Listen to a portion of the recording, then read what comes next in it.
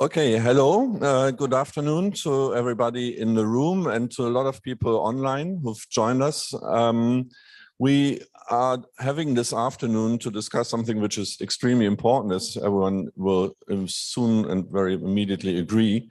We had a first symposium last year. Some of you have been there on very fundamental questions like already growth, like how to measure well-being and so on. And this time we want to focus very much on a next step on the discussion of growth, and that's joined by the other big event, which is the 50 years of the Limits to Growth report, which has been published in 1972, and which has been followed by a new report that has been presented in Germany this morning. So we'll have this event in cooperation with the Club of Rome, with Sperry, the University of Sheffield, and go ahead with this discussion on growth. We are in the midst of some weeks where, if you can start our pictures. Okay, thank you. We're in the midst of a period, and I don't have to explain, we all live in it. The worst drought in 500 years, which is something where you can't really say that this has already been happening when we were young. It's 500 years, nobody has lived in 500 years ago. And it comes again with a lot of other events which make it very, very obvious today that there is a problem, and the problem still is how to respond to that. And this comes to the topic that we are discussing this afternoon. Strikingly, we always still have a very deep divide between the camps, let's say, between those who would say what the Club of Rome has published 50 years ago was extremely right, and it's more relevant than ever, which is the title of one piece that has been written in the last couple of months about the 50 years of the report. And then you have, at the same time, we had a real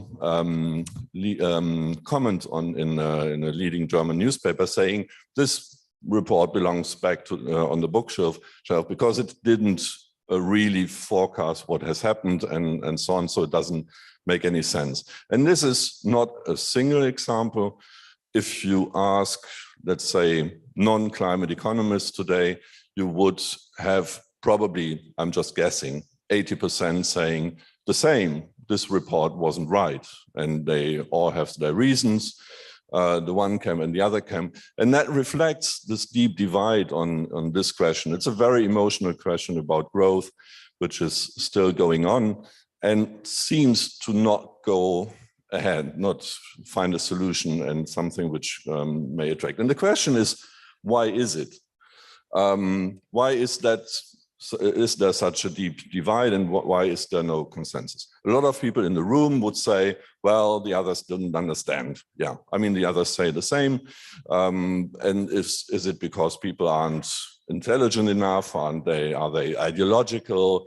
Are they following the whatever, capitalism or communism or whatever, what is said about both camps and the one and the others?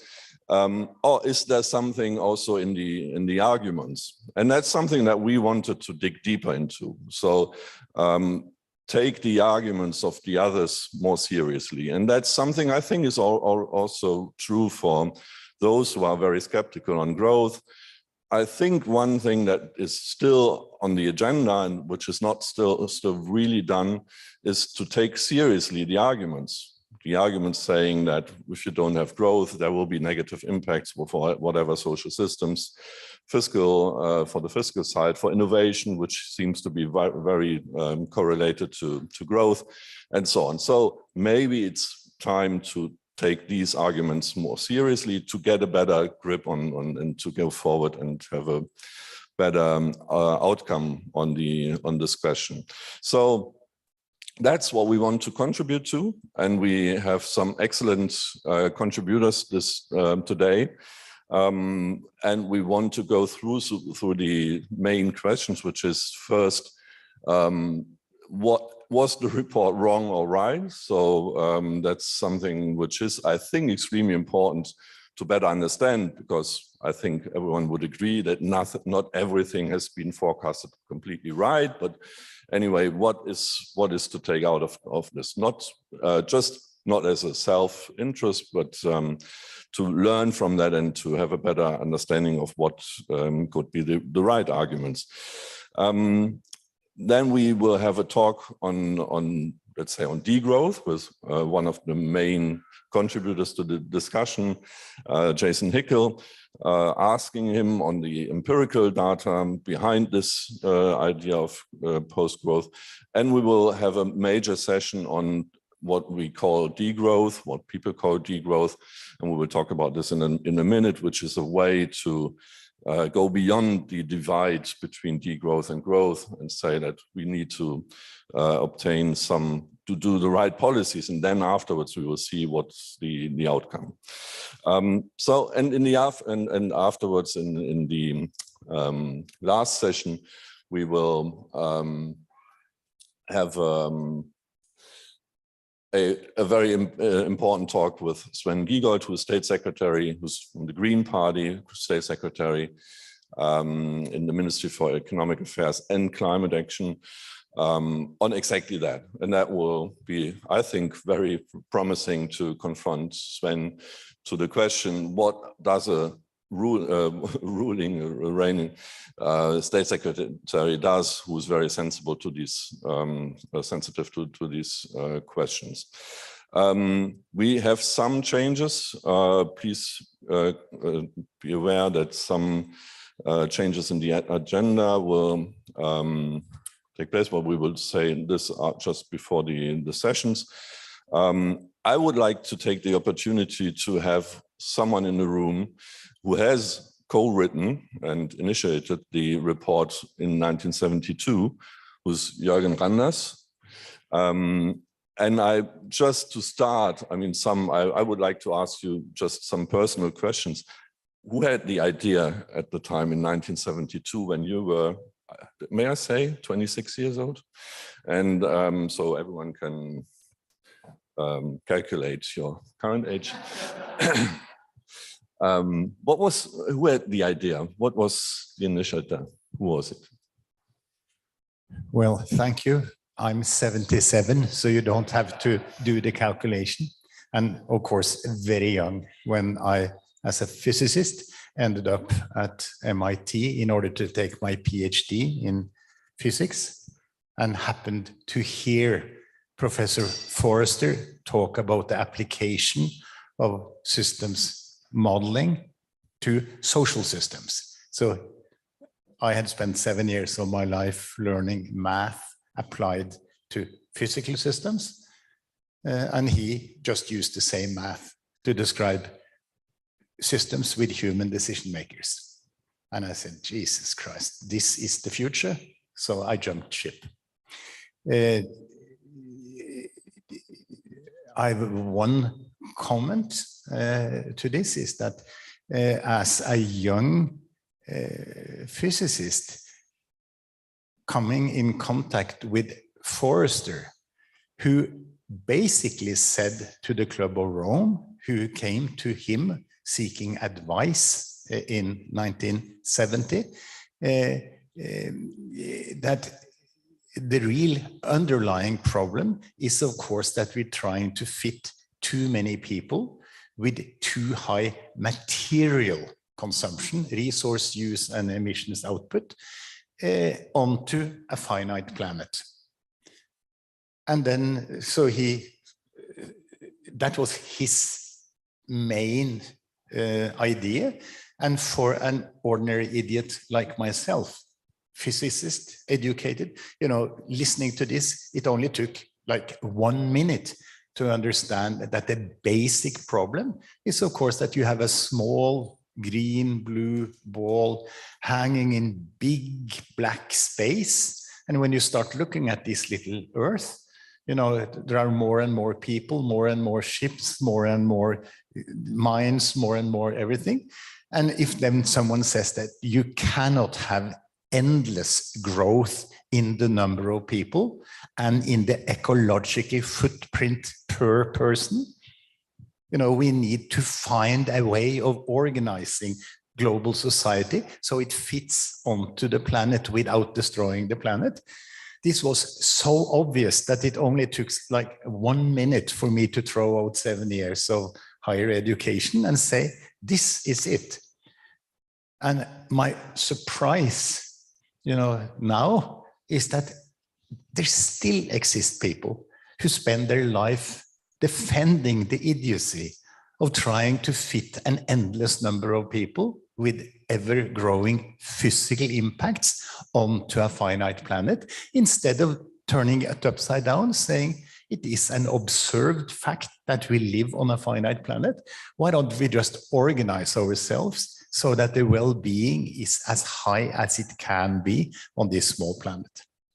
We will come back to the more technical questions, yes, in a minute, but just to ask before we go to this point, you don't seem to be a very frustrated man, I see. But 50 years afterwards, and you said that for you it took a minute, for others it seems to take more than 50 years. But maybe there, you know, we will discuss on the topic. What is your take now? Is that something that's very personally, not on the content side, very personally, are you still happy that you did this?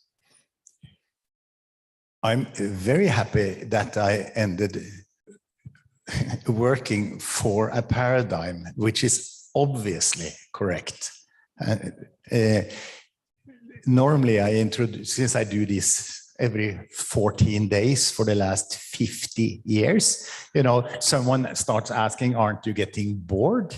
And the answer is yes, I am. At least I know most of the answers and most of the questions ahead of time. No, I forgot what I was going to say. You asked about... No, I was just saying this one of these silly questions, if you're still optimistic. Yeah, and so the point is that in order to make people listen, I typically start by saying, I am Jørgen, nice to meet you. I have two things I need to tell. First of all, I'm older than all of you. I'm 77. This means that I know very much more than any of you. I have been spending 1/3 of my life in academic reality, 1/3 in business. I've been the chairman of 3 banks in my life, and I've spent 1/3 in politics. I'm 77 years and I'm not an idiot. And consequently, I know more about this issue than any of you.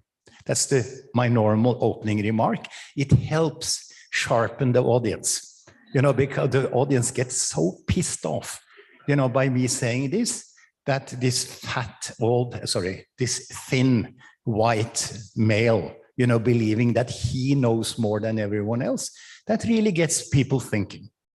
And then I normally add by saying that I am a deeply depressed man with a smiling face. Why am I depressed? Because the world is going to hell in spite of my effort over the last 50 years. Why do I smile? Because my dear friend Per Espen Stoknes has told me for 20 years that you don't change the world by being a doomsayer. You do it by being friendly. You can do it. You can help. It's going to change. You know, so depressed man with a smiling face. Many thanks. We are now getting to the more technical version of this discussion. Michael Jacobs will give us an input, and I hand over to Julia.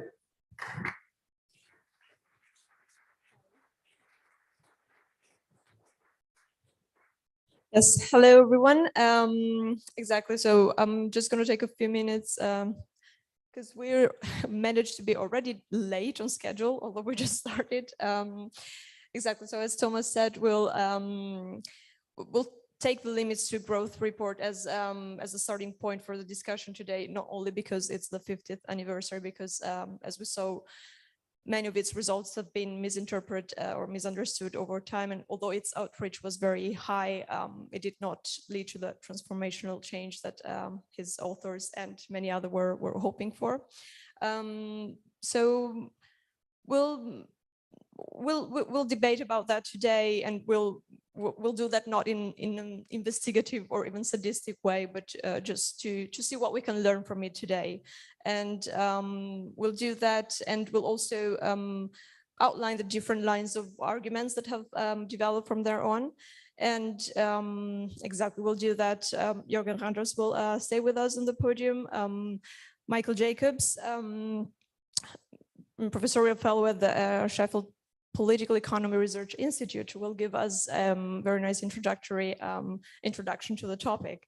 We'll have also Sandrine Dixon-de Clèves with us on the podium, co-president of the Club of Rome, and we'll also have Tom Krebs discussing this with us, professor of microeconomics at the University of Mannheim, and also research director with us at the Forum New Economy. So without further ado, I'll welcome Michael Jacobs to the podium to give us the presentation.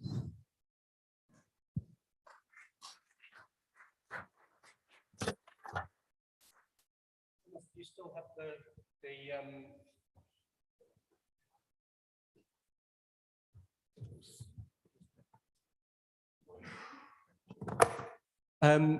Thank you very much indeed, Julia, and thank you, Thomas and Julia and the organizers of the symposium. So I've been asked to provide an introduction to this topic under this title, The Limits to Growth Debate, 50 Years On, What Do We Know? So I'm going to try and explain, as I understand it, what the limits to growth debate was when the report was published in 1972, and what it has been since. And my purpose is to try and present the nature of the arguments and some of the evidence, and I hope that will provide a useful background for the rest of the day.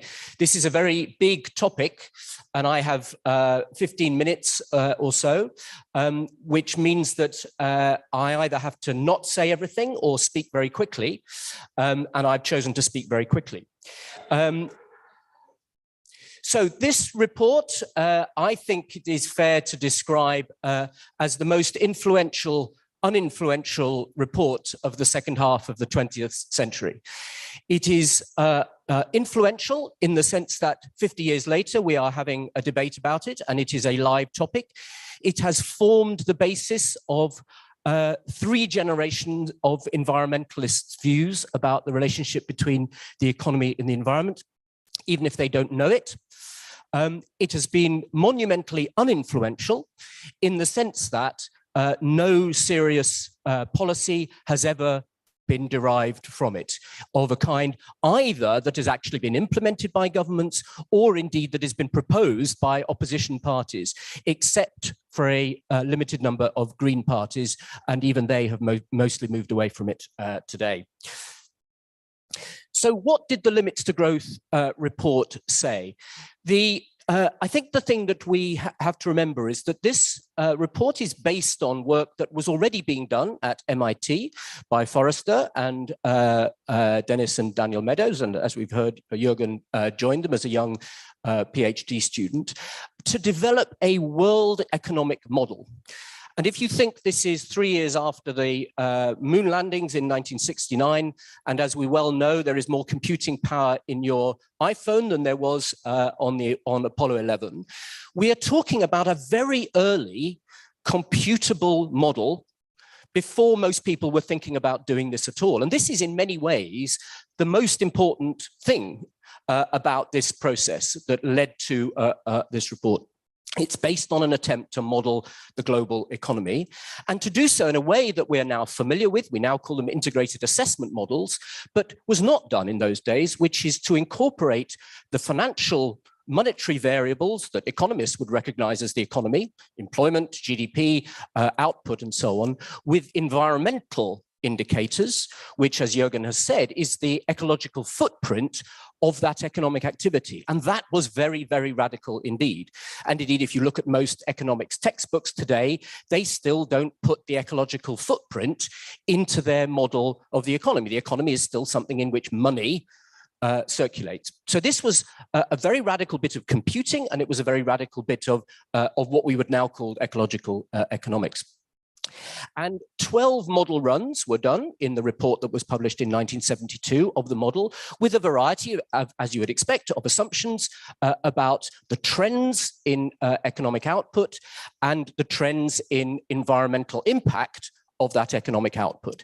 And this is a kind of typical picture of one of the models.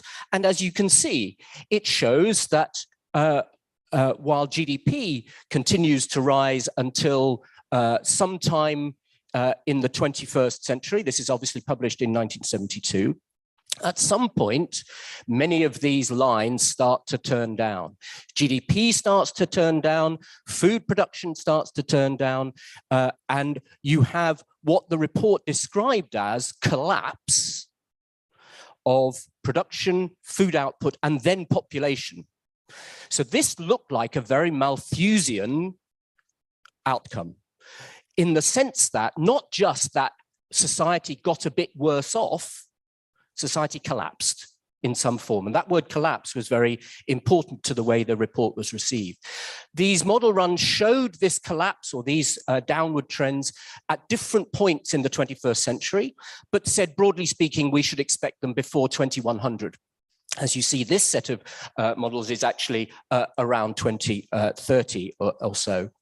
And it suggested that unless different policies were put in place to change the ecological footprint, that is the material and energy that was being used in the process of production, you would see this collapse. The report was immediately attacked by mainstream economists, and I really mean immediately. Within 3 weeks of its publication in March 1972, the New York Review of Books had a leading book review of it by a couple of economists who are now completely forgotten, whereas Jørgen is not. But nevertheless, their reaction set the stage for the mainstream economic reaction to this report. And the core argument that they made, and actually if you read the article, they misrepresented the report in really critical respects. It's actually a very dishonest review, but nevertheless, the critical argument was these non-economists, these computer scientists, ex-mathematicians and physicists have misunderstood, or in fact failed to understand, the feedback effects that naturally occur in a capitalist economy. When things start to get scarce, they become more expensive, and then the economy substitutes away from them or finds technological means to improve their efficiency. And the criticism was that the core economic processes of capitalism have simply not been used in this model, which is why the results show as they do. As output goes up, pollution goes up. Simple thing. This was most famously encapsulated in a debate between a mainstream economist, Julian Simon on the left, and Paul Ehrlich, one of the environmentalists who became well known at around the same time. He wrote a book called The Population Bomb, which was another kind of neo-Malthusian argument of the same broad kind as the limits to growth. And they had a bet, this was actually in 1980, about the price of 5 metals. Paul Ehrlich bet that the price of these would rise as they became scarcer. And Julian Simon, being a mainstream neoclassically trained economist, said, no, they're going to fall. If they get scarce, we'll find more of them. We'll just do more mining of them and they will fall. The bet was won, and it was a 10-year bet. So the bet was concluded in 1990. The bet was won on all 5 minerals by Julian Simon, the mainstream economist. The price of these minerals fell. This was taken by the mainstream economics community as proof that this model based on the limits to growth had not been correct, had not understood economic processes well.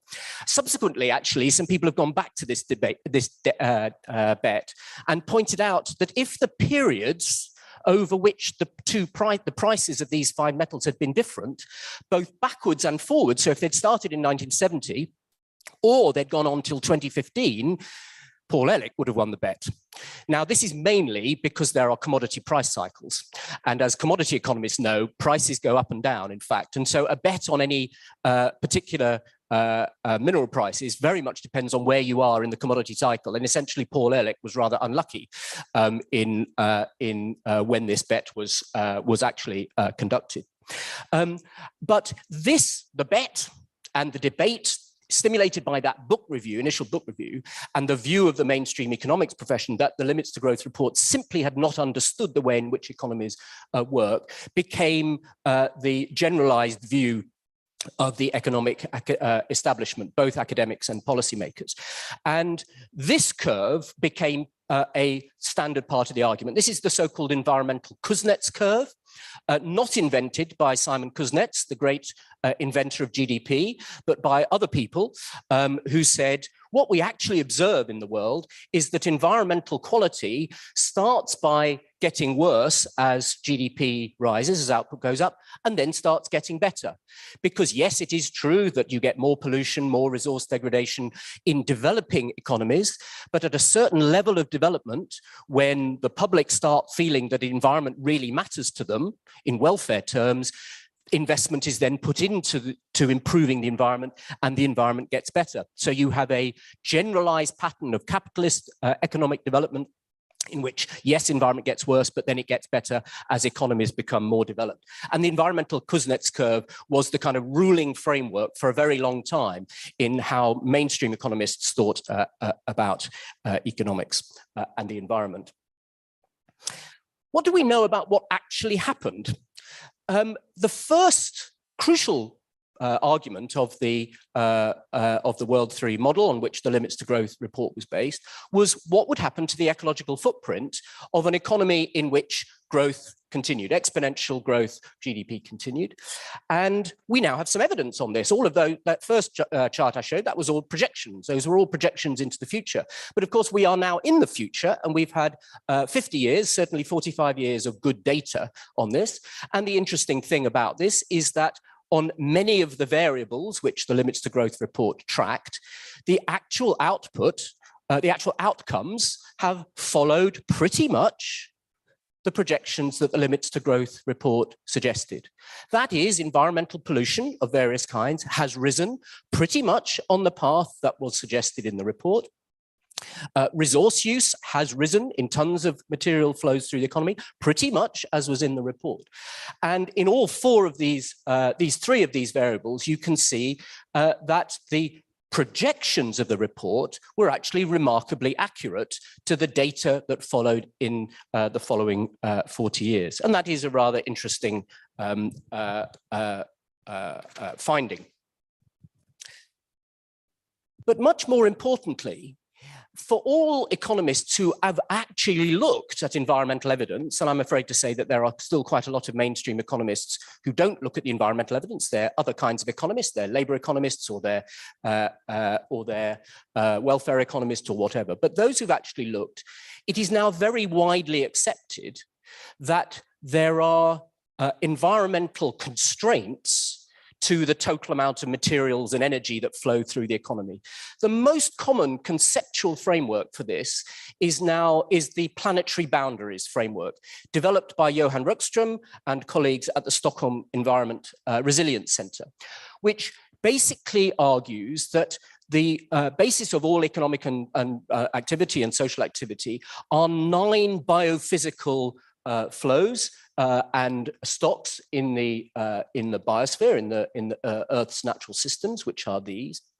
And in each of these, there is a point at which human economic impacts on these hit tipping points at which there are irreversible changes in the state of the natural environment, which are in almost all cases very damaging, both to the functioning of the biosphere and to human life. That doesn't mean that there couldn't be any life once you go past the tipping point, but it does mean that there is a significant change in the nature of that factor. And the authors of the Planetary Boundaries study argued that we should think of what they called the safe operating space for humanity, which would be inside the tipping points. We should not go beyond the impacts that will hit those tipping points. We should stay inside those, and beyond them you get into severe risk. And we are in some danger in a number of them, and we are in the risk area in red in the others. This is not universally accepted, this framework. There are a lot of questions about how they have chosen exactly where the safe boundary should be, what the tipping points are. It doesn't mean that you can't be outside them, but it does suggest that there are biophysical constraints to the amount of energy, fossil energy, and material flow that you can put through the economy without coming up against these. And of course, with regard to CO2, we now have a lot of science now attached to some economics about the impacts that fossil fuel-based emissions will cause on global warming. And you've got here the chart from the last IPCC report, which shows various scenarios of temperature rise on the left, which are themselves attached to various growth scenarios, and on the right, what the IPCC called reasons for concern, a very nice, calm phrase, reasons for concern that what will happen at these higher temperatures. And what happens at these higher temperatures is in a range of factors, water supply, biodiversity, and a number of others, you get into very high risk of extreme damage. And of course, the IPCC reports now for 30 years, since 1992, since the first, have catalogued, have both understood the science better, but then catalogued the different impacts that we can expect at different temperatures. And in many ways, this is another working of the planetary boundary of CO2 emissions, another way of thinking about it. The other thing that we know is that GDP growth is associated with a very wide range of environmental impacts, and the broad trends are the same. This is, again, a Stockholm Resilience Centre chart, and this shows on the left a whole range of economic indicators and what's happened over the 200 years of industrialization, namely growth, and then on the right, a whole series of environmental footprint indicators, and broadly speaking, and none of us would be surprised at this, you see the patterns are the same. The period of 200 years of economic growth has coincided with very, very large impacts on the natural environment in a whole range of areas. So it would seem to me that we can say that there are three things that environmental economists, people who study the relationship between the economy and the environment, now agree with the Limits to Growth report. And the first of these is that there has been a lot of environmental damage caused by the output undergrowth of the last 200 years. That there are, in some sense, biophysical limits, that there are states of the environment that are very high risk of irreversible change, and that therefore there are limits to the material and energy flows which can be sustained over time. And as Jørgen has said, this is the core conclusion of the Limits to Growth report.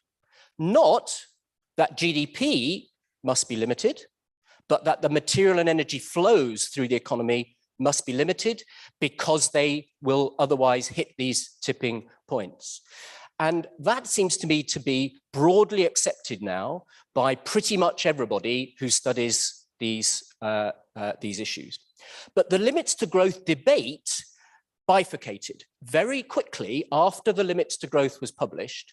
Environmentalists tended to take it down a particular route relating to GDP. Now, as you all know, GDP is a measure of the flows of money around the economy, which is obviously has a relationship to environmental impact, ecological footprint, but it doesn't have a singular impact.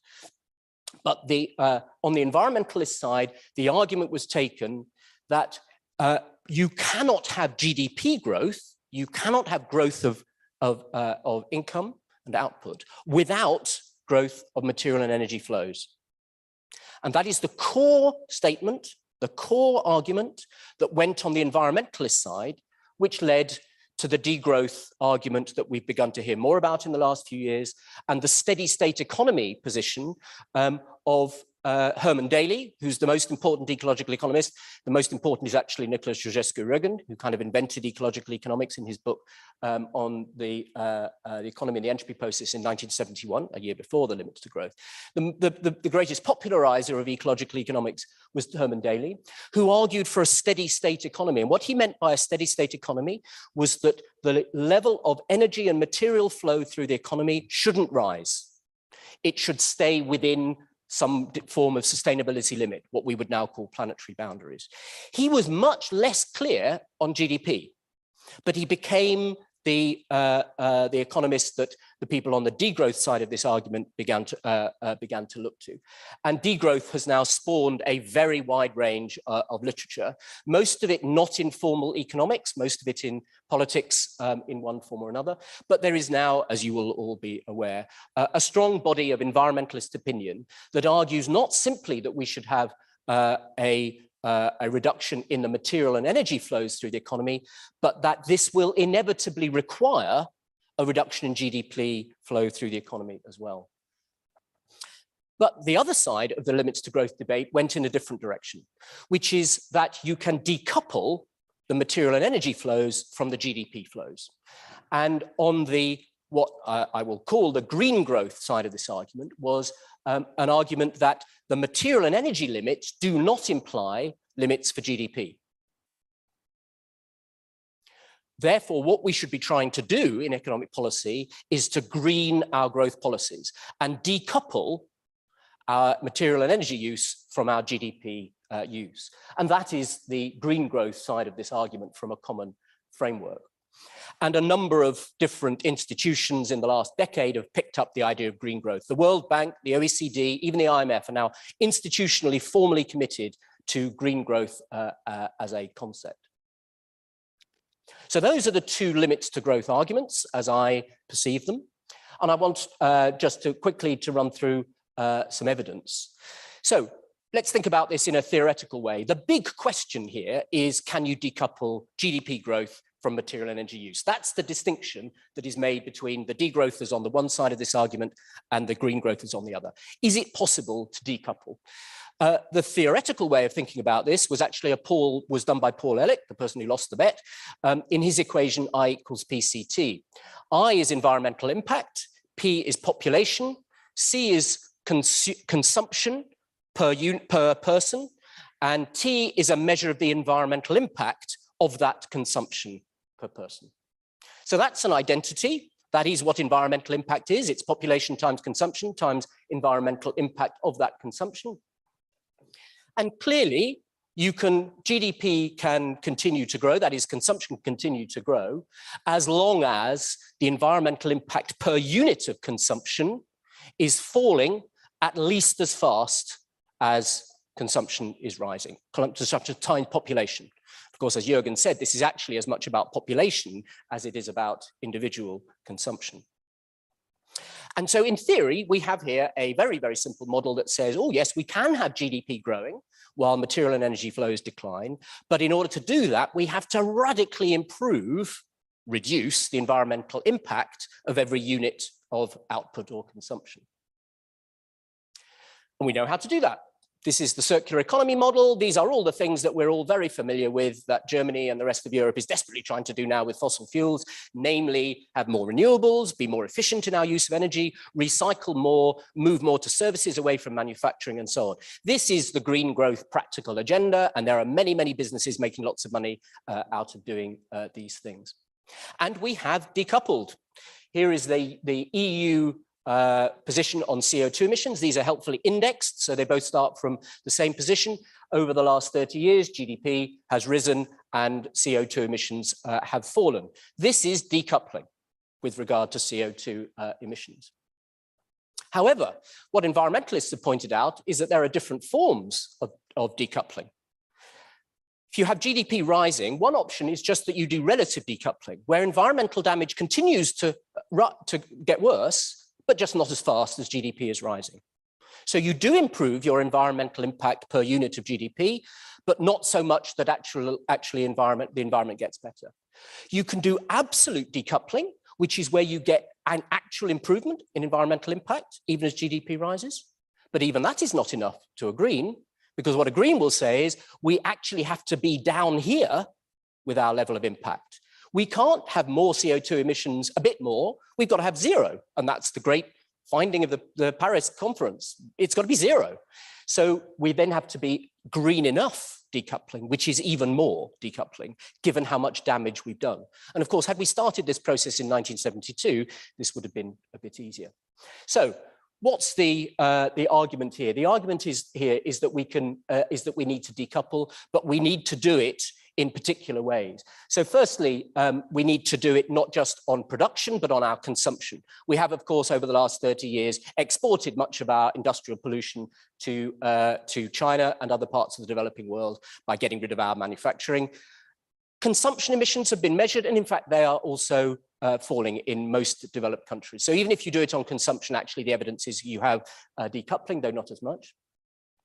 Secondly, we need to do it very rapidly. This is a chart that I like to show. On the left-hand side, this is what the IPCC said in 1992 in its first report about how quickly we would have to reduce emissions. And a very nice gentle slope there going down of CO2 emissions. Had we done it from 30 years ago, that would have been a relatively easy thing to do. On the right is the most recent IPCC report. That is the speed that we now need to do this. That is a very different proposition. So the question is not just can it be done in theory, but can it be done that quickly? Can we do it while leaving developing countries enough space for their impacts? Various people, this is the UK, have modeled what would be the UK's fair share of global emissions reduction, and it's faster than the UK is currently committed to. It's a 10% reduction in CO2 emissions every year in order to leave more space for developing countries. That's much more rapid than we have been doing. And lastly, and in many ways most importantly, we don't need to do this just for CO2. We need to do this for all the environmental impacts where we are at risk of breaching planetary boundaries. And if you try to map across all the planetary boundaries, you see that the UK, for example, is currently consuming way more than its fair share of. Did I do that? Ooh, that may be a very clever warning to tell me to stop, which I'm going to do. So let me just. I'm going to stop. So, so the question we are faced with is, in theory, oh, very good. Not just can it be done in theory, but can it be done quickly enough with enough material and energy available for developing countries across all environmental impacts and on production as well as consumption. And I have a bunch of evidence which I won't go through now, which I can explain in the conversation about what we know about whether or not this is possible, and whether the degrowth side of the argument or the green growth side of the argument seems to have more evidence on its side. And in discussion, I may be able to take you through some of these, but I should probably stop.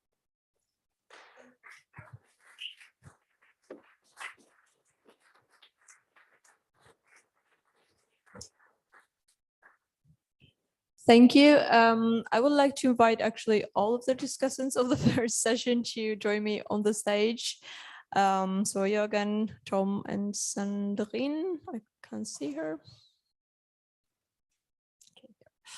Okay. I would actually also like to add a little clarification that I forgot to tell in the beginning. As you may have noticed, the agenda has changed a little bit. We were expecting to have Yayati Ghosh here with us in the first session.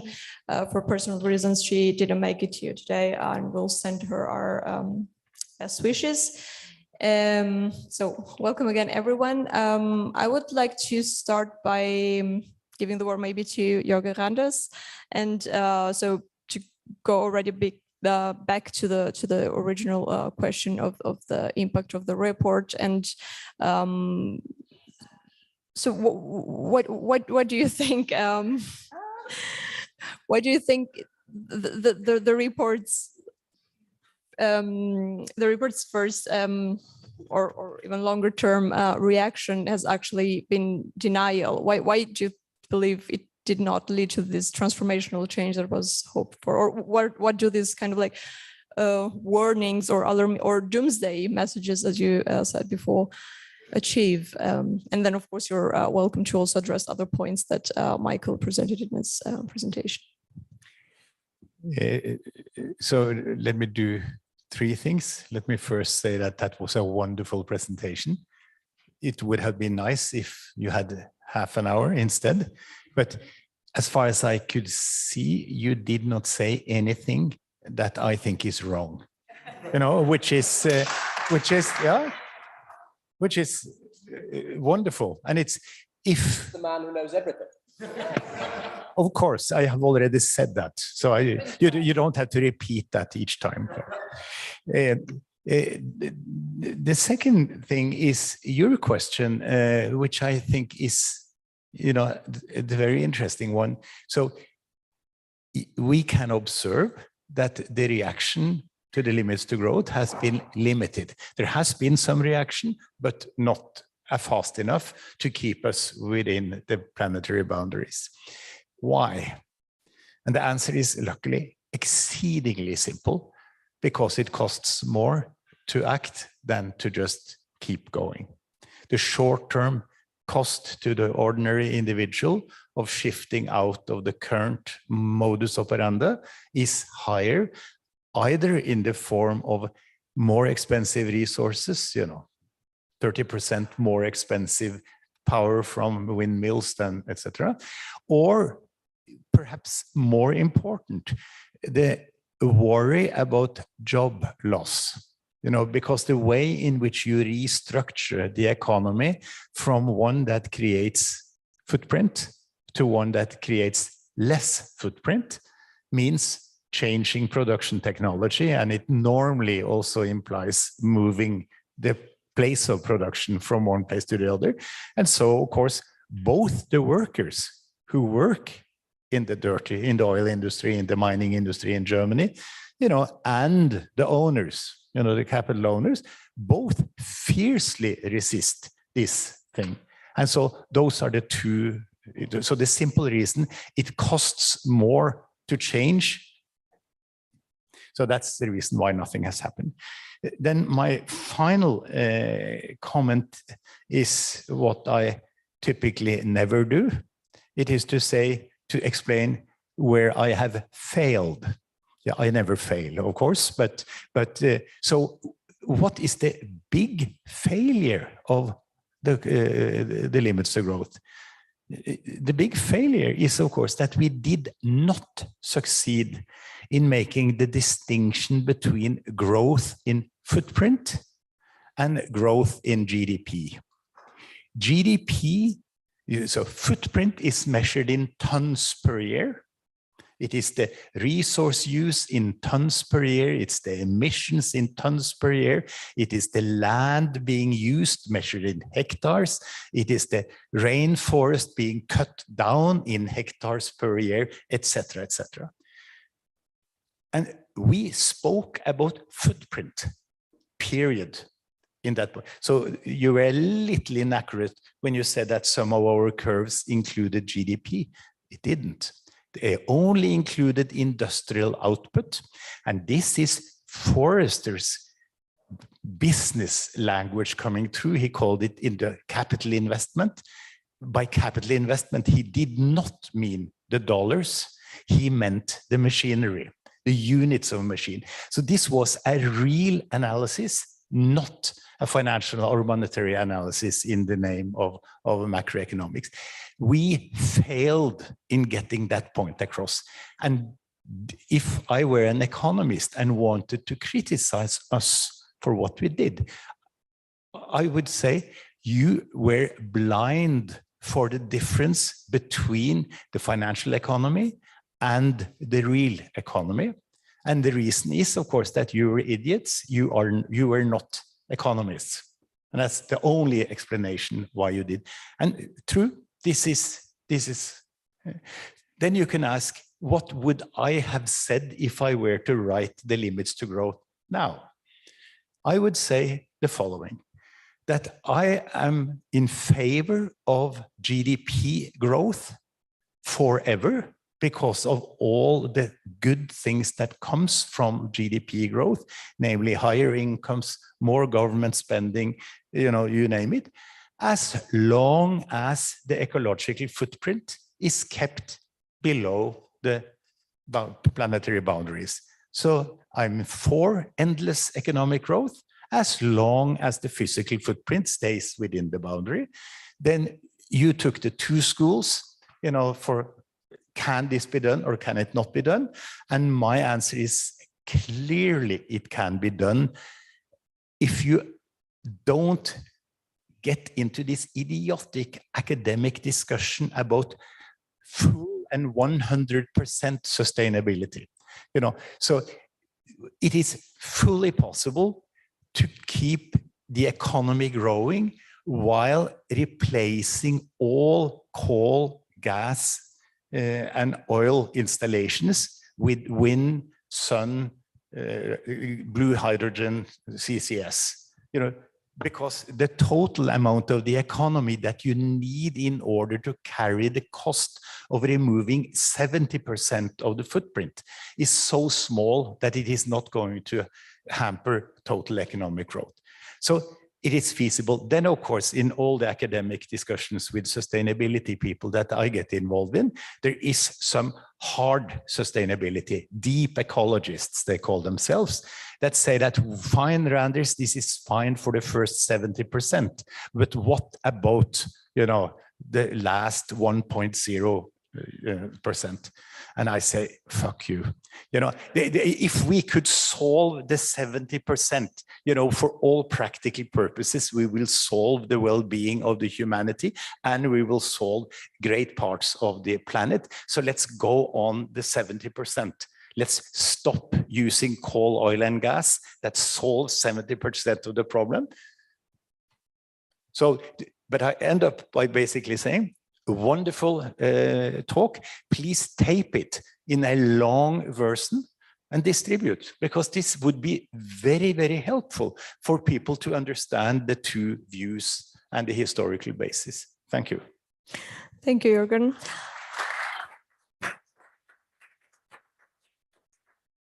I would like to bring in something. Well, a similar question goes to you, but of course you were not involved in the script of the first version of the book.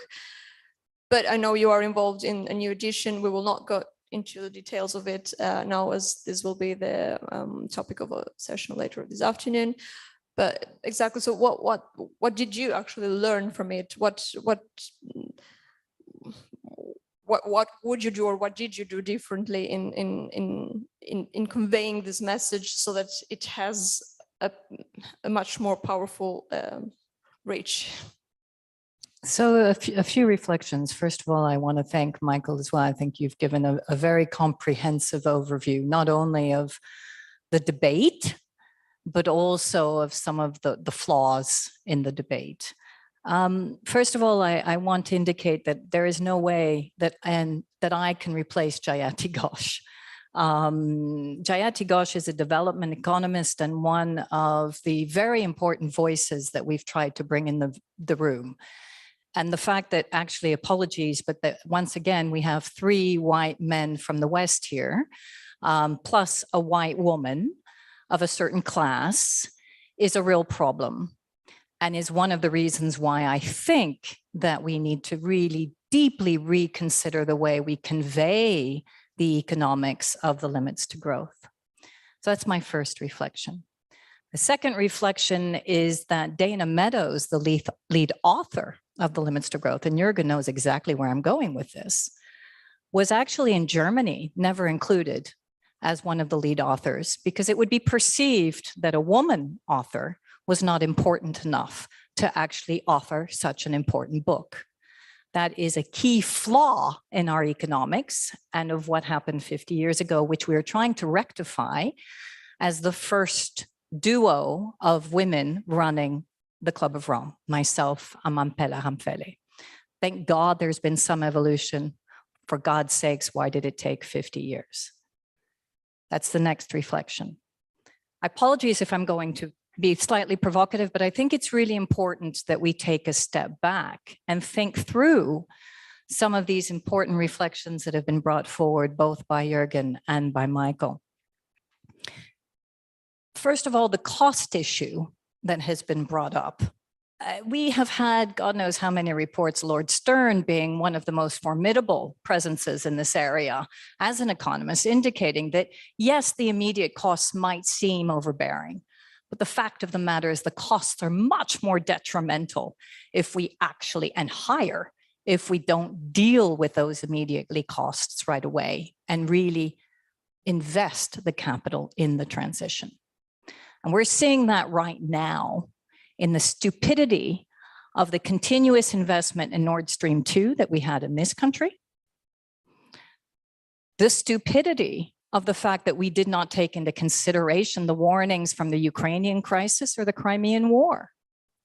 So why is it that we continue to indicate that the costs are too high when we wasted 10 years not thinking through a proper planning policy of weaning ourselves off gas when we could have? And now we're stuck with having to explain it to people who are going to suffer the most. Bad planning, bad decision-making, profiteering is what is key to one of the reasons why 50 years ago, no one wanted to take this seriously. We were not the first in the Club of Rome or the MIT wonderful scientists. 1968 Bob Kennedy's speech for the beginning of his election to become president, where he indicated very clearly we needed to place a value on what was most important and shift from just GDP. And again, as Jørgen has indicated, GDP was not the only value that we were going against. We were indicating in the limits to growth, and we continue to indicate through the Club of Rome that it is a value which must continue as long as it properly reflects the growth of the many within the economy and not just of the very few. Because now coming, and I will finish soon, to Jørgen's very important point around GDP should be allowed to continue. I would like to just differ on one aspect. As long as we have the proper governance mechanisms and the proper reflection of the real economy, which today we do not. We have the over-financialization of our economy. It is shareholder value over actually employee value. It is shareholder value over ecological value. We do not even define nature within our value basis. We do not define the care economy within our values of GDP. Hence why we need new indicators to complement GDP and to give us those value bases that we need.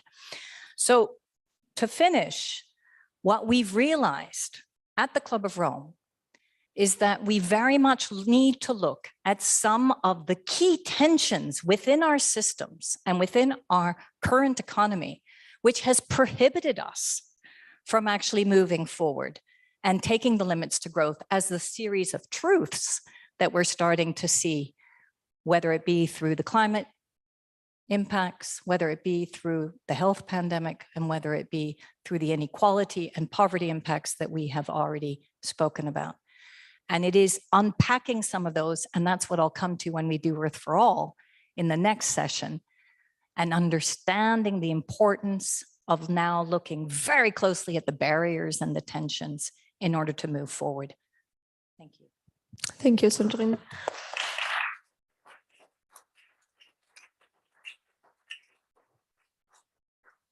And I will invite now Tom Krebs to, which I'm afraid Michael might give you a bit of a harder time than Jørgen or Sandrine did.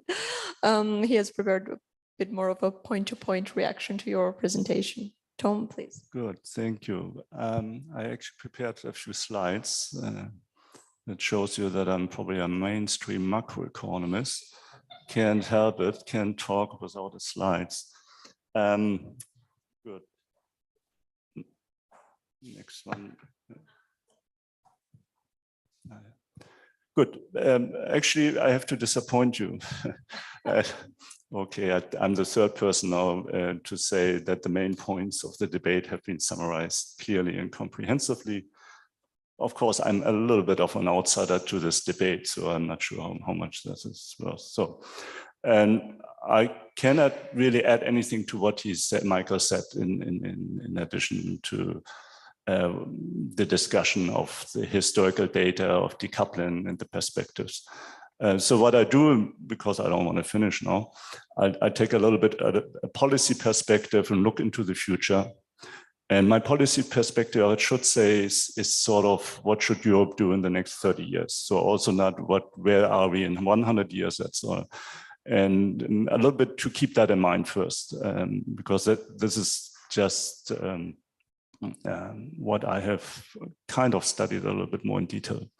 Good, and I think actually if you're looking into the future, there is some reason for hope, a little real, but also some reason for being very, very pessimistic. And I think it all depends on, I mean, what is the reason for hope? Obviously, in the last few years, there has been a general commitment by major policy leaders in the world that everything we are discussing here is real. So that's progress. Of course, we have waited too many years. We can discuss it, but at least that's sort of progress. But that doesn't translate yet into policy action. And that's a big issue now. And can we, in particular, can we decouple fast enough in Europe? And can we decouple fast enough in Europe without having outsourcing maybe the bad stuff in the rest of the world as we have done in the last 30 years? And so that's what my take on the question of decoupling and degrowth. And so that's why. And I think there are two policy approaches. And the one is a pessimistic view of the world for the next 30 years. And there are good reasons to be pessimistic. And the policy approach one is, if policymakers listen to what I call mainstream or market liberal economists, as I have done in the last 30 years, I think we are doomed. That means we would follow a traditional policy paradigm. And I don't think there will be fast enough decoupling in Europe and no general decoupling.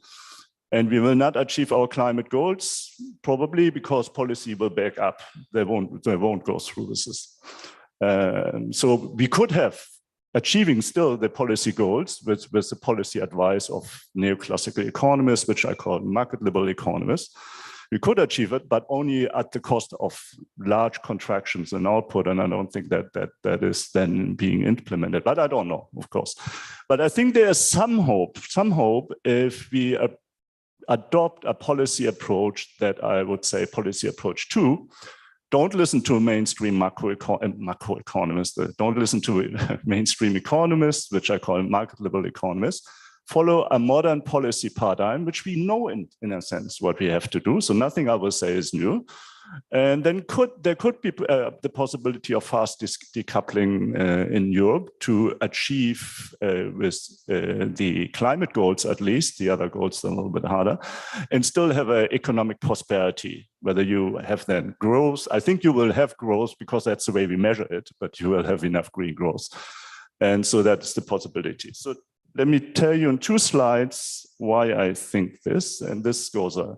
So let me say a few words what I call the market level approach. It's carbon pricing is the central instrument of climate policy. All other instruments are acknowledged to be sort of important, sometimes not, but they are always secondary. They are supporting the central instrument, which is carbon pricing. So that means the economic argument here is we have carbon emission as a negative externality, put a price on it. We can discuss whether we want to have a carbon tax or carbon permits and trading, but that's sort of, but everything else, let the market take care of it. That means the substitution Michael talked about, the technological innovation we have, they are all guided by the market prices and the signals, and it will take care of it if you have just high enough of a carbon price. I'm simplifying here, but I have to say most economists I know, who are not always market liberal economists when I talk to them or in their research, once they enter the public arena and conduct a policy discussion, they turn into market liberal economists. Just 99%, I don't know why. I mean, I have a few theories, but anyway, and I think this is really bad. Good. It's Econ 101, it's Nordhaus, we all know it. By the way, of course, the traditional approach is not only carbon pricing, it's also social policy, but social policies usually transfer payments for the so-called losers, what a terrible word. So one-off payments, and I don't think that's not even remotely sufficient to think about the policy, the social policy issue. And by the way, I should add, currently, in the last few years, we have added to the traditional approach market regulation. which in Germany is an old topic. It's called ordoliberalism, and something has emerged, which some, that's not my terminology, have called green ordoliberalism. That means you worry about monopolies in the goods market, which is of course an important issue. So all that type of policy approach is correct, but insufficient. So that's the main point. And we will probably discuss this in this today in some of the later panels anyway. So what would I say, what are the main problems? And that's just rephrasing many people have said before. I think traditional climate policy creates a tension between climate goals and economic prosperity. So it creates this trade-off, which doesn't have to be there. And so therefore fast decoupling will be impossible. And we need degrowth to achieve the climate goals. And as I've already said, probably one of the two then has to go. By the way, I also noticed that traditional climate policy is a very bad, pessimistic view of the world. But maybe that's because it comes from mainstream economics. We like to punish people, I don't know. I mean, it's what's the story you tell people? You have to be punished if you do bad things. It's okay, we need to punish once in a while, but why not point out the good stuff? Anyway, and the market liberal approach neglects, so what are the flaws from an economic point of view? So what if I had to argue economically, what's missing in the theory? And things we have done research for the last 50 years in economics, by the way, it's nothing new. I would say what's missing is complexity, in particular the adjustment frictions combined with uncertainty. So these are all trivialities, I understand it, but if you introduce this, you get very different policy conclusions. And I also think we have neglected for too long power structures, in particular in the labor market. You get a very different view if you think about the power relationship between capital and labor. Very old topics, I understand that. And that's something traditional economists say is there, but it's not of first order importance. So most economists, as I already remarked, are not market liberal economists all the time. So it's their switch. What would be modern climate policy? Nothing new. A modern climate policy is based on the economic paradigm that acknowledges complexity and power relationships. So again, for sociologists, nothing new, I understand that, but we need to be reminded of these things once in a while. It has two pillars. The one is the Green New Deal because of complexity. So if you think through this, why do we need the Green New Deal, which for me would be public investment in people and companies to help them in the transition process? That means green public infrastructure. So the Biden plan is not a public infrastructure plan, by the way. It's still good. I'm happy about it, but it's not a public infrastructure plan. It's all private subsidies for private investment. Retraining of workers, of course, and green industrial policy. You need to have an idea where you want to go. And the government needs to have an idea and coordinate these policies. And Pillar 2, I think most of the Green Party members would be happy with Pillar 1. Pillar 2, they're always a little okay, anyway, I don't want to get into party politics here. Pillar 2, good jobs policy, because power structures matter. So strengthen the Nordic model of social partnership. I think it is not necessarily the main problem, and you won't. I think it's better than what you have in the US, and so there's more hope. But of course, so that would mean for me increased union coverage and use minimum wage policy where necessary. But of course, you need reasonable unions. I understand that. But okay, anyway. If governments implement successfully modern climate policy, then I think there could be fast decoupling. And you could actually say that there's some hope. But again, I think you have to be very optimistic to believe that these policies will be implemented fast enough. And we all have different theories why it's not happened. I think one of the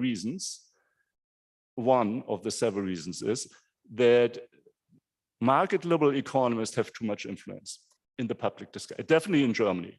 They just confuse people all the time, and it's terrible.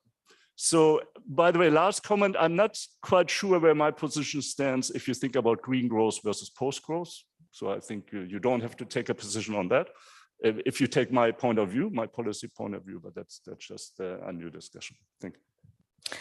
Thank you, Tom. So since we've only left 15 minutes before the end of the session, I would like to maybe collect a couple of questions from the audience here in the room and online as well. And maybe you can build in your reactions to what has been said together with the questions. So is there any question? We have one there. Hi, thank you all for the presentations. I have one idea as to why we haven't done nearly enough, and that's the electoral cycles. Imagine any politician, any government wanting to implement something.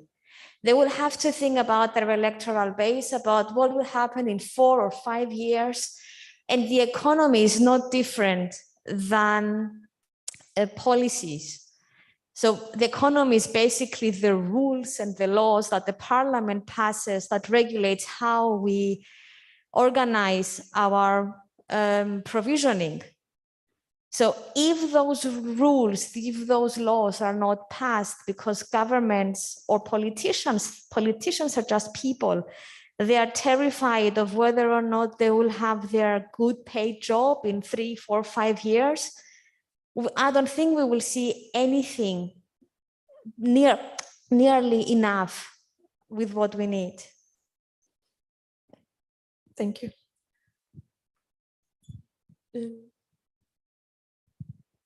Yes, thank you very much. I'm Jørgen from the Hickel Foundation, and I have a question which is actually one which is directed to Tom Krebs, which we had also in one of our discussions at the Böll Foundation. And it's about the role of organized labor in this transformation. We had in Germany, we have pretty strong unions in some sectors. In the car industry, for example, IG Metall is a real force. And we had recently a very interesting case in the case of Volkswagen.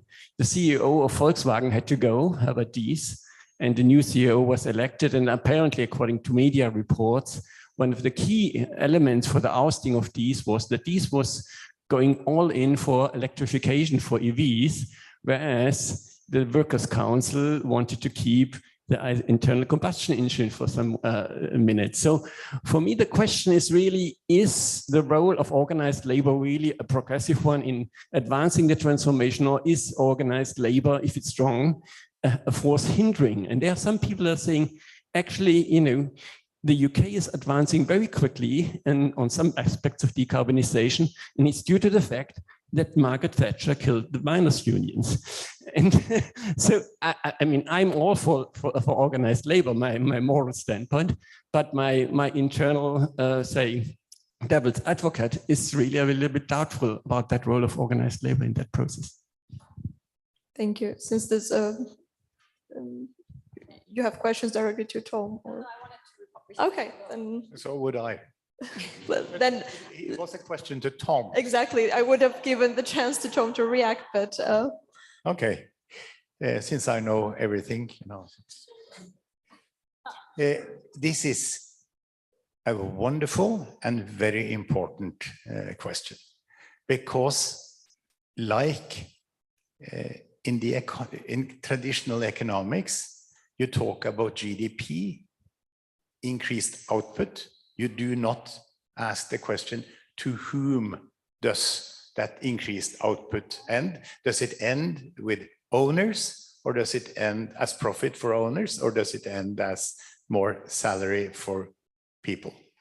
The same thing goes for the discussion of unions. You must ask the question, which sector is the union organizing? Are they organizing things that create a very heavy footprint and consequently a union, an activity that ought to be built down? Or are they representing the lighter parts of the employment, which will be continued care, comfort, services, etc.? So you must start by asking that question, and then discover that if you are in Norway or Germany, the fraction of the workforce that actually is in the damaging sector, namely all farmers and much of the manufacturing and parts of construction. They only constitute, you know, in the United States, they're now below 10% of the workforce. So in Germany, probably 15% of the workforce belong to unions that are fighting to maintain jobs that increase the footprint and destroy the world, while 85% of the unions represent jobs that at least have a lighter footprint per person.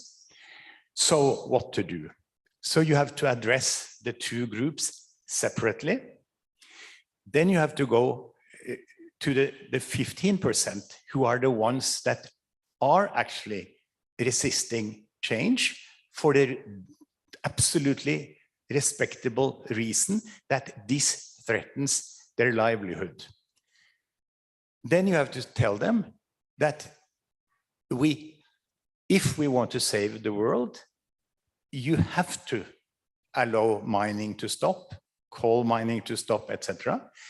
What will we propose? We propose that since it is society at large that will get the benefit from a living world, it should be the society at large that pays your income during those many years when you first lose your mining job, then you re-educate yourself, then you probably have to move, buy a new house, a new place, you know, so it's a societal responsibility to maintain the income of those people that lose their job as a consequence of the regulations and the laws that are being passed by the majority.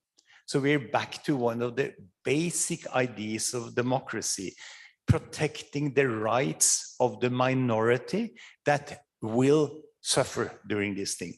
And luckily, in stinking rich economies like even the UK, but I mean, like Norway and Germany that are decent, you know, rich countries, you know, the fraction of the population that actually is working hard on destroying the environment is so small that in a functioning democracy, the majority can say, we are going to close your job. Of course, we are going to pay your salary while you're doing this and getting. Then people say, and I'll be a little shorter, then people say, this is impossibly expensive.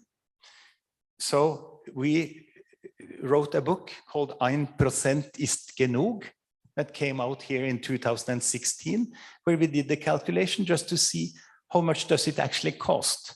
You know, do you make a scenario where you shift, you know, the economy from a dirty economy to a green economy? I think we did it in 10 years. And the annual cost ends up being of the order of 1% of the GDP. So you have to, the state has to take in 1% of the national income and just redistribute it to the people who are unemployed because the job was closed.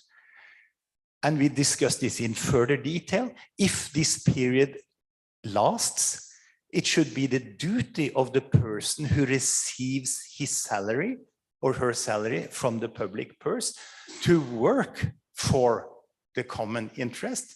So each county would simply have an endless list of jobs that needs to be done. And all of those jobs, you know, the people who receive money has to work on one of them. And all of those jobs should be jobs that are not profitable from the investor point of view, so that there is no competition between this big sector being paid for by the majority and those that have slightly higher salaries in the private sector. So the answer is that it's the problem. This problem is totally solvable, but you must do a slightly deeper analysis than assuming that all workers are in one type of union, working in one type of economy. You know, you're absolutely right that unions are there in order to make sure that the union members have a job with as high income as possible. Pass the microphone. Yes, Sandrine. Yes, I wanted to respond to maybe the first question first, because I think you're absolutely right. And it's not only short-term political cycles that make it very difficult. It's also campaign funding, in particular in the US. It's also the type of leadership that we have.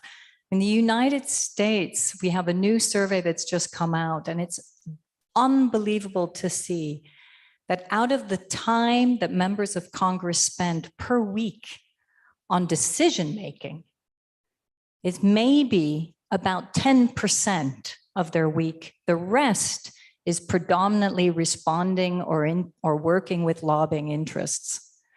So this leadership issue is part of the problem beyond the short-term decision-making. And we do need to look at the election cycles. I mean, stopping campaign funding would be the first key call.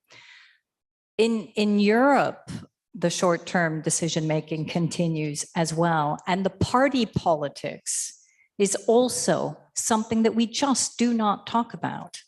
I mean, the fact that we have the continuous, if they say this, we cannot say that. We have to start to think about how we can join up our parties to truly get behind. And you do see that increasingly in Europe, in particular with regard to climate change and with regard to at least the social safety net, which we do not see in the United States. But what we don't talk enough about is the short-term decision-making and profit-making within our business and industrial cycles, because that is where I speak about that disconnect between the real economy and actually the needs of employees and the industrial shift and the over-financialization of the economy. Some of our CEOs have called for reporting requirements that shift from quarterly reports.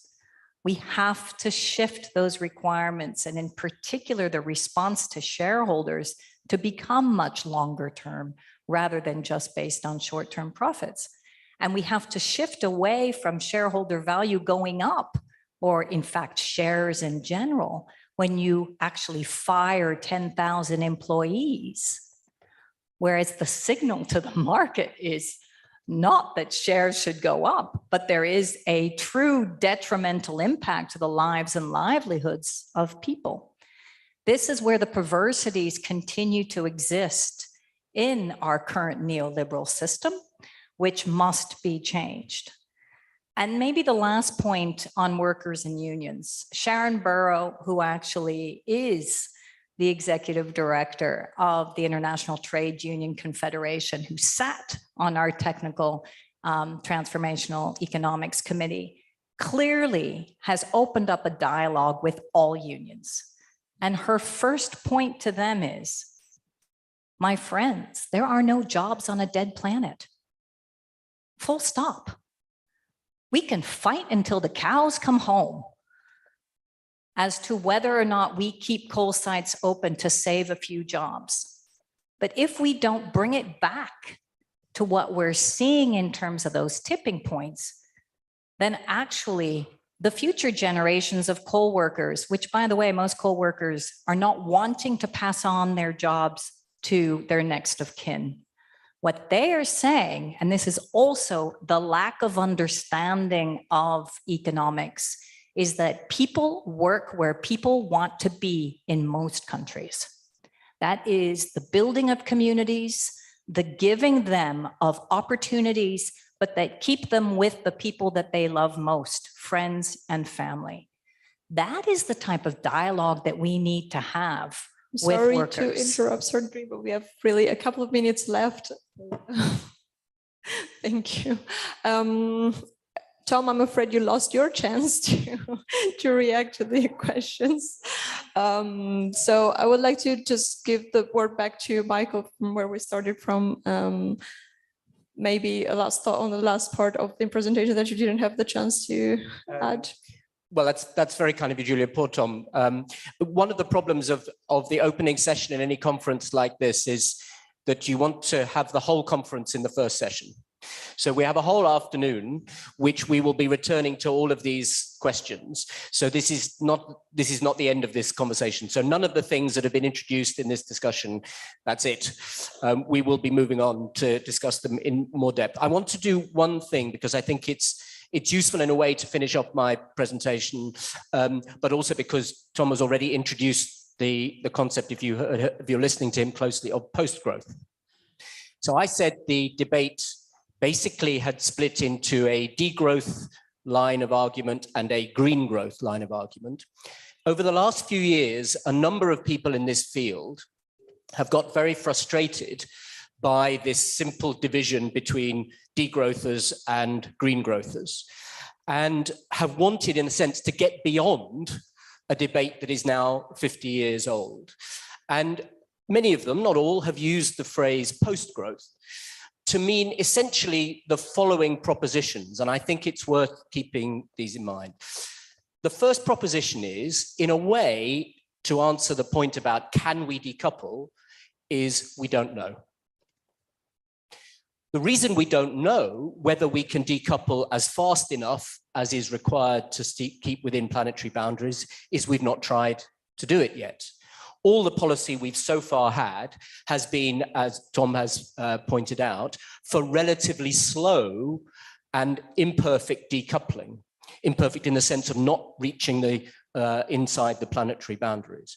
And if we mobilized our economy to reduce our environmental impacts much faster and much more through new technologies, but also new practices, new ways of organizing our society, perhaps we could get GDP growth at the same time. We don't know. And if we don't know, then the first task is to try. And spending a lot of time arguing about whether it can or can't be done in theory seems a bit irrelevant if we need to get going. We've only got 10 years or so to doing it. So let's get beyond the theoretical arguments and try. Second point that the post-growthers would make is that the only way you can guarantee an environmental outcome from a capitalist economy that has growth dynamics is to impose the environmental limit on the economy. No rate of growth will get you any particular environmental outcome because it depends what's growing.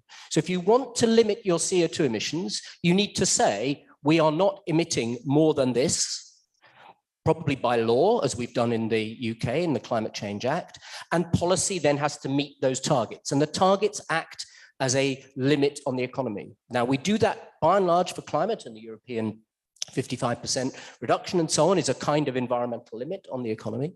And we're doing pretty well at keeping our economy below that on CO2 emissions, but on nothing else. We've had 40 years of European environmental policy, and almost every other aspect of the European environment has got worse, despite 40 years of European environmental policy. Why? Because we've only ever put specific regulatory and tax policies in place, and we've allowed the total impact continue to get worse. The only way you can guarantee to have a particular level of environmental impact is you say, we are not going beyond that level of impact. So I have called for, modeled on the UK Climate Change Act, what I call a Sustainable Economy Act, which would be to say we will draw up a set of limits, declining limits over time, and we will run our economy to live within them. If you do that, you will at least have a chance, and obviously you may not achieve them, but you will at least have a chance of reaching your environmental limits. Whether or not you get GDP growth is then a secondary matter. And we don't know whether you'll get GDP growth or not, as Jørgen has suggested confidently that you might do. There are certainly ways that we could try. But it also, for reasons that Sandrine says, maybe it doesn't quite so much matter given how badly GDP measures the things we want anyway. If we want higher employment levels, lower equality, and more well-being, and a more resilient economy less prone to crash, then GDP is a pretty poor measure of all of those things. So post-growth says, let's stop obsessing about GDP. Let's focus on the things we actually want. And then the level of GDP is pretty much a secondary question, both for environmental reasons and for all the other reasons that it doesn't measure what we really want. And so there are people, and we're going to hear from one of them later, Tim Jackson, who now talk about post-growth. He is actually he's pretty pessimistic about the possibility of getting GDP growth. There are other people who are more optimistic, but they all agree, and I have to say, I'm also one of them, and I've written a report for the OECD, which broadly speaks, argues this, that the GDP growth debate is a bit of a cul-de-sac. It doesn't really take us to where we need to be, and that's why we need to move to a post-growth way of thinking about the economy.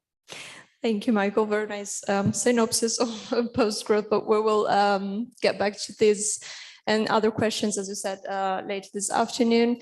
But before doing that, we'll do a little pit stop to Degrowth.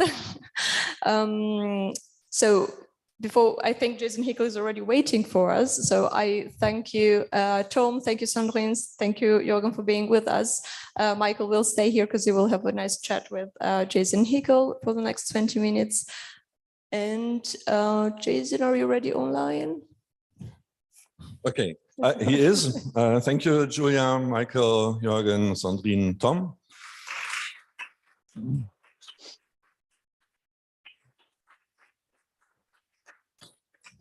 As Michael said, we had a very heterogeneous discussion with many aspects which are already touching at others that we will come back to. And we would like to ever come back to the very central questions on how 50 years after the Limits to Growth report, we should handle the issue of growth or degrowth. And Michael has thankfully done at the end a very good introduction to one idea, which maybe not take the GDP question at first, but just as a result, which may be one answer to the question. What I just want to throw in is listening to you all, and that's something we should really take seriously.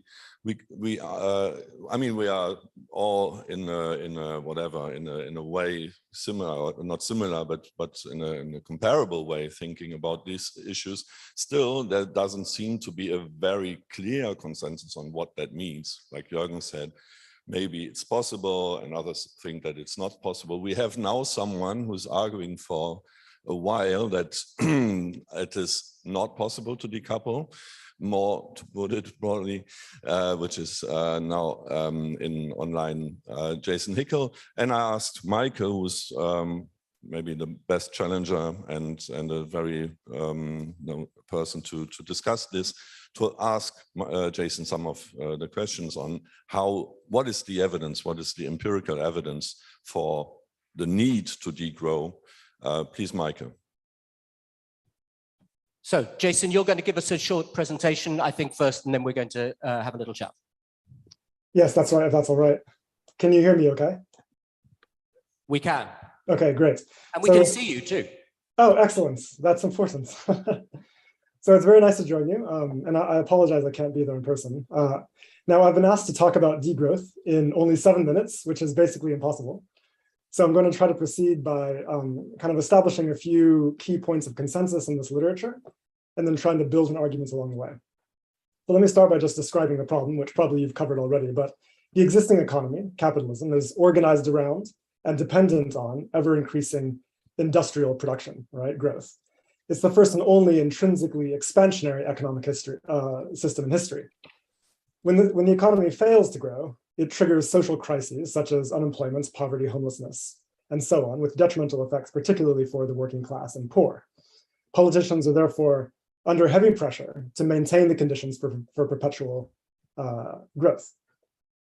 Now, crucially, under capitalism, the purpose of increasing production is not to meet concrete human needs, say for decent housing or for healthcare or nutritious food. In other words, it's not primarily about use value or social progress. As far as capital is concerned, the point of increasing production is to maximize and accumulate corporate profit, right? That's the overriding objective. And this process has no identifiable endpoint. Now, this is a problem because we know that production is quite tightly coupled to the use of materials and energy. The more an economy grows, we know empirically that the more materials and energy it uses. More material use means more pressure on ecosystems and biodiversity, and more energy use makes it more difficult for us to decarbonize the economy in the time we have left. Now, crucially, the ecological crisis is being driven overwhelmingly by rich countries. Rich countries consume extremely high levels of material resources, around 4 times over the sustainable boundary, and well in excess of what is required to meet human needs, even at a high standard. This excess material use is driving overshoots of planetary boundaries and causing deforestation, biodiversity collapse, water depletion, and so on around the world. The same is true for energy. Rich economies use about 5 to 10 times more energy than what is required for human well-being, and vastly more energy than the rest of the world. As a result, they also have obviously extremely high levels of emissions and are responsible for around 90% of all of the global emissions in excess of the safe planetary boundary. So in light of this, how should we respond? Let me focus specifically here, given time constraints, on the climate question. We know that to limit global warming to 1.5 degrees, global emissions need to be cut in half by 2030 and reach 0 by 2050. This is an extremely rapid rate of mitigation. And remember, it is a global average target. Under the Paris Agreements, rich countries have a responsibility to decarbonize faster than the average because they've contributed more to historical emissions. This is a basic equity principle. At present, no country is on track for this, not even the high-performing countries like the UK and Sweden. They're off by at least a factor of 2.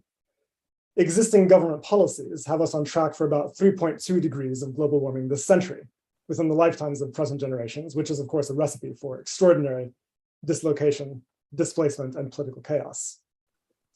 So the question becomes, is it possible to achieve sufficiently rapid decarbonization?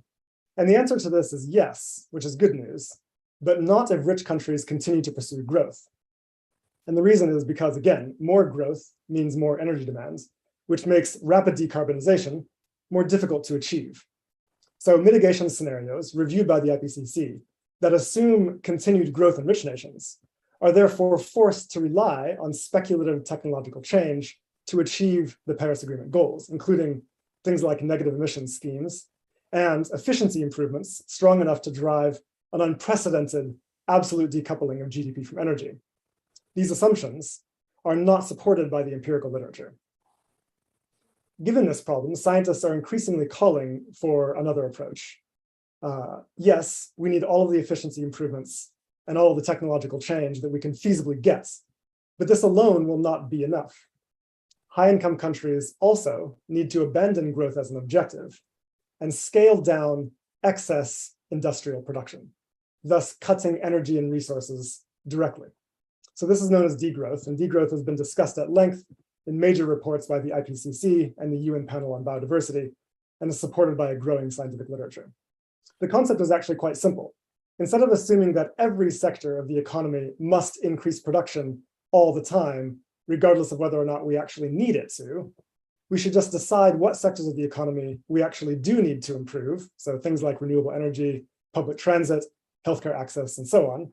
And then what sectors are clearly destructive and socially less necessary and should be scaled down. Things like SUVs, private jets, air travel, industrial beef, fast fashion, planned obsolescence, advertising, and so on. Next, we need to extend product lifespans and introduce rights to repair. The idea being here that if our products last twice as long, we will produce and consume half as many. Finally, we need to dramatically reduce inequality, curtailing the purchasing power of the rich with wealth taxes and minimum income ratios. Now, this might seem radical, but we should understand that it's actually irrational and unjust to devote energy and resources to supporting an over-consuming class in the middle of an ecological emergency. So degrowth along these lines is extremely powerful when it comes to climate mitigation. Existing published models show it could allow us to decarbonize fast enough to stay under 1.5 degrees. And it would also reduce resource use and therefore assist in stopping and reversing biodiversity loss and other forms of ecological breakdown. This is incredibly hopeful news, but it requires a radical transformation of our economy. Now, the main objective here is that we must de-link human well-being from growth. And to do this, the critical first step is to decommodify and expand universal public services, healthcare, education, housing, transit, water, energy, internet, access to nutritious food, and so on.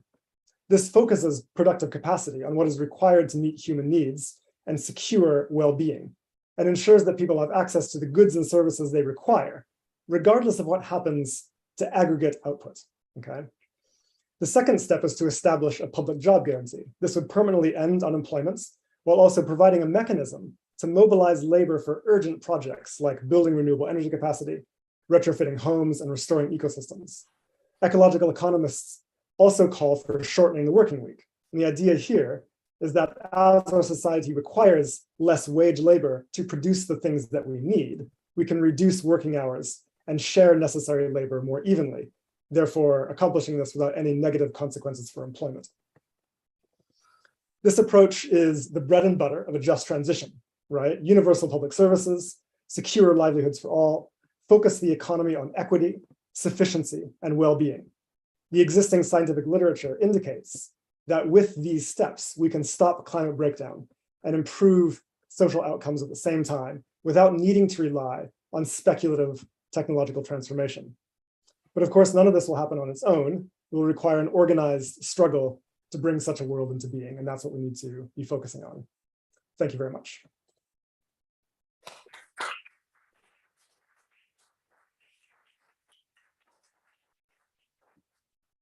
Jason, thank you very much. For somebody who's written books on this, to encapsulate it all in 7 minutes was excellent. Let me ask you some questions, which may well be the questions that some of the audience are thinking, but if they're not, I've got the mic. One of which is just to pick you up on your very specific criticism of the CO2 models, which are now commonplace in the IPCC, which do suggest that we could reach net zero sometime around the middle of the 20th century, as required by the Paris Agreement, while growth occurs. And growth is actually an assumption of those models rather than an outcome of it, but they appear to show it. But your criticism of them was that they depend on technologies such as biomass-based energy, the withdrawal of carbon dioxide mechanically from the air, and so on, which don't yet exist. Why shouldn't capitalism, if we were actually really pushing it, which of course we have to do, why shouldn't capitalism develop those technologies in the timescale required? Why is it that you are looking only, it appears, at technologies which already exist, rather than the innovation process, which capitalism has been rather good at, particularly in the field of climate technologies over the last 10 or 20 years? Why can't we see decoupling of that further extent? Yeah, so let me focus on these models. So first, I want to specify one important point, which is that degrowth, it's often assumed that degrowth is kind of anti-technology, but this is not at all true. If you look at any of the existing published degrowth models, then what becomes apparent in every one is that they start with strong assumptions about technological innovation and efficiency improvements, right? But they limit these assumptions to what is understood to be feasible according to existing empirical predictions, okay? But they're still they're still tough. We're talking about cutting edge technology deployed rapidly around the world, right? So it starts with that, and then recognizing that that more is needed if we're not going to rely on actually magical speculative transformation. Then we just need to reduce less necessary forms of production. Okay, so this is the idea. Now, when it comes to the risks of negative emissions technologies, and specifically BECCS, which is the major one that these scenarios rely on, it's not only the technology does not exist yet, or is not proven at scale yet. Although of course that's a big issue, because if it fails to work as hoped, then it means we're locked into a high temperature trajectory from which it would be impossible to escape, right? So it's game over at that point, and that's an extraordinarily dangerous gamble with the future of human civilization and all of life on Earth. And I think there's strong reasons to not support such a gamble. Now, I believe that technology should be invested in and developed, and clearly that is already underway. We need that, because some level of negative emissions technology will be important. The problem is that when we assume scaling it massively like these models do, we've run into other problems. Competition with human food supply, massive negative impact on soils, water, and biodiversity, huge amounts of deforestation. We're looking at monoculture biofuel plantations 3 times the size of India, right? This land will be appropriated overwhelmingly from the global south. Why? To support northern energy privilege, right? So to support excess energy use in the global north. This is not a just or ecologically coherent approach. And this is why we call for something that is different. We have to insist on scientific credibility. We have to insist on global justice. And that's where these alternative proposals become quite powerful. So let me then take this to the economic argument for between the relationship between investment in these technologies, which, as you said, needs to be very rapid and large scale, renewable energy, energy efficiency, so on, and GDP. Isn't it the case that if we had huge levels of investment in the technologies required to decarbonize, this would generate GDP growth? It would employ a lot of people, their incomes would flow around the economy, they would then buy other stuff, and that is precisely the processes of economic growth. Doesn't the investment program that you acknowledge you would need, which is pretty much the same investment program that people on the other side of the argument want as well, isn't that growth generating, and isn't growth needed to finance the investment that is required? Right. So yes, of course, if you have a big stimulus and invest in renewable energy, et cetera, yes, all of the things being considered, this will lead to more growth. I mean, we know how to produce growth. The problem is that's an issue, right?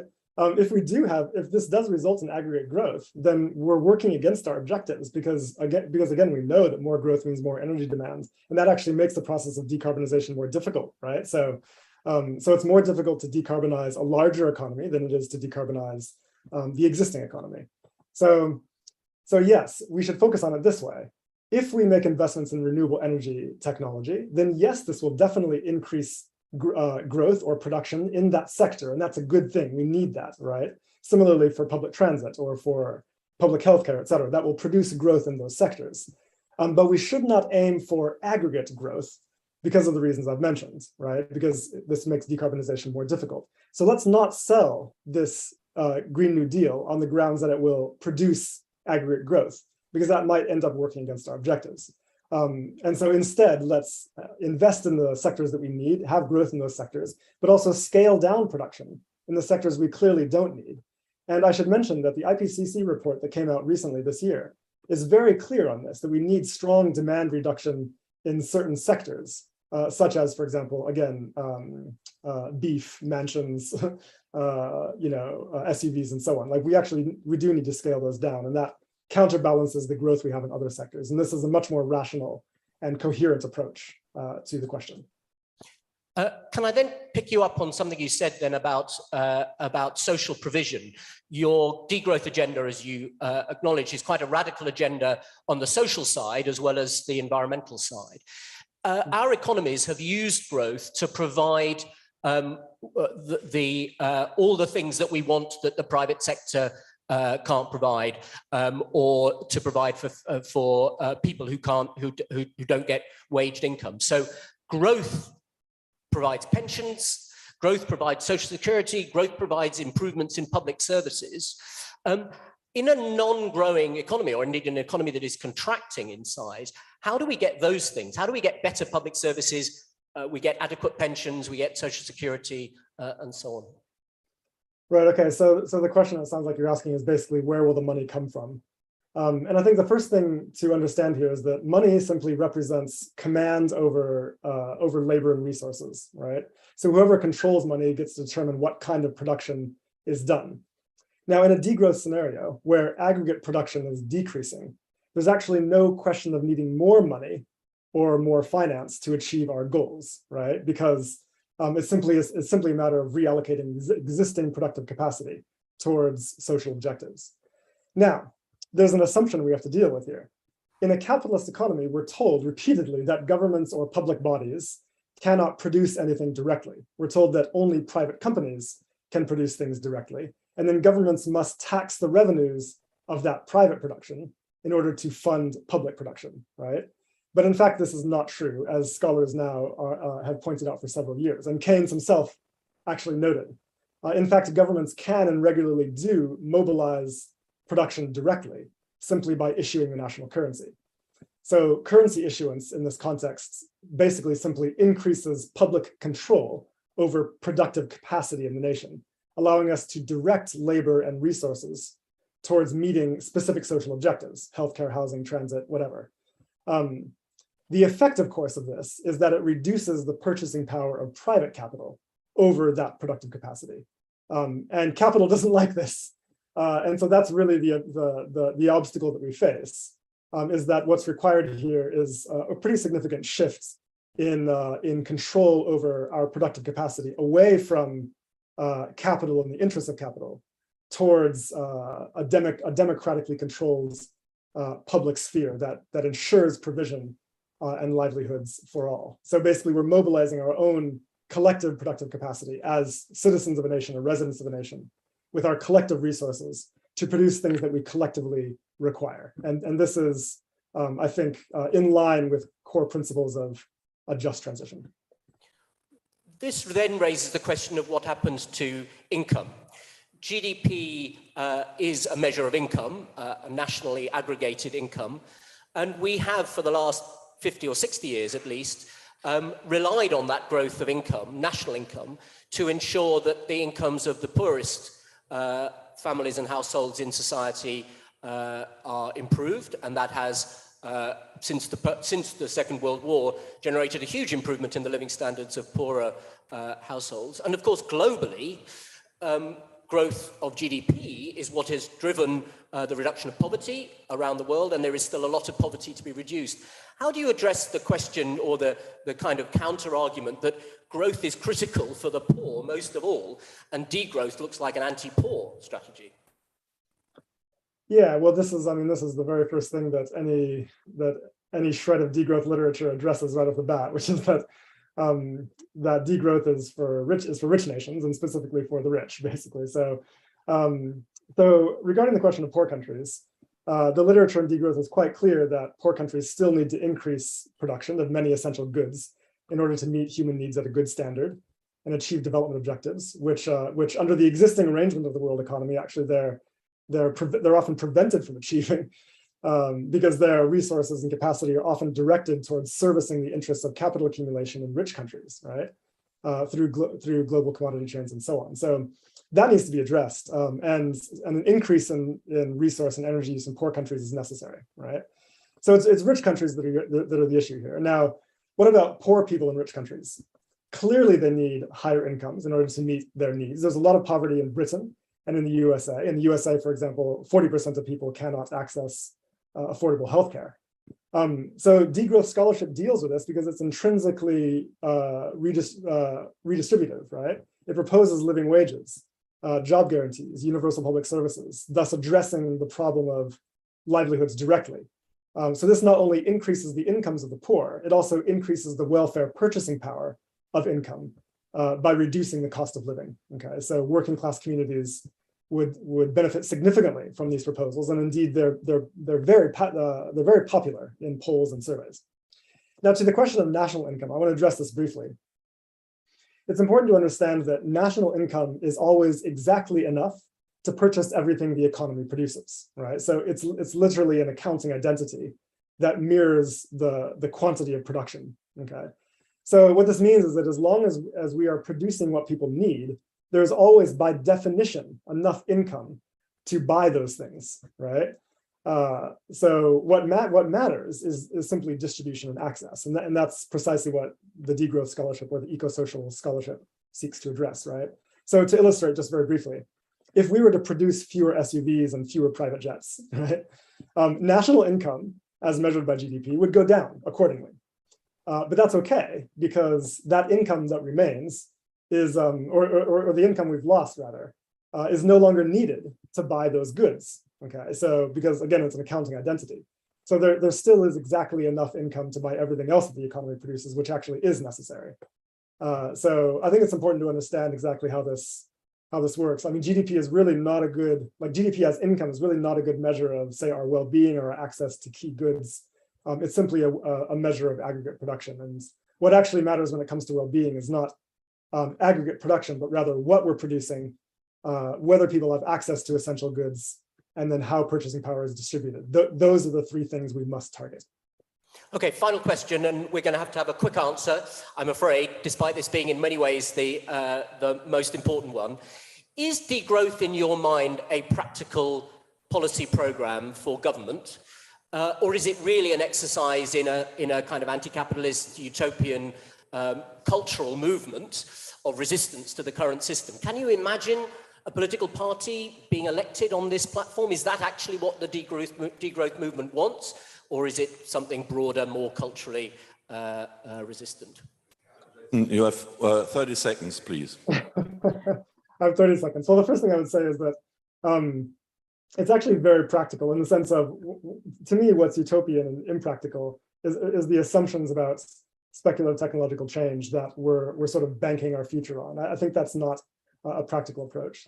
I like degrowth because it offers a physically and technologically feasible path to rapid decarbonization while also supporting social outcomes. Crucially, I want to underscore that the policies I've mentioned have strong majority support in polls and surveys and are supported by democratic citizens' assemblies that have formed already, like in Spain and France, right? So this is a popular approach. The obstacle, of course, is that it runs against the interests of powerful class factions who clearly benefit prodigiously from the existing structure of the economy. So a political struggle is required against those factions, and that will not be easy. As far as the question of political parties using the term and so on, look, I don't think political parties need to use the term. The key is that they need to promote the underlying eco-social policies that are developed here, securing human needs and well-being for all, reducing inequality and scaling down less necessary forms of production. These ideas are powerful. They improve social outcomes, and I think they could win elections. It's just a matter of expanding our democratic process to include them. Thank you very much indeed, Jason Hickel. Thanks very much.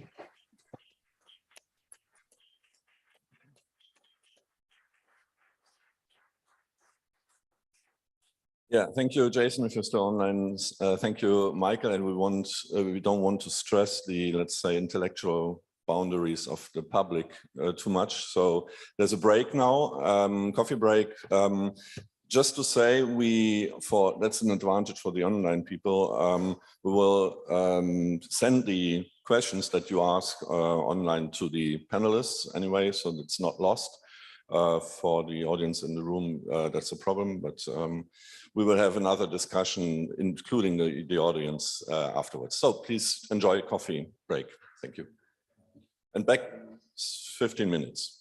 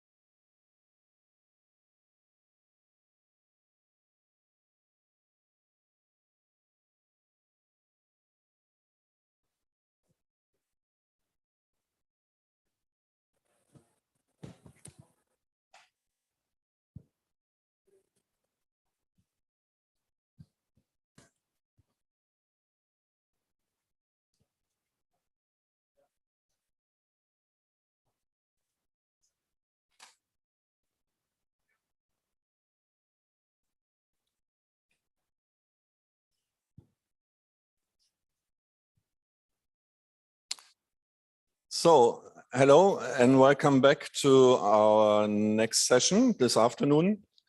We are waiting for 1, 2, 3 people still in the coffee break, and hopefully everyone is already rejoined online.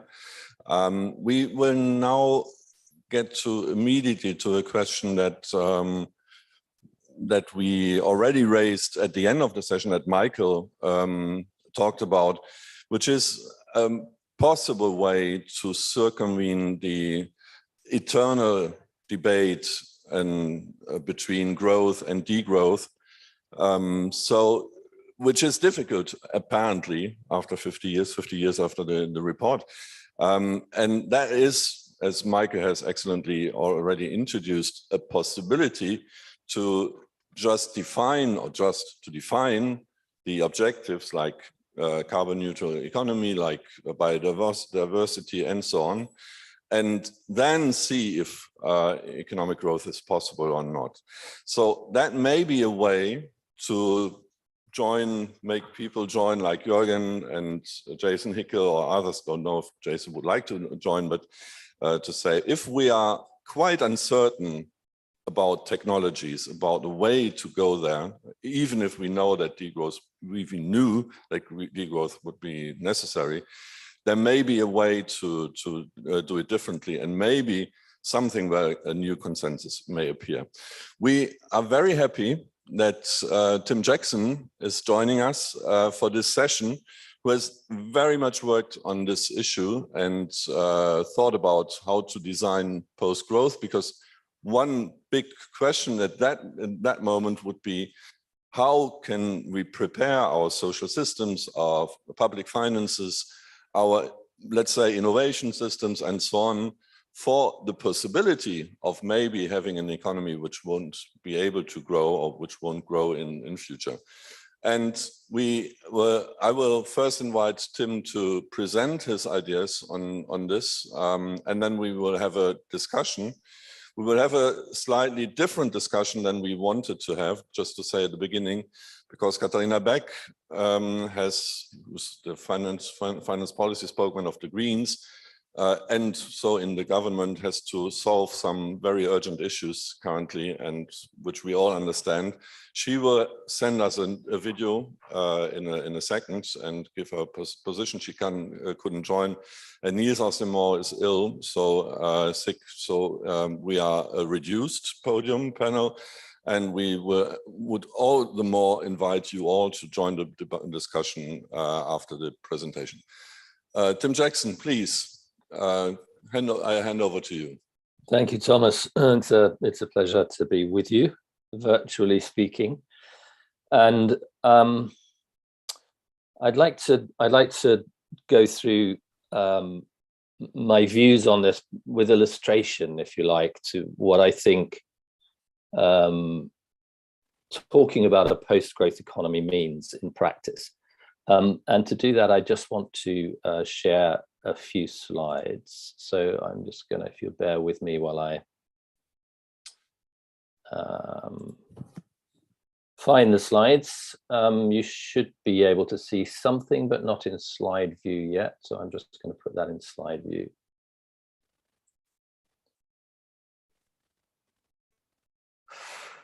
You can see that? Yes, perfect. Excellent. So I want to just, I mean, some of what I have to say has probably been covered already, but I just want to say, really, when we're talking about post-growth, it does make sense to be talking about a specific kind of growth, and that specific kind of growth is, in my understanding at least, growth in the GDP. But the first thing to say about that, of course, is that the GDP itself has numerous limitations, which we've known about for quite a long time.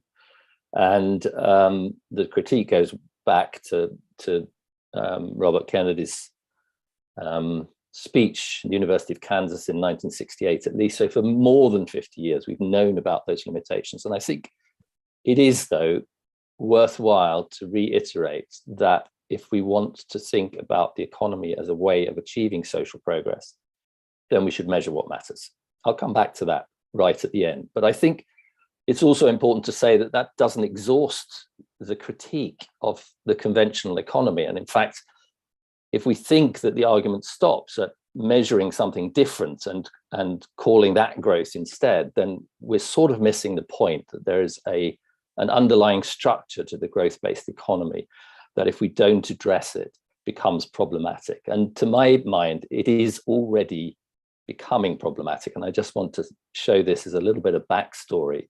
This is labor productivity growth, which is the foundation really for economic growth in the United Kingdom over a period of more than 100 years. And it shows a story of a rise and fall, a rise in the rate of economic growth to a peak in about the mid-1960s, 1970s, and then a continual fall in that rate of economic growth through to the present day. And in fact, the labour productivity growth in the UK shortly before the pandemic, which is the most meaningful statistics that we have, was less than zero. In other words, and this is a story not just for the UK, but repeated across particularly the advanced economies and indeed the global economy as a whole, the rate of growth is already declining. So this is, I'm talking about here, GDP growth, but that idea that GDP growth will be there forever in the way that economists thought it might be in the past is, to my mind, completely over, and is one of the most important reasons why we should be thinking about a post-growth economy. And I think there are some perils from denial of that fact. If you think you're in a growth-based economy and you continually to push that form of GDP growth, when in fact underlying fundamentals are pointing in the opposite direction, you can do a great deal of damage to society. And I think that damage is already being done, and it is being done because of the fall of economic growth, at least to some extent. This is some data from Piketty and his colleagues looking at inequality actually in the US. And what it shows is that up to about that peak in the growth rate, growth happened largely to the benefit of the poorest in society. So these are income deciles along the horizontal axis and the real average growth rate on the vertical axis. And up to that period of, well, it's a little bit later than in the UK, but that period of a peak of the growth rate around about 1980, what you can see is actually that the poorest 1% benefited mostly from the average growth during that period. And the richest actually had a growth rate in their incomes below the average growth rate. In other words, you could say, in a sense, trickle-down theory, as it was mooted at one point in the history of capitalism, seemed to be working at that point in the history of capitalism. Fast forward to the 2010s, and the story becomes very, very different. You find yourself actually in a complete reversal. The average growth rate has fallen, as we would expect from what I said before, and the benefits of that growth are going to the top 0.001%, and the bottom 5% are actually seeing a decline in their real growth over that period. Now, that leads to not just economic disadvantage, but also, I would argue, to civil unrest, to political unrest, and to a really dangerous climate for society.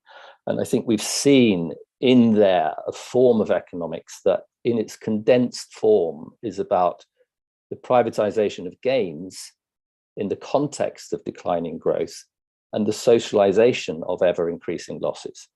Now, that's not a new critique by any means, but I think my point in serving it up as backstory is to say that our thinking about post-growth has to be deep, it has to be structural, it has to re-examine, if you like, the fundamentals of what we think about when we think about economics. In other words, it has to start with a rethinking of economics. And I like to, in Prosperity Without Growth, I did this. I like to parcel that into thinking about the different components of economics. What is enterprise in a post-growth economy? What does work look like in that post-growth economy? How should investment operate? What is the money system? These are all legitimate, pragmatic questions that can be asked about an economy that is not growing in the conventional way, and in which the conventional formula that ever-increasing labor productivity will deliver dividends to everyone has stopped working for whatever reason. And I think it's important to stress that point. This isn't necessarily about people coming along and saying we can't solve these problems with clean technologies. We know we can solve some problems with clean technologies. It is what are the implications, the long-term implications for economic structure of doing that in the context of already declining growth rates. And so this fundamental process of thinking about the components of economics in a structured way is my first key point about how we should approach post-growth economics and devising the policies for a post-growth economy. And in Prosperity Without Growth, I formulated this in a very particular way, thinking about enterprise as service rather than the maximization of profit through the throughput of material goods productions, for example, is a transformative way of thinking about what enterprise means. And it has transformative implications for work and the way in which work is organized. It has transformative implications for investment and what we invest in. It has transformative implications for the money system itself. I don't have time to go into all the details. Today, I want to stress instead that this is the beginning, not the end point of a post-growth economics. And if we want to get further in the task, we have to ask ourselves those difficult questions about a post-growth macroeconomics in particular, it seems to me. And it's very odd that we don't have one, but it's clear that we don't have one. And that oddness goes back to a realization, in the 1930s by Keynes that to some extent, by the time his grandchildren were grown up, which is roundabout now, we would need such a thing and we should have developed such a thing. And yet Keynesian economics, in a sense, was just one path that led us away from the realization that we need a post-growth economics. And within this post-growth economics, the questions that we ask are not how do we pump prime growth as fast as possible. They're not necessarily about the maximization of profit. We have to ask different questions about what the economy looks like in the context of this post-growth macroeconomics. Who owns what becomes critically important. Where the jobs are, of course, has to be answered. What happens to returns if you continue to invest and have returns in the economy? And does credit itself create a growth imperative? Does it drive growth somehow? And all of these questions are amongst the portfolio of questions that I and my colleagues have been looking at actually for 10 or 15 years now, and which tap into a literature that does exist if you look hard enough for it. For example, in the writings of André Gortz back in the 1960s, but barely features at all in mainstream economics, and in particular in mainstream macroeconomics. And that is why it seems to me this is the task for today. This post-growth macroeconomics is kind of swept under the carpet. It's almost like, a mainstream economist would not give it the time of day. And there are places, and I'm not saying that that's represented by anybody who's spoken today, places within the degrowth community that would reject the idea that it's possible to even start thinking about a post-growth macroeconomics, because economics itself is the problem. And for that reason, this idea of developing a post-growth macroeconomics appears almost marginal and completely irrelevant within mainstream economics. And yet these are precisely the kinds of questions that should be asked, and more importantly, can be asked, and can be asked in a structured way about an economy in which you don't necessarily have a reliance on ever increasing labor productivity or ever increasing GDP. My colleague Peter Victor and I, for example, asked a very simple question. If you have an economy, if this post-growth economy has interest-bearing debt in it, is it actually necessarily going to grow? And we, at the point at which we approached that question, had no idea. We knew there were suggestions in the literature that it must, but we approached it with the scientist's view, with an economic model that could interrogate that question. And we discovered actually that it isn't necessarily true, that the presence of interest-bearing debt insists on accumulation of growth within the economy. It's possible to devise an economy in which you can still charge interest on debt, in which you can still produce assets which have some income in the form of rent and you distribute that rent across society, in that context, it is possible still to maintain not just a steady state economy, but a quasi-stationary state economy, which can be stabilized by an appropriate intervention of government. So that's to take one small example of one small question associated with the idea of moving towards a post-growth economy and saying, yes, there are tools that already exist where you can begin to deconstruct the questions, answer them in specific degrees, and then move on to whatever the next question is. Is the next question that there are, should we assume that because interest itself doesn't create a growth imperative, that there are no growth imperatives in the post-growth economy? That clearly isn't true. One of the most obvious imperatives, growth imperatives, is the requirement for jobs. Where are the jobs in a post-growth economy? And this is where, again, my economy of care, craft, and creativity begins to tell us a little bit about what that might look like in a post-growth economy.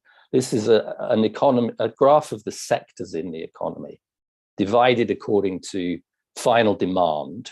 So it's after, if you like, the input-output process.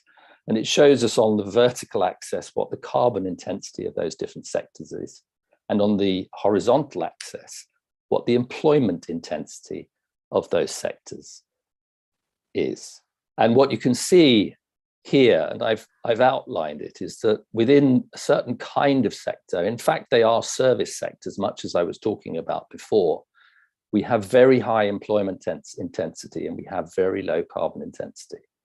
So in other words, if there's a sweet spot in this economic structure, perhaps it does lie in those sectors which proved themselves actually during the COVID pandemic to be absolutely vital to our quality of life, to be employment intensive, to have relatively low carbon footprints, and in the right circumstances to create a kind of way of thinking about work as participation, as dedicating our human labor to the service of each other, that creates the structure for a different kind of post-growth economy.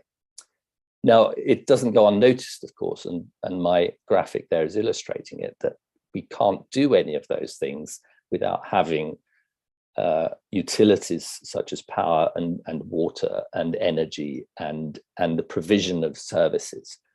And it is clear, therefore, that the clean technology advocates have it right, that we do have to invest in those things. They do matter in the economy. We can't do without them. But that idea of simultaneously decarbonizing those utilities and shifting the structure of our economies more towards services creates a trajectory for a post-growth economics that can be taken seriously. I want to briefly touch on the idea of tackling growth dependency more generally.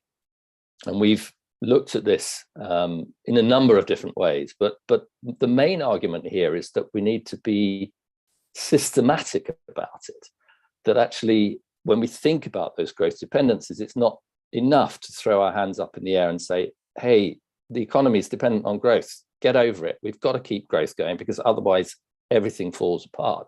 In fact, it is possible systematically to identify where those growth dependencies exist, what form they take, how they interact with not just with infrastructures and with finances, but with questions of power in society and social norms and policies, and then to engage in the process of transforming. Because if we can't transform our way out of these growth dependencies in an economy in which growth is no longer possible, then the very basis of our welfare begins to decline. And one of the case studies that we looked at actually was growth dependency in social care very recently. And to analyze the social care environments, as many people have done, you are drawn to two or three things that are incredibly important. One is that the demographic is changing and that there's therefore rising demand, for example, for adult social care. Another is the structure of costs in care.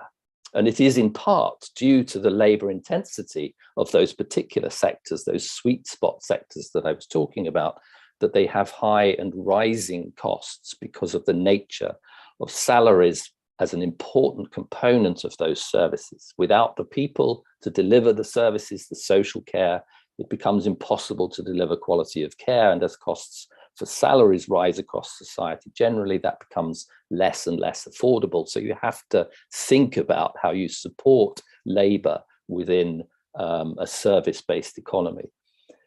But one of the things that became very clear from our analysis and has been supported by others is that it isn't just about those seemingly unchangeable factors of adult social care. It's also that in order to solve some of those problems, we've introduced structures which create rent-seeking behaviors. So the financialization of social care, in fact, strips quality out of social care. It places impossible burdens on the people working in social care, and it's mainly propagated to the benefit of shareholders, quite often holding overseas offshore accounts into which their dividends are flowing. And our paper for The Lancet recently tracked some of that process. And it showed how, in fact, this tendency towards the financialization of the services on which welfare depends creates enormous growth dependencies and enormous inequalities. In fact, much of the story around a post-growth economy comes back to inequality. And I want to finish really just talking about that a little bit and the confrontation of it. My collaborator on post-growth economic models, Peter Victor, and I recently published a paper about confronting inequality in what we call the new normal, which is this decline in growth rates and the absence of an expectation that we can increase economic growth into the future. And we posited a scenario-based exercise in which we explored essentially two scenarios for the future. One is a form of hypercapitalism, which is actually not very far from the kind of hypercapitalism that we are currently living in which there's a concerted effort to maintain high savings and investment. And that effort to maintain high savings and investment requires a return on that capital. And that means ensuring that the process of returns to capital, in particular, the dividends flowing to asset holders, is maintained. And that creates, as much as almost anything else does, a downward pressure on the employment of labor. And so there is a high, what economists call a high elasticity of substitution between labor and capital. We get rid of labor because it's costly, particularly in things like social care. We replace it as much as possible with capital. And when we suppress that labor need, we can also drive down wages, and that also increases inequality because the distribution of the ownership of the assets that are now replacing labor in that economy are already unfairly distributed. Scenario two is a kind of form of proto-socialism in which actually we protect labor from the aggressive interests of finance as the growth rate declines. And there's therefore a low substitutability between labor and capital, different things happening to the savings as the growth rate declines. One of Piketty's arguments was that inequality is an inevitable consequence of the decline in the growth rate. And what we were trying to do in this paper is to explore whether or not that is the case. What we found was that under certain circumstances, Piketty's argument holds. And it's very, very difficult to reduce the almost escalating inequality that comes about as the growth rate declines. In fact, we used these specific policy experiments, graduated income tax, a wealth tax or a capital tax, something that goes back to William James, a basic income funded by a social dividend from the common ownership of some equity in the productive basis. That's a suggestion specifically from Yanis Varoufakis, actually, at the time that we were exploring it.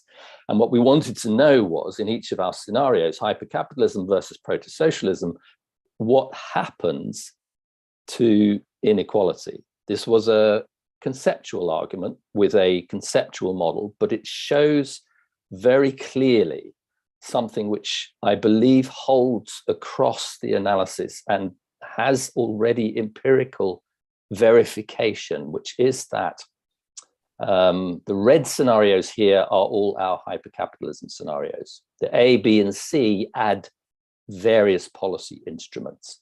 The green scenarios are our proto-socialism scenarios, the ones where we protect the incursion of capital over labor, protect the right to labor, create, for example, a job guarantee to ensure that people have access to work, stop the downward pressure on wages, create limits to the extraction and the rent-seeking behavior of capital in relation to dividends and profits.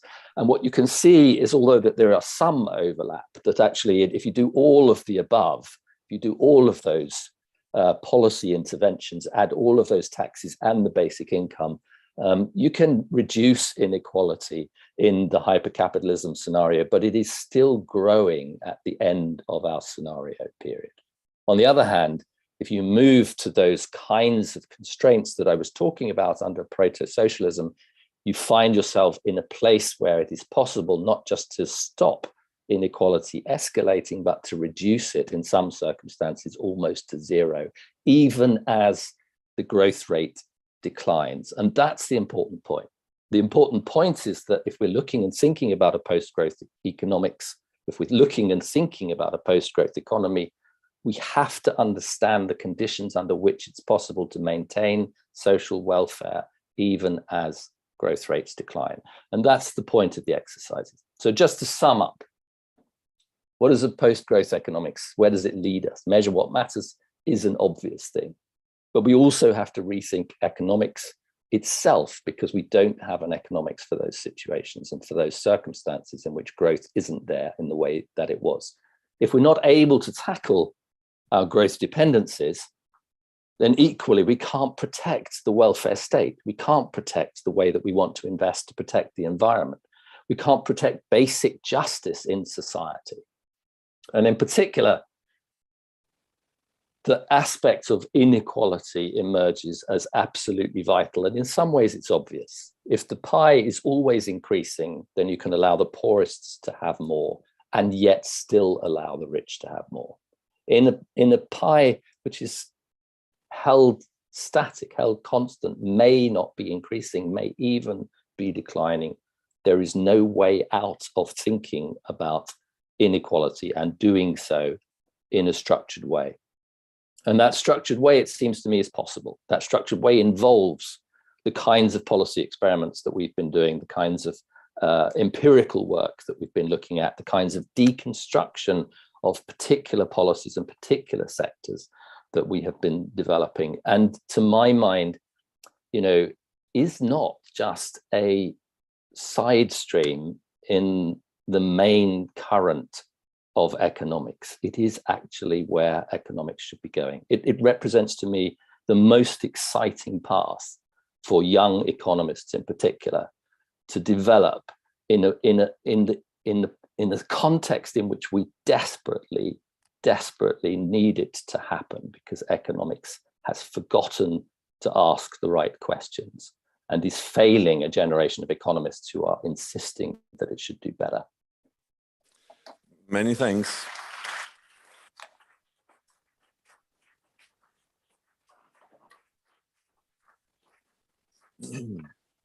Many thanks, Tim Jackson, for this excellent presentation.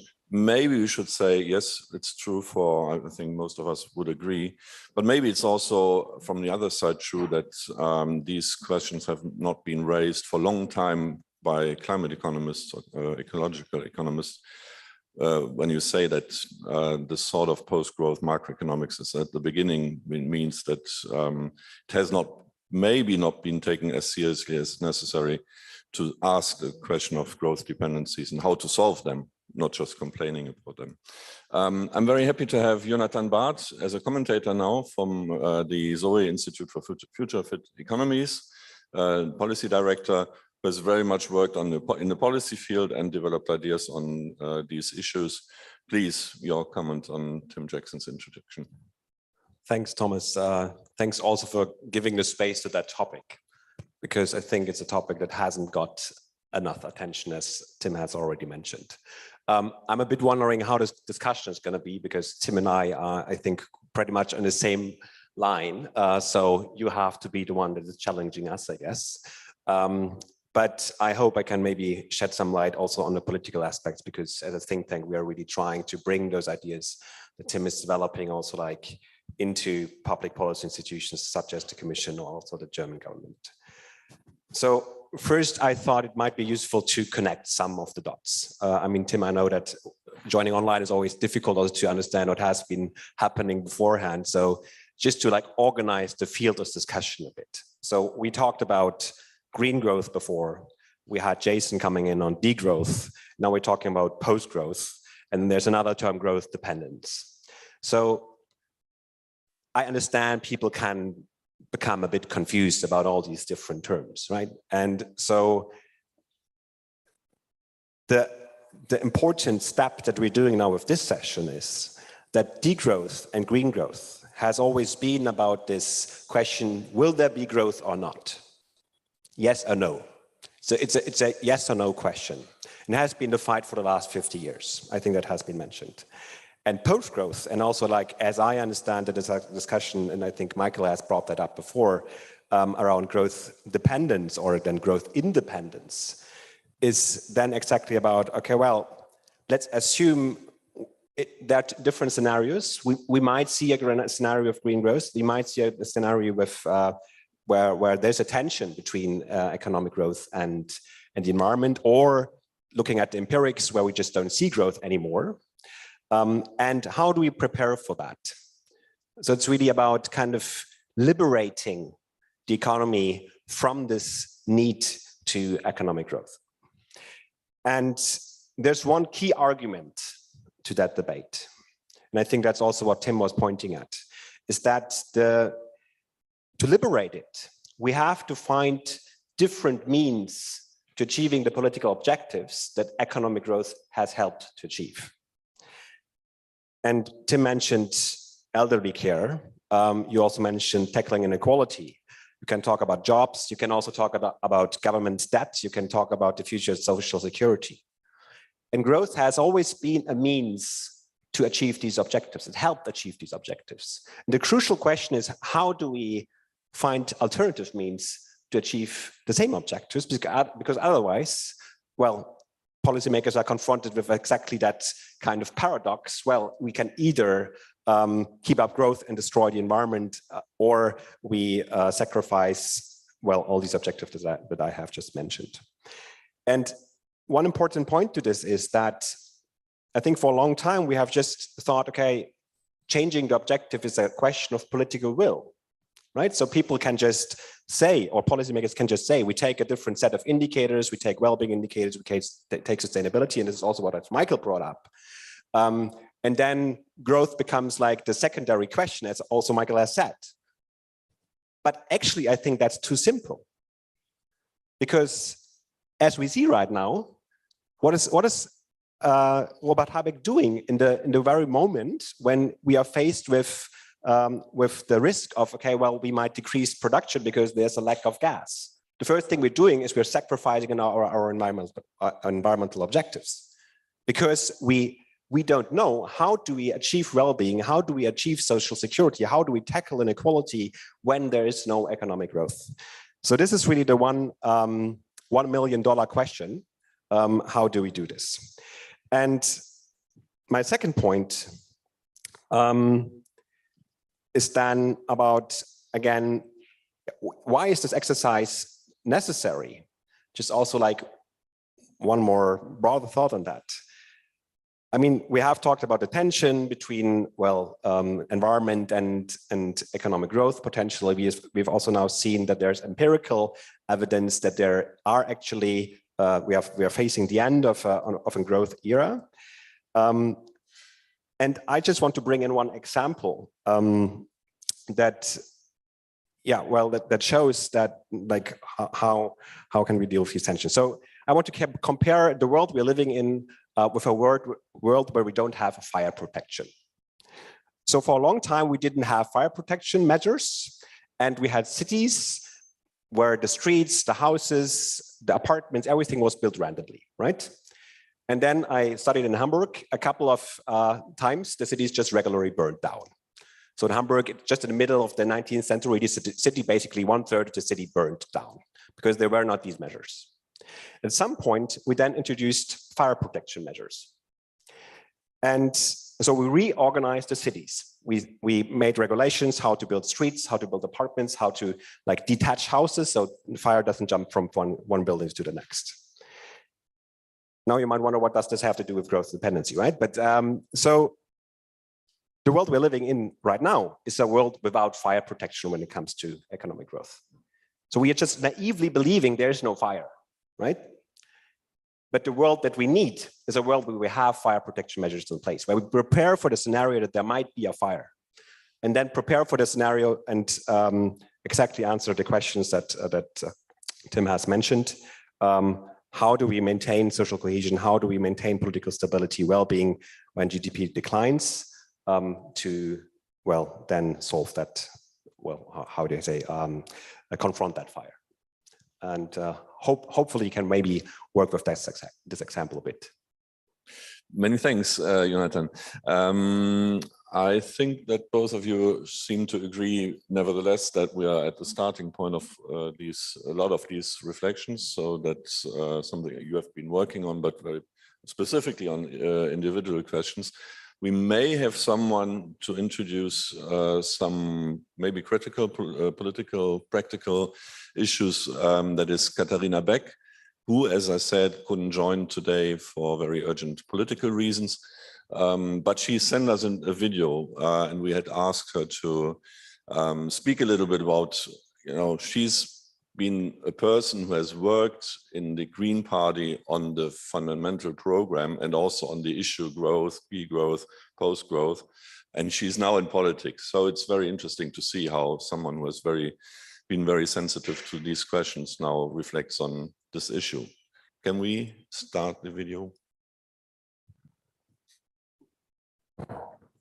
Dear participants of the Forum New Economy, after having done this in German, I'm doing it in English again, and I hope that this will work spontaneously.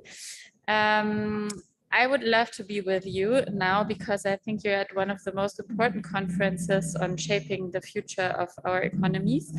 And if not, we had such urgent issues at the moment in dealing with the energy and also fiscal crisis or financial crisis of a lot of citizens, I would have also been with you today in person. The question about growth versus degrowth is the one that we would answer with a third aspect, which I think we had discussed already in the last 1, 2, 3 years in several areas that are represented in organizations, which is rather the post-growth aspect. So a way where you are a bit more agnostic to the question on growth, yes or no, or even degrowth, and rather look into more not only qualitative aspects, but on the areas which should grow and other areas which should not grow. I think on growth, one important thought we need to consider why so many people are still fans as well of growth is that there has been a long time assumption that growth would benefit everybody. Maybe not everybody in the same way, but everybody. Yet this trickle-down effect is not true, and it's not benefiting everybody, and not even in a very fair way. Therefore, we need to look into another, let's say, paradigm or vision on what a good goal for a society is. And this goal is to live decently and well within the planetary boundaries. And living decently and well includes as well to have businesses and have profitable growth as well, but within the planetary conditions. At the moment, we have around 1.6, 1.7, depending on the study you look at. We would need 1.6, 1.7 Earths in their regeneration capacity.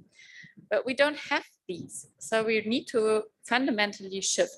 And therefore, we need to look into those areas who support a good life within the planetary boundaries. So there are some areas which need to grow. That is, for example, renewable energies, or in Germany, we have at the moment every sixth person who can't afford one of their meals every day anymore because of the crisis at the moment. So there are parts, some individual pockets of people that need to grow. There are areas that need to grow.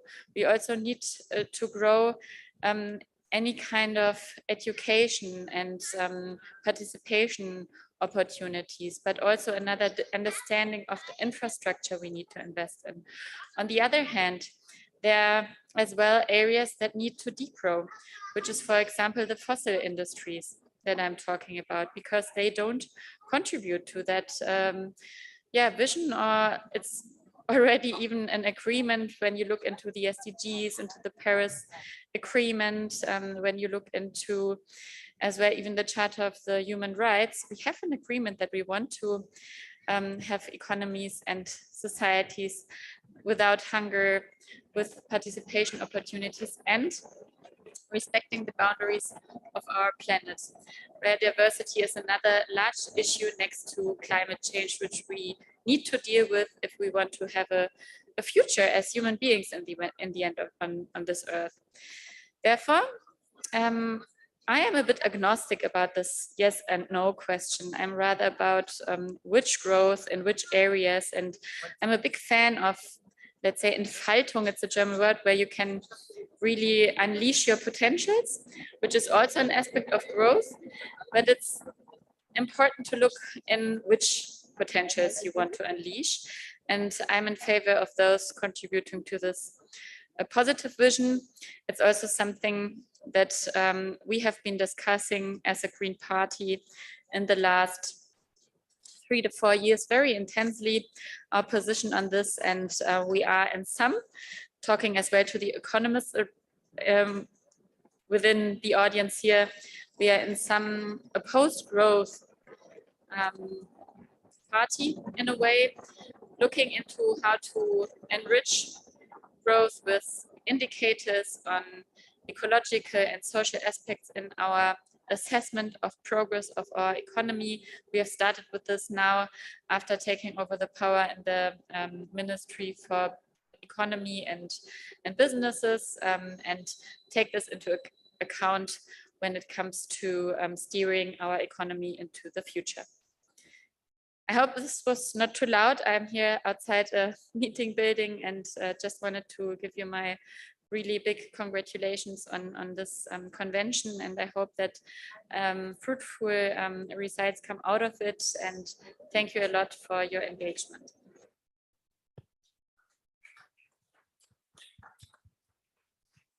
So I think we will send back a video on your applause and the continuation of the debate. But I'm very thankful that she has been so flexible this morning, just going out and turning this video, so we have some input from her. We can't, unfortunately, ask her questions.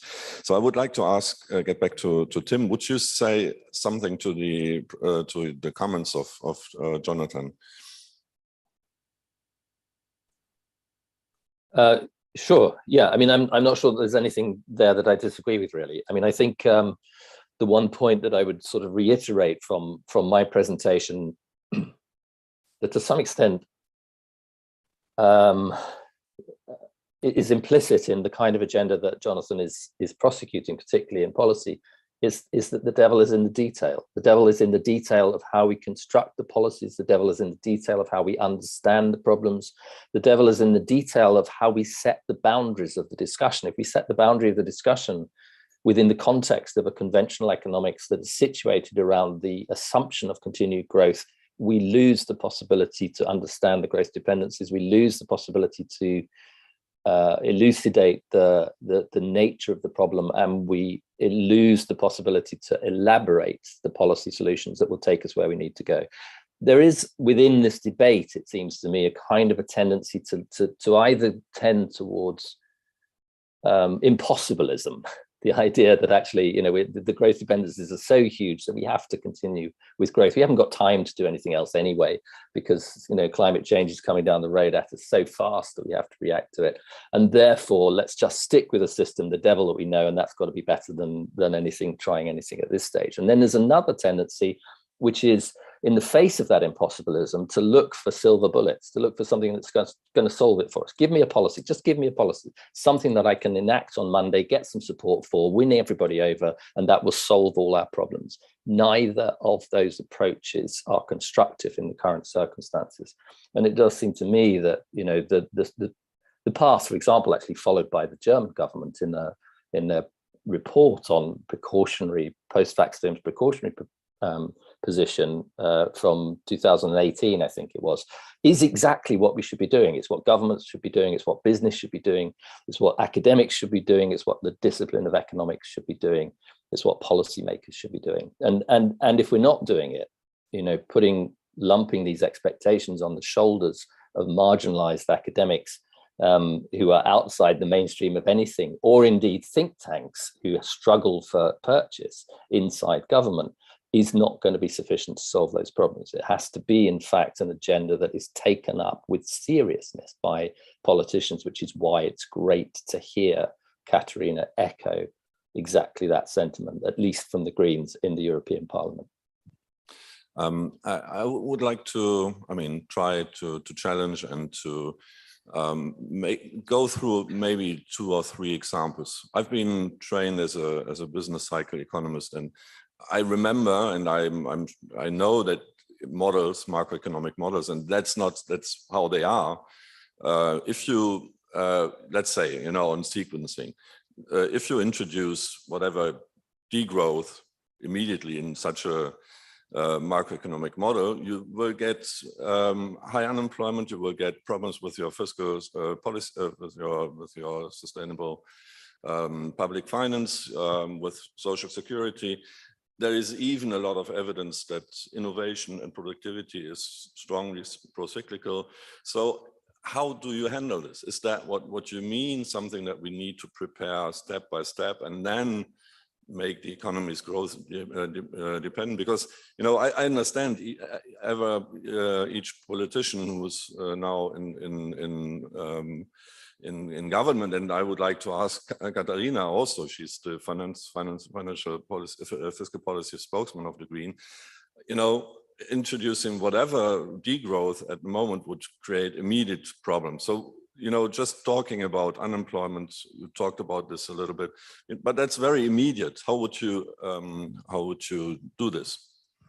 Yeah, exactly. In relation to your first point, I think you're making 2 separate points there, really. One is about models and what models show, what they can show, and what comes out of conventional models, in particular, what comes out of conventional business models is exactly that sort of bifurcation. Once you lose that growth dependency of the model within the model, actually you begin to look at catastrophic outcomes. And so the whole point about, conceptual point about post-growth economics is to build models in which you question the assumptions that lead to that bifurcation, in which you question those growth dependencies, in which you explore the possibilities for outcomes which are not so suboptimal as they appear to be when you have these conventional business models, and run through what happens when growth disappears through those models.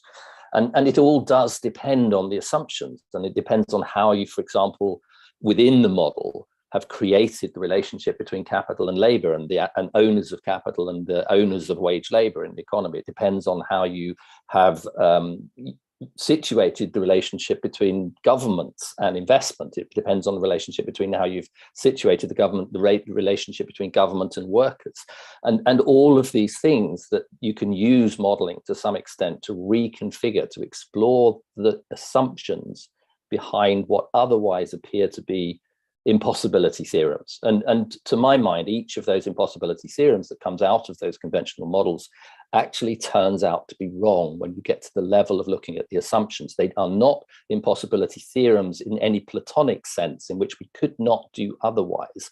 They are only impossibility theorems within the context of an ideology that already constrains the relationship between capital and labor, the relationship between government and market, the relationship between policy and practice. And it's exactly those fundamental underlying relationships that should be and have to be thrown up in the air and reconfigured in the situation where we don't have an economics for the future. So that's to answer the first question. I absolutely sympathize from the conventional modeling position. That's what happens when you do away with growth in most of those models. It becomes impossible to square the circle, to create welfare, to achieve equality, to prevent unemployment. And the challenging of those assumptions is incredibly hard, not just because of all the growth dependencies, but also because of the way that we have structured our economies around employment being available because the economy grows in the context of rising and ever rising labor productivity growth.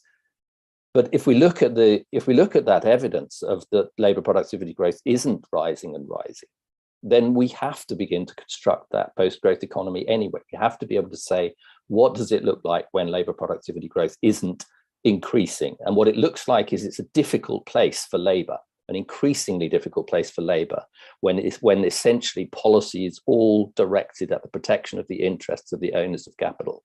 And it is policy that can change that.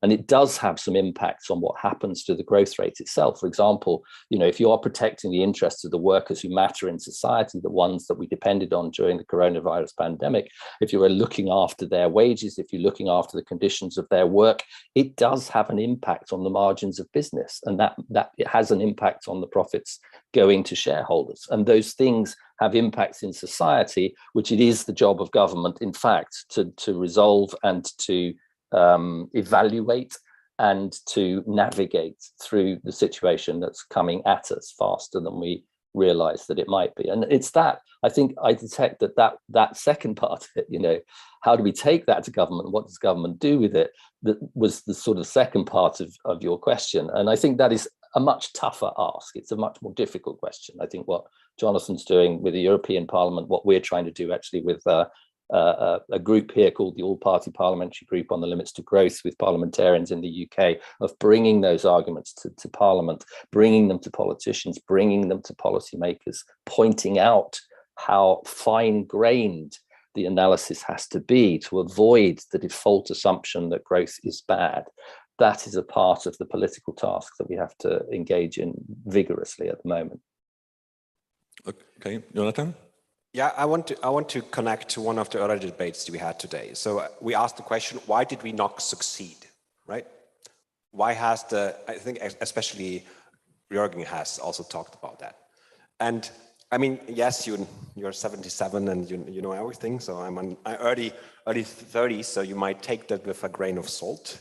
But I think it's exactly what Tim has said. I think we shied away from the nitty-gritty, from the very details of understanding, okay, what are the specific assumptions that we have to question? Like if we think of measuring progress differently, how do we redesign the system of economic accounts, right? So these are the kind of questions we need to be asking. And it's not only like of course, those high-level questions of, okay, well, maybe it's the costs that play the biggest role, right? They are relevant, of course.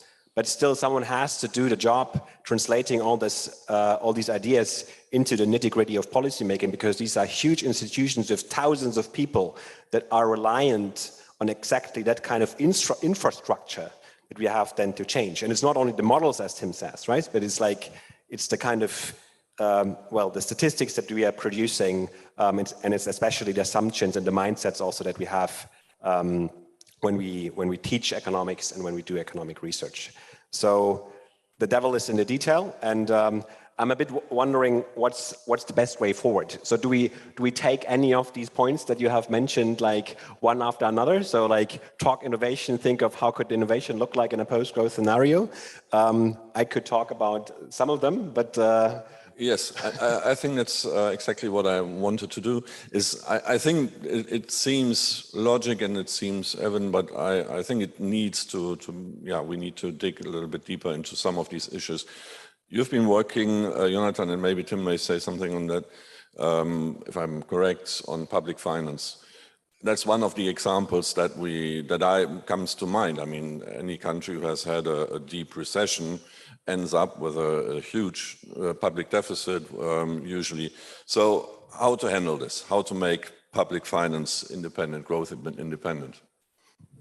Yeah, that's the $1 billion question, right? It's a bit of an unfair fight because right there is like thousands of mainstream economists that deal with the question how to like grow public finance, and then there are like maybe 4 that try to like answer that question. One of them is Tim here. Maybe it's a bit more, but it's not more than a dozen, I would say. And well, we're trying to exactly deal with that question right now.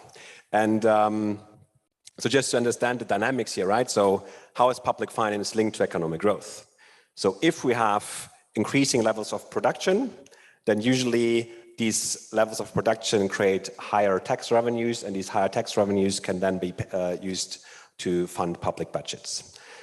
So now I think there are 2 ways forward to answer the question. One is I could now talk about like modern monetary theory. I'm not sure if I'm like believing that myself, so I'm like a bit on the fence doing that. That would then say, well, actually it's not about like taxes and revenues don't have to come first to then fund public budgets, but actually the state can issue his own money if it's a sovereign, if it has a sovereign money issuing entity. Like the European Union doesn't have that anymore with the European Central Bank because it is autonomous. But for example, you could think of the UK, or you can think of the US that has that kind of entity and could just issue more money. But maybe that's a different kind of discussion that needs a different kind of panel where also like other people are better placed than me to discuss this. Yeah, the other angle that I can bring to this is the whole discussion about the resilience of public finances. So coming back to my previous argument that we have to understand that growth serves it has a function for public finances. It is a means for stable public finances. What exactly is it a means for? And in that case, I would say it's not only a means for getting the revenues, it's also a means for creating the trust of financial institutions to actually say, okay, well, this is a state where we invest, where we give money to. So what we're doing right now actually is we're talking to some of those international financial institutions like government rating agencies to understand, is there any scenario where you would be willing to invest in a country even if GDP of that country shrinks? We're not there yet, so I cannot solve the question yet, but this is exactly the kind of question you need to answer. Right, and of course it's about modeling, as you say, Tim, right? But it's then also about understanding the kind of internal dynamics of these institutions to debunk their assumptions and then offer alternatives to their way of thinking. And I mean, our hypothesis is that actually the stability of public finances is not so much only about revenues and growth, but it's actually about the resilience of these economies, the economic resilience of that. So if they are hit by a shock, are they able to maintain levels of well-being? Are they able to maintain certain like the core functions that the economy tries to achieve, production of essential goods and services? Jason has brought up some of these points. And so we are starting to answer that question. We're not there yet, but as I said, it's a tilted playing field. And yeah, but maybe Tim has already also some additional answers to that big question. I think that big intellectual progress is not a question of masses, or there is always 1 or 2 or 3 who invent and then the others follow. Tim. Take that as a compliment, thanks. Yeah, you should take it as a compliment as well, Jonathan, that everybody's asking, you know, the 2 of us or a few post-growth economists to have all the answers to how to make the economy work and welfare work and society work and politics work under a set of conditions that is already encroaching on our reality, on our everyday reality. I mean, that is a huge privilege, of course, but it's also a complete nonsense. You know, we can't, as individuals or individual theorists or individual activists or individual campaigners or individual academics, we can't be in a position really of solving all of those issues. There just isn't the capacity at the moment. But I would say, you know, the reality of the private finance issue has a again, it falls into exactly that same pattern that I was trying to elucidate during the presentation. It looks like a big opaque box that you just situate underneath your impossibility theorem and then go around talking about how it's impossible for any economy with declining GDP or with anything that looks like even remotely like a recession to maintain its finances properly. And it does look under most of the conventional assumptions as though that's the case. But then it is a question of assessing those assumptions. And Jonathan mentioned one of them. One of them was the assumption of how the government should regulate the money supply and what is and isn't available there.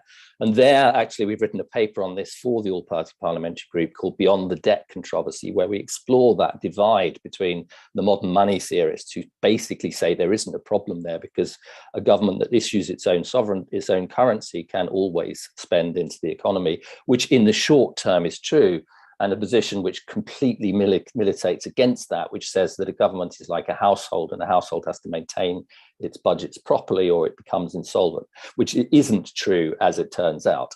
And so somewhere in between those two positions, in a position where you look at how in fact we manage public finances and the public debt and what happens to debt and what happens to the sustainability debt under a different set of ideological assumptions, and you find in fact that you have a different set of options through which to respond to a situation in which a government takes control of the monetary finances and insists on maintaining social welfare, even in the absence of growth, as in fact most countries did, and particularly in Western economies during the pandemic.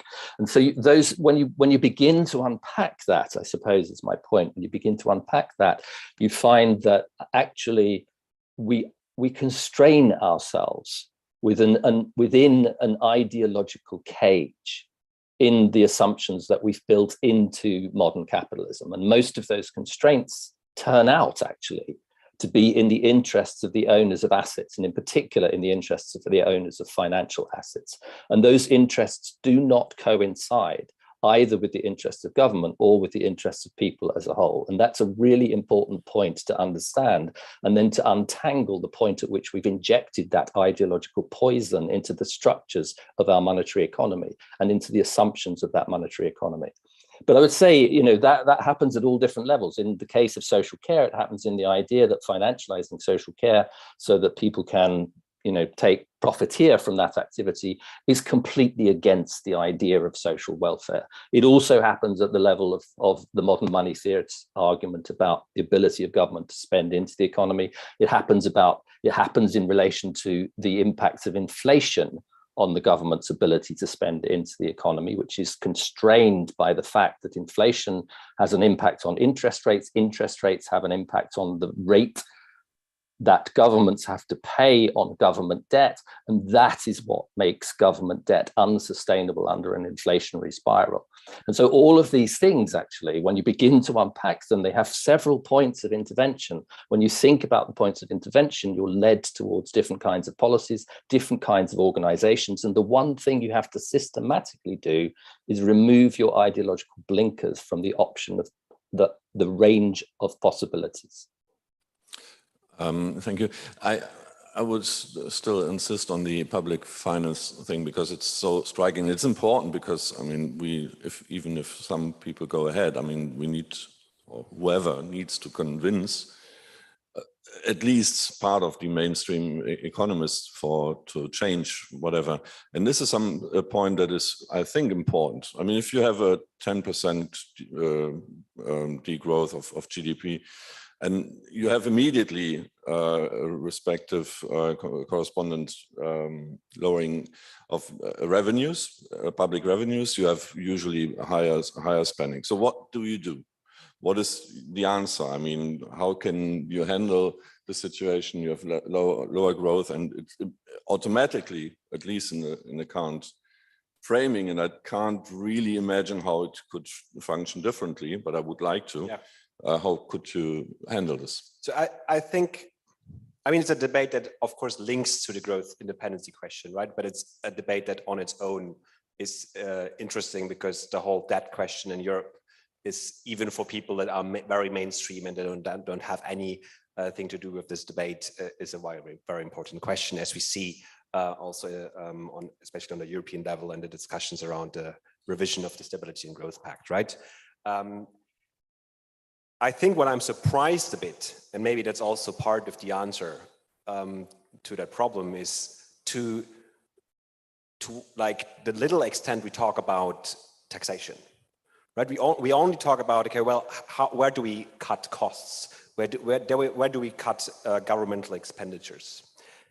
But staying in the old ideological frame, you could of course say, well, there are taxes, and we can think of like, how do we reorganize taxation?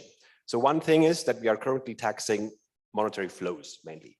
So transactions between people, any kind of flow that I get when I'm owning a company, like the turnover and so forth, right? And you could also apply a different kind of paradigm and say, well, we tax flows, but we also tax stocks. And the stocks are then, of course, the wealth that is already there. And if you think of the whole economy as one system, then the debt of someone is always the wealth of someone else, right? So the debts that the government holds is the wealth of the private sector very often. And in that case, a particular amount of people, very small amount of people that holds this kind of wealth. And I think that then links exactly to the discussion that Tim has brought up. To what extent do we want like a few individuals be able to extract a lot of money from the economy on the costs of disability of that economy? So inequality in that sense is not only a question, like it's not a moralist question only. It's also a question of like then financial stability, right? Because can we really afford that? We could afford that in the moments of like very high rates of growth. That was a particular moment in time where it was easy to kind of find a balance between, on the one hand, growth, and on the other hand, funding these high levels of inequality that we now see, right? But in this world where we don't see so much growth anymore, and this is going to become even more important, as Tim has shown, in the future when growth rates will be declining, do we still want to fund that level of wealth for a very small amount of people? And so one proposal would obviously be, okay, we have to talk about inheritance taxes, we have to talk about wealth taxes.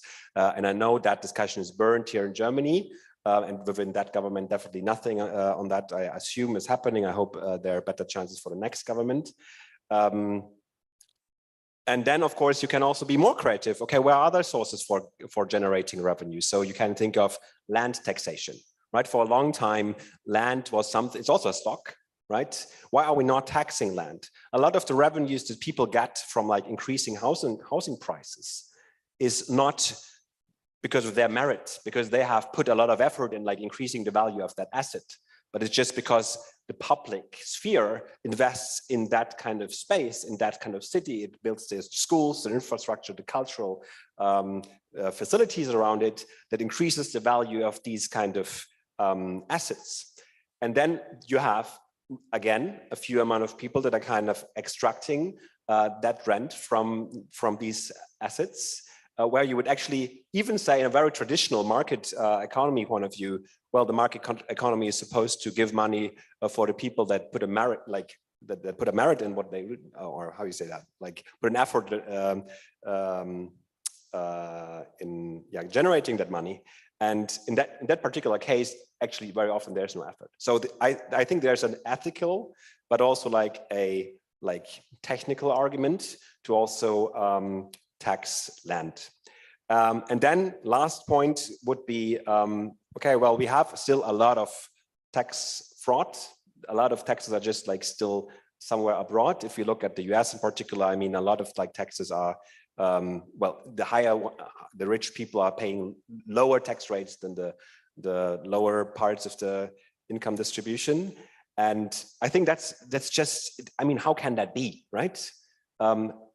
I mean, Olaf Scholz started an initiative on that. Of course, we know all that with the global agreements on corporate taxation. And I think these are exactly the steps that we need to follow, but we have to increase the levels of ambition in that regard. But I understand it's sort of financing the loss of revenues and higher spending, public spending, it's not making the economy, the public finance less growth dependent. I mean, systematically it will stay dependent on the level of GDP. Maybe, but Tim, anything else than taxing the rich? Well, I mean, More I than think taxing the rich. yeah. I think there was a lot of redistributional policy there, and I would thoroughly, I'd say that is blindingly obvious in the context of an economy that isn't growing. If you have an economy that isn't growing and you have a sector of the economy that's extracting more than that growth, or more than it's extracting positive growth of any kind out of that economy, which isn't growing, then you have to be creating inequality. That's almost a structural given. And so it comes back to my point about the confronting inequality.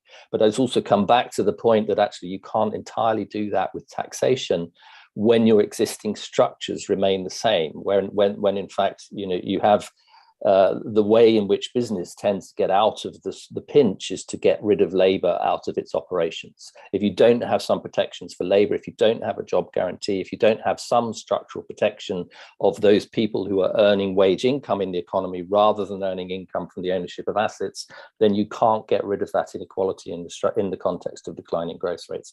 I mean, I wanted to come back very briefly to the question of money, because, Thomas, when you framed that question the second time to Jonathan, you kind of sort of said, well, isn't this a given?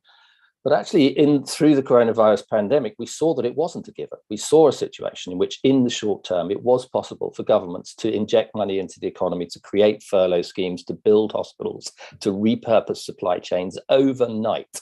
And that happened essentially through mechanisms which had ideologically been ruled out of park by aspects of the Maastricht Treaty 30 years ago. And so that's a reality in the short term, that those assumptions about what a government can do under context of a declining growth rate, a rapidly declining growth rate has happened in March 2020, were wrong. And that's the point at which actually the modern money theorists were right.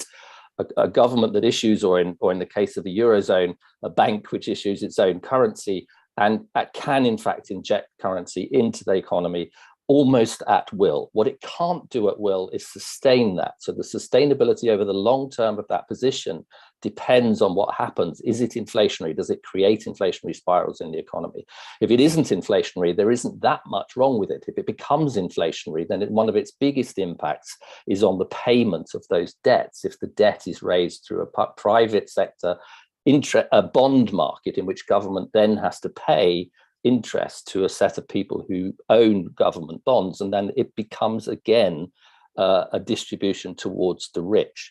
But actually it's possible to think of monetary systems in which that isn't necessary. It's possible to decouple the monetary system of what you do with inflation from the monetary system of what you do with employment. And by decoupling those different mechanisms, you have more flexibility even over the long term than the current ideological position allows for. And that's why it's important to interrogate at that level of detail.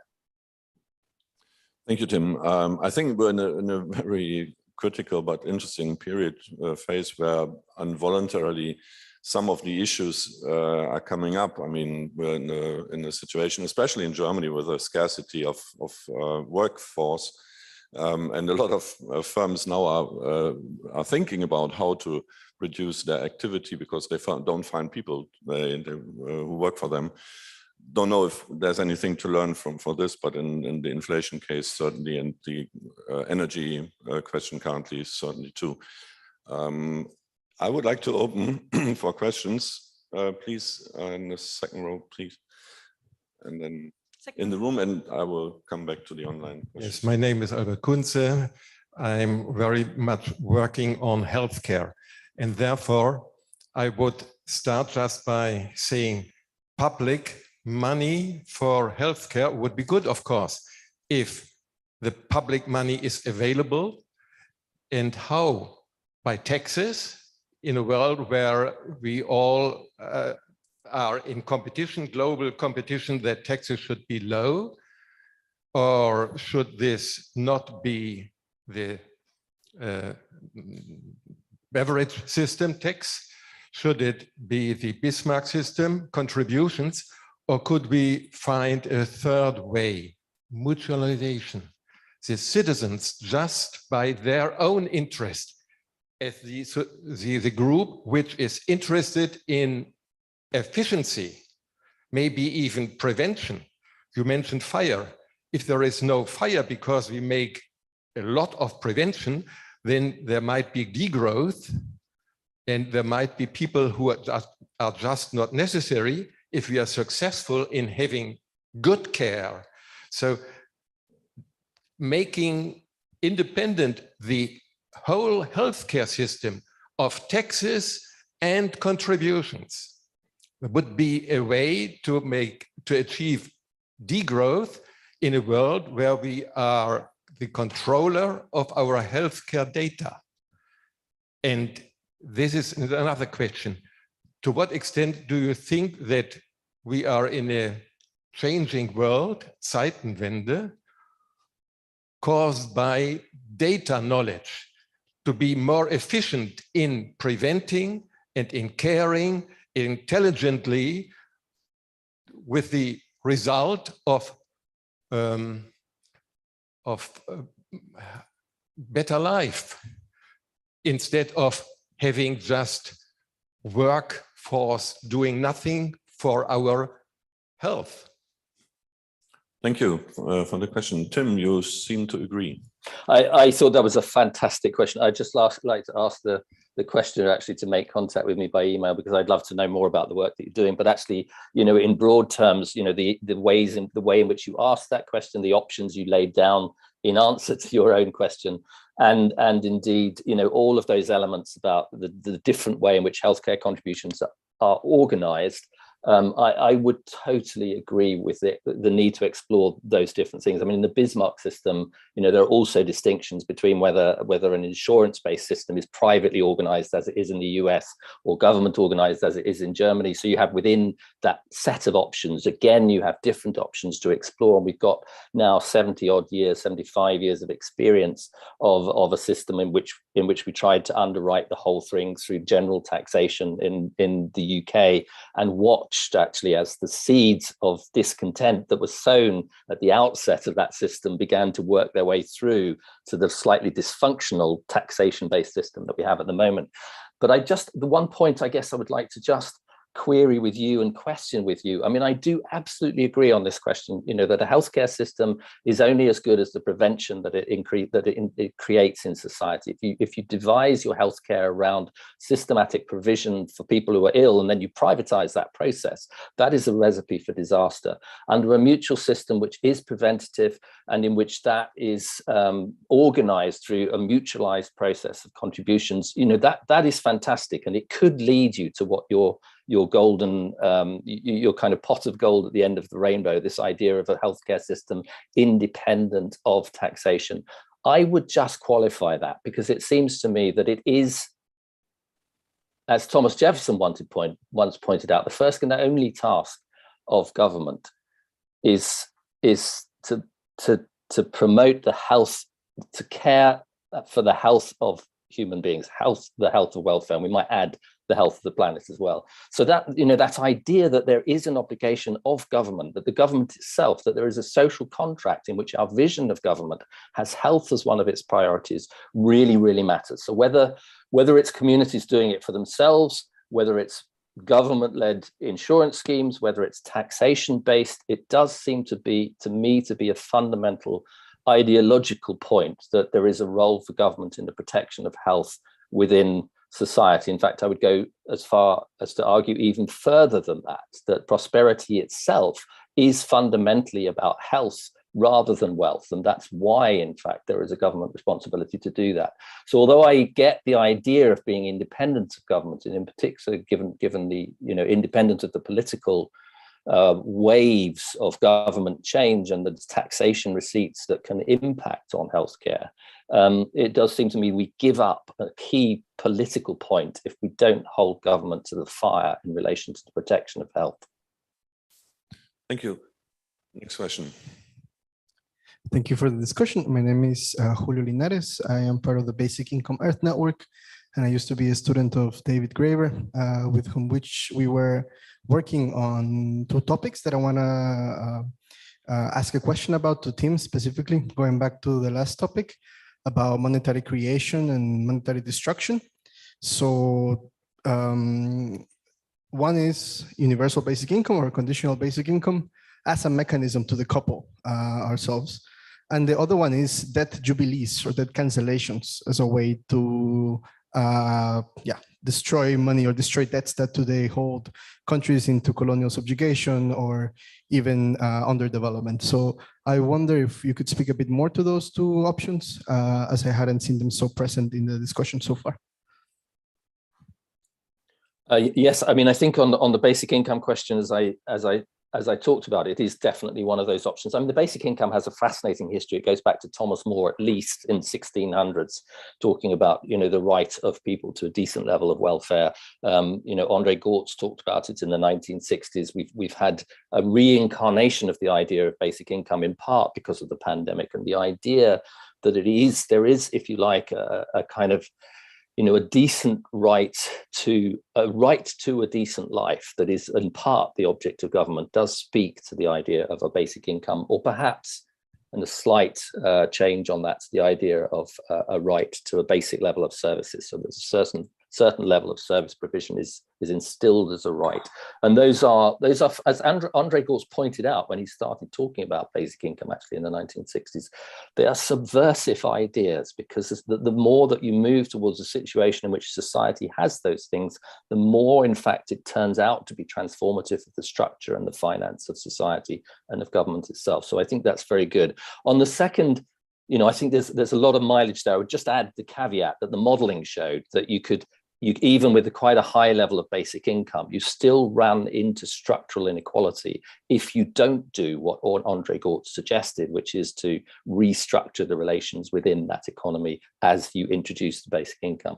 On the debt jubilee question, I've always been fascinated with this. I've been fascinated by it since David Graeber wrote Debt, the first that 5,000 years, and talked about the nature of a debt jubilee. And I don't entirely know the answer to it in the context of advanced economies, but it's absolutely clear in the context of the division between the advanced and the developing countries that some forms of debt jubilee will be absolutely essential to allow them to escape from punitive regimes in which there is a flow of resources from advanced economies to developing economies, from developing economies to advanced economies in the repayment of debts, rather than, as should be the case, from advanced economies to developing economies. And there, I think the case for debt jubilee for what you could call toxic debt actually has a very strong moral claim. Yeah, and I think I'm very convinced. Sorry, one point that this debate also, like lifting this to the global level, that this will hopefully get further attraction, right? Because I mean, after the pandemic, especially the countries of the global south are now really faced with much higher debt levels, and we have to do something about that. We cannot just like again go through a couple of restructuring programs run by the IMF to see like these countries catching up. That's well the idea then, but I think the debate around debt jubilees has to be on the table in that regard. On the question of UBI, I think the key distinction here is between would you rather go in the direction of universal basic income, or would you rather say you offer as a government universal basic services, right? And then say governments really invest into education, healthcare, childcare, and so forth, and that's offered for free, right? And I think I personally tend to rather, say offering those services is easier to achieve than having a universal basic income, but that's a matter of political preference. Okay, thank you. We are running out of time. I would like to take the 3 questions, and 4 questions. I would like to ask you very short questions, please.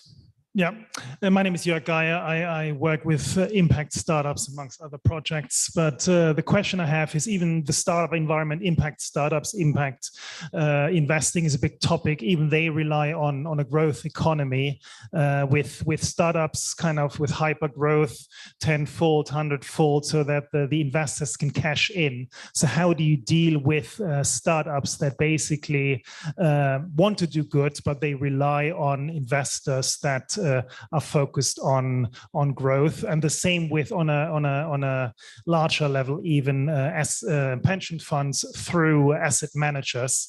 Basically, BlackRock, the biggest one, various pension funds, they rely on a growth economy to pay people their pensions. So how do you deal with that in a degrowth or post-growth economy? Just very quick answer. On the first question, I think it's important to distinguish the micro level from the macro level. So even if you have some companies growing, it might be that on the aggregate we are not growing. So I think that's the discussion that we would need to have here. So would that automatically lead also to like aggregate growth, or are there other sectors that are shrinking at the same time that we don't want to have to get that in balance? And the other question on like asset managers, I think that really much relates to the debate we had earlier, right? On public finances. And the models that Tim has done, also models our fellows have done, show that even if you have positive interest rates, this does not mean you need to have an economy that is always growing. So there is no trade-off between that, right? And you can have can have positive interest rates in an economy that is monetarily stable. I can send you the papers afterwards if you want to read them, and they're conceptual, but I think it's important to also dismantle that one, or dismantle that argument. Anyway, very important question on the startups for me, let's say for us as a forum that has been created some time ago and would like to grow. Jørgen, and then someone in the back, and you. Yeah, I want to ask a question on the difference between a business cycle economics that you more or less were taught about, and the transformative economics that I think Tim and Jonathan are exploring. In a moment of crisis, like we have had in the Corona crisis, or now in the energy crisis, a business cycle economic tries to stabilize the economic system by essentially subsidizing the existing economic structure, the existing business, or creating new demand. We had that for the car scrapping scheme. We had that in various forms. You have cheap credit for or furlough schemes. The state subsidizes and essentially conserves the existing economic structure. And I think we need to rethink the crisis as a moment of change. And so it's a good thing if people are laid off, say the German car industry, because we need these people to build heat pumps, because we have absolutely not enough people building heat pumps. And I mean, that's just as an example. So a transformative economic need to some extent embrace the crisis as a moment of change, instead of just restabilizing the crisis, the economic structure that we have. And I think that would be an interesting thought that we need to further pursue. I think that speaks very well to the thought that Tom Krebs has brought up before, right? The core question here is how to deal with the adjustment costs, right?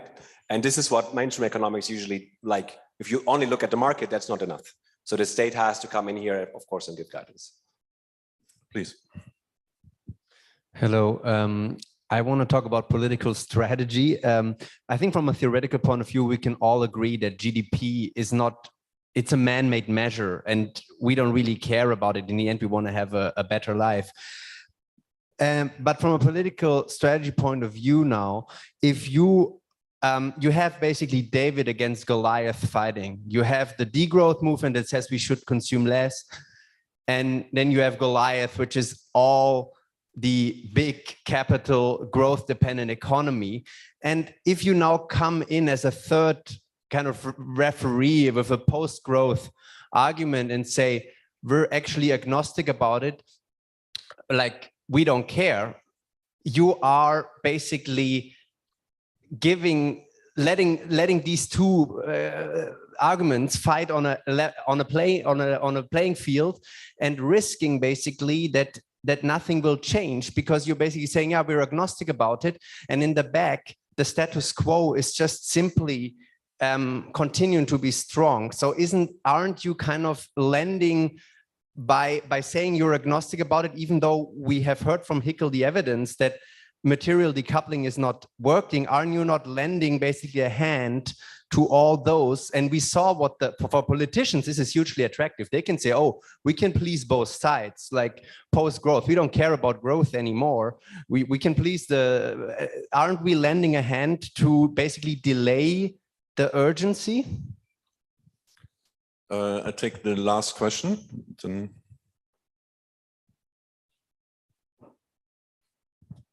Hi, thank you very much. I have a very easy, but maybe not easy question. So I think this is a very global north discussion we are having here, right? About degrowth or post-growth, because there are many countries who have a very different endeavor, right?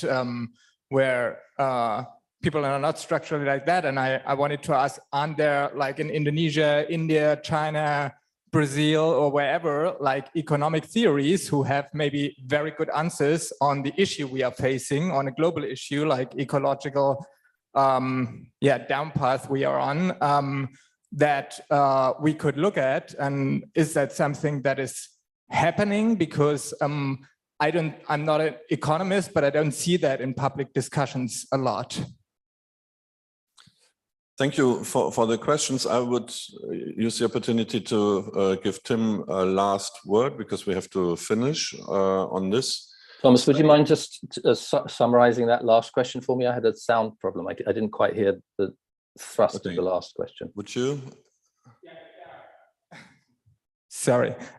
If there are political theories or economical theories out there from India, from Indonesia, or from countries who have the different problem, who want growth and want a different perspective, but also understand the issue of ecological downturn, right? Because they're suffering more than we are at the moment, but they want to grow. And is there something we can learn from, or something that is out there that is interesting for our perspective?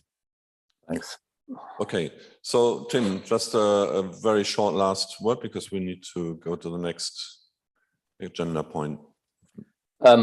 Yeah, I mean, wow, so much in those last round of questions. I mean, I think the point about impact startups was really brought home to me. I traveled to a conference in Geneva, really, where I was asked to give a keynote to a set of investors who are basically impact investors in startups, and I gave my little presentation about growth and the limitations of growth. And then we had a series of presentations, which I must say, and it's unfortunately also true of this conversation, that was very, very testosterone charged, and it was exclusively male, and was growth, growth, growth. It was almost like a mantra, the way in which startup investment, the climate of startup investment works. But it does have an alternative, and that alternative's been very well articulated actually by a colleague of mine who doesn't fit into that category, Melanie Reback, who's talked about post-growth entrepreneurship. And I think impact investment can learn a lot from one of the things that she talks about, which is non-extractive finance, finance that allows the support of the impact, particularly for startups in the social sphere, without extracting economic value out of them. And that's a really important thing that has to be brought into the conversation. It's in fact, in some ways, it's the common theme of almost all of my interventions. It's the creation of mechanisms that allow for social welfare to flourish without the extraction of financial resources by a minority.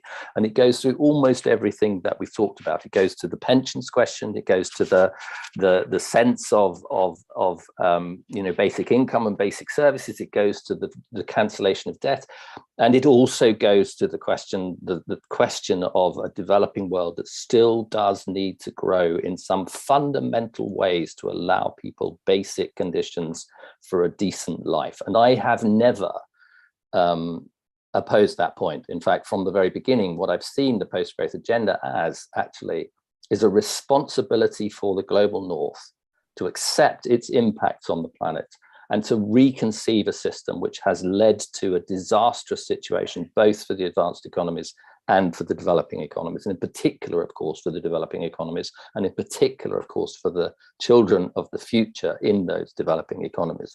So that is not something that I would in any way, I wouldn't claim, and I don't think it's right to claim, that post-growth is the new big Western solution to global problems. It's not. It's a responsibility of the West to renegotiate the contract that it has created in terms of huge inequality, both within its own society and with the developing countries. And yes, there are other ideas. Yes, they are actually in some ways legitimate critiques of capitalism. Yes, they do have a lot to offer within developing countries. I'd like to just finish maybe on the question of agnosticism, because I'm not agnostic. I do see the political strategy risk that was being highlighted by the person who asked the question. that in sort of saying that you're agnostic, there is a risk that actually you allow the status quo to continue.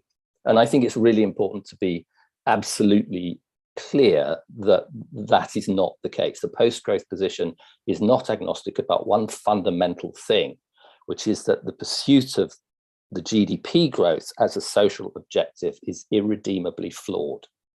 And if you present and construct and maintain all of your policies around that social objective, then you lead to deepening inequality, environmental devastation, and the undermining of the quality of life, not just for future generations, but even for us in the context of that growth-obsessed economy. So that's not an agnosticism. Agnosticism is, what happens to the GDP as we come out of it is irrelevant. And to that extent, we can perhaps agree, or at least it's irrelevant to the question of social welfare. And to that extent, we can agree to be agnostic. But in relation to the flaws of the GDP, the flaws of the existing structure, the ideological premises which have been shown to be not just false, but deeply iniquitous, there is no agnosticism whatsoever. The system in which we're living has to be, and I think this was well picked up by the second person who answered the question, has to be transformed. And yes, this is a moment for transformative change. Thank you, Tim, for these comments and for your input. I think more than before, I'm convinced that we very much need this discussion and go deeper into the solutions, because short-term politicians are reacting like they are. And Jörg, when you say, well, we should wish for car workers to be fired, well, I mean, that's difficult. And they won't find immediately in the heat pump industry a job. And we know what has happened in the US and the Rust Belt. I mean, this is the region where people have left the car workers and then they have voted for Trump. And that's not the guy who will save our planet. So thank you, Tim. Thank you, Jonathan, for this exciting discussion, and we definitely will continue this. I will hand over to Julia for our next step. Thank you all.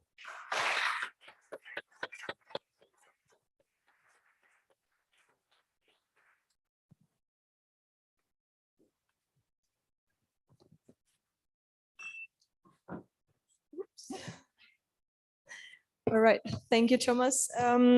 Exactly, so we've come to the penultimate session today, a very compact one, but one that in which we will try to present nothing less than a survival guide for humanity.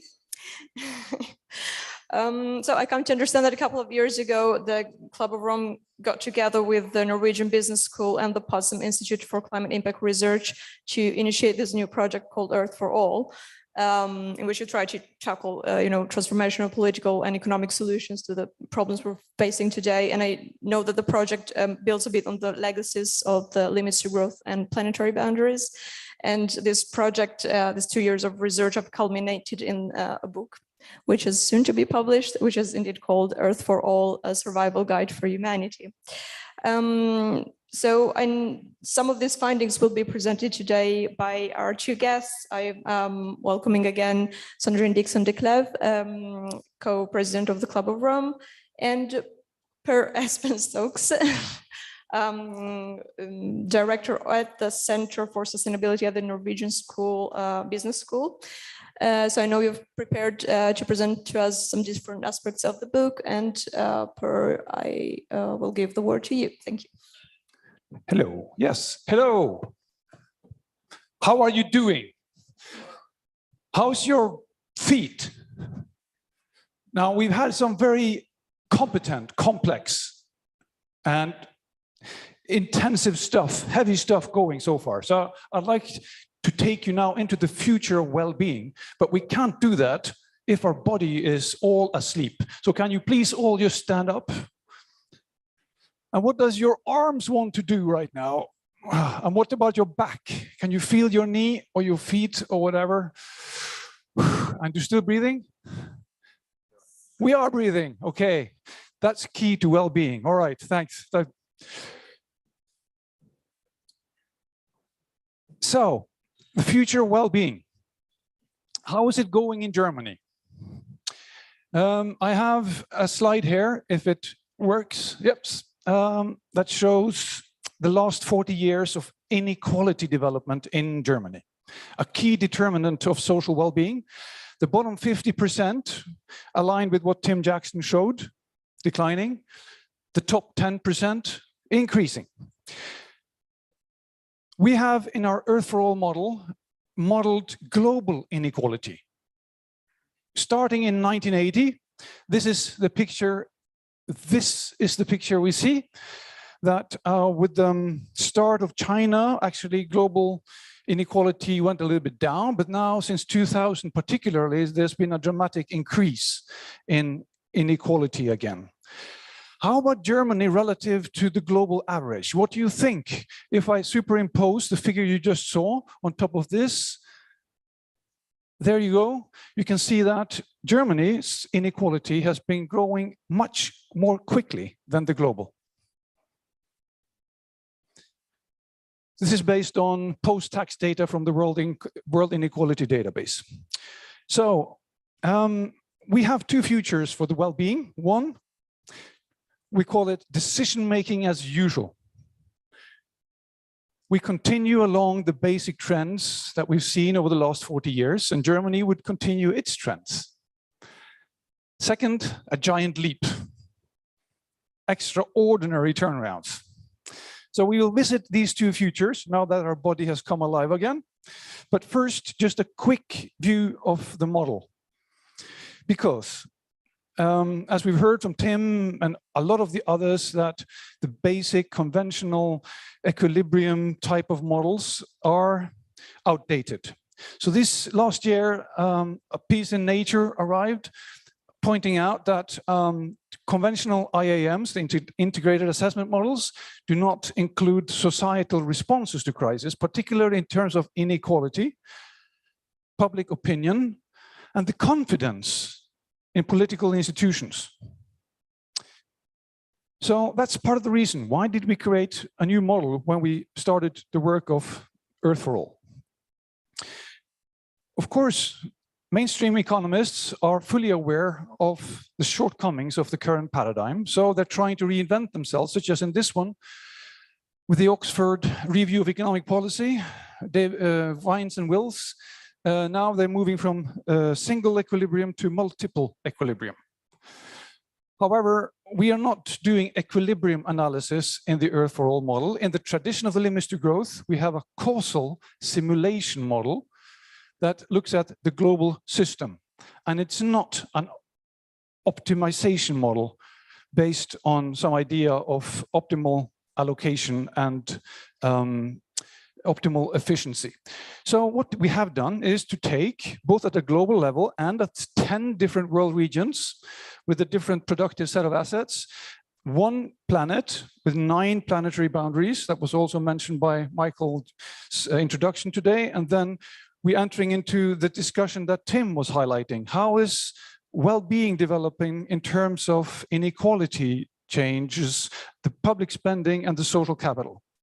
So we put all that in a global systems model, and I will give you some very short findings from our playing with the model. Because what is a model, by the way? Why do we need models? Why just don't give them up? And in order to understand the very small, we've developed microscopes. They help us magnify things 1,000 times by zooming in on detail. I like the metaphor not of microscope, but of macroscopes. So what a macroscope does is to drop all the detail and zoom the other way out to see if we can get a handle and an understanding of the complex, larger system that we're within. So can we zoom from the micro to the macro and have a better understanding? And that's the purpose of our model, to challenge our thinking in terms of being consistent, being able to think complexity, and not just, and not least, long term. So that's why we run this model to 2100. So this is the main loops in our macro scopes. And if I was going to go through this, then Julia and Sandrine would not get any time at all, and all your bodies will go asleep again. So what I will focus on is just two of the novel key points. The first is the trust issue, which is linked to inequality, and the other is the well-being, because this is about the future well-being. Quickly then, if we look at the part of the macroscope that tries to understand trust, what determines the development of social trust over time?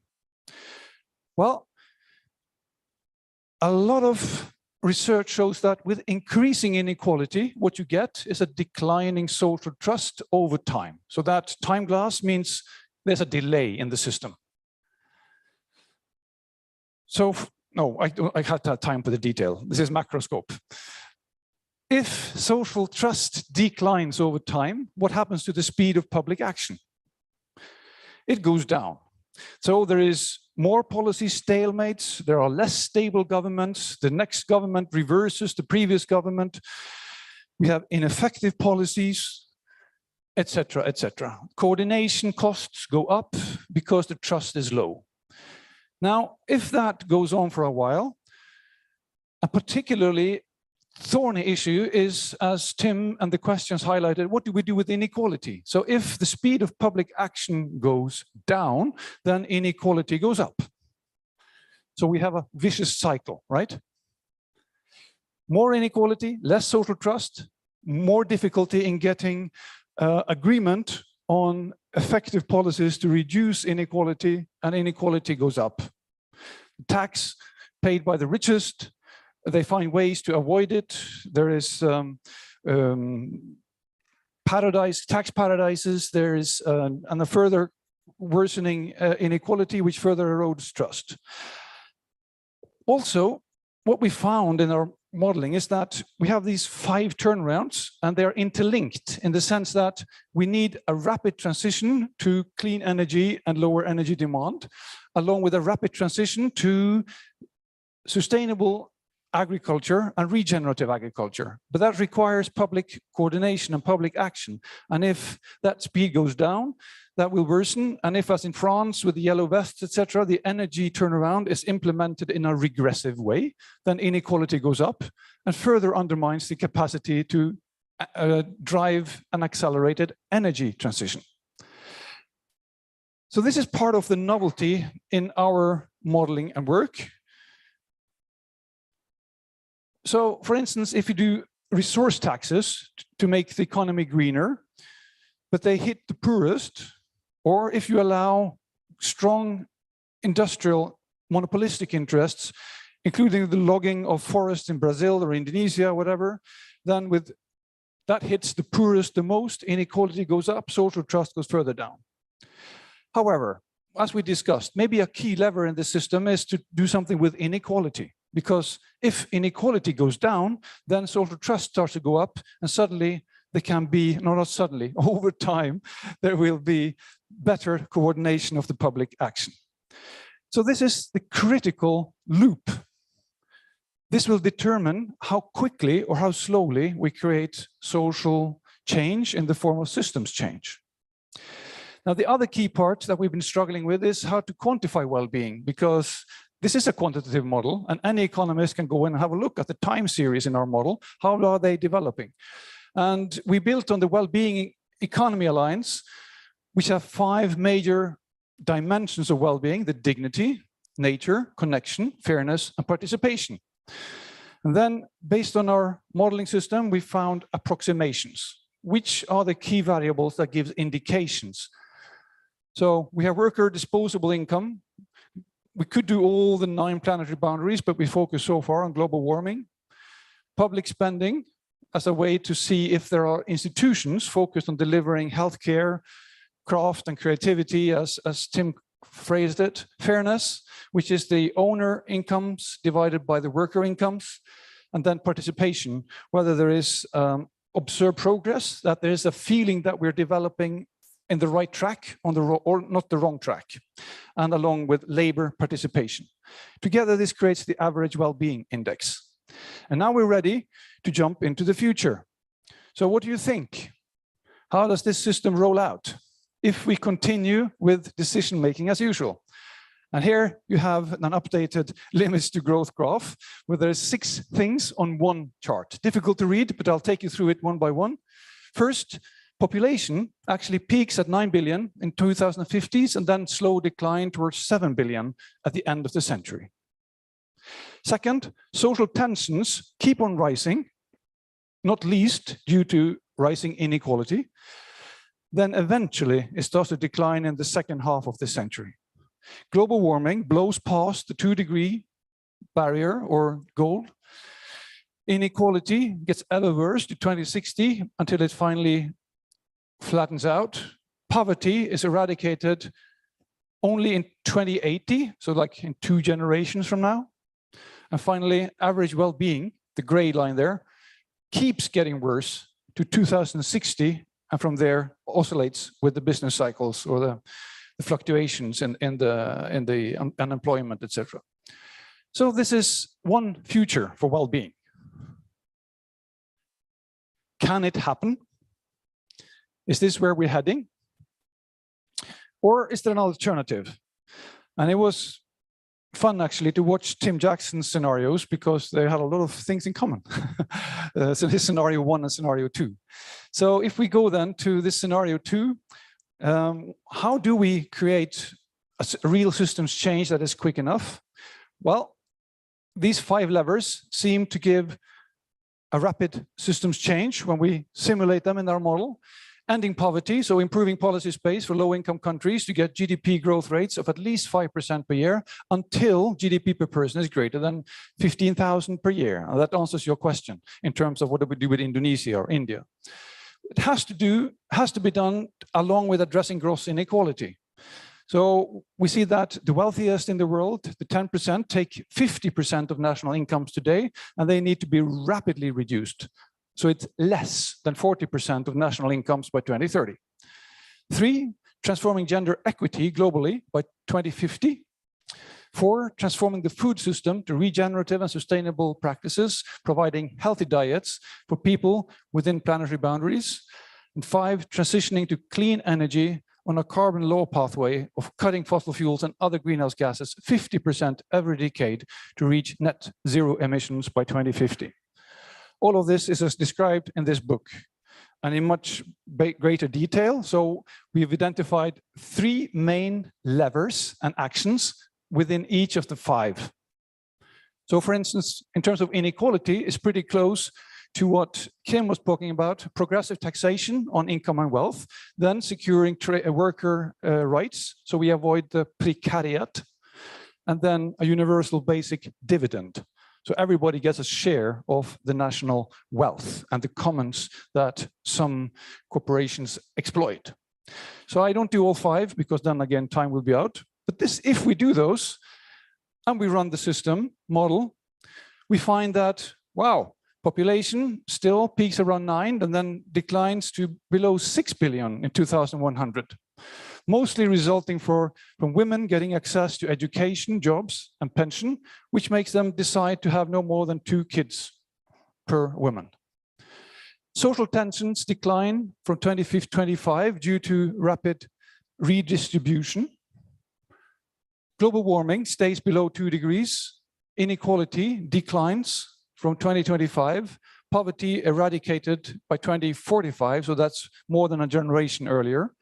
And finally, average well-being improves throughout the century. So we have a more well-being humanity within planetary boundaries by the end of the century. The key finding is that we need to dramatically bring down the inequality in order to enable the speed of these systemic shifts. So if we should sum everything up in one sentence, which is sometimes useful, we could use this sentence. Oh yeah, that's the shift, sorry. The speed of action on planetary boundaries is a function of the speed of action on inequality and poverty, because it releases and triggers and accelerates a more coordinated collective action. And that is why we are focusing not just on modeling, but also on a broader economic thinking and a movement building, right, Sandrine? So that was my 10 cents.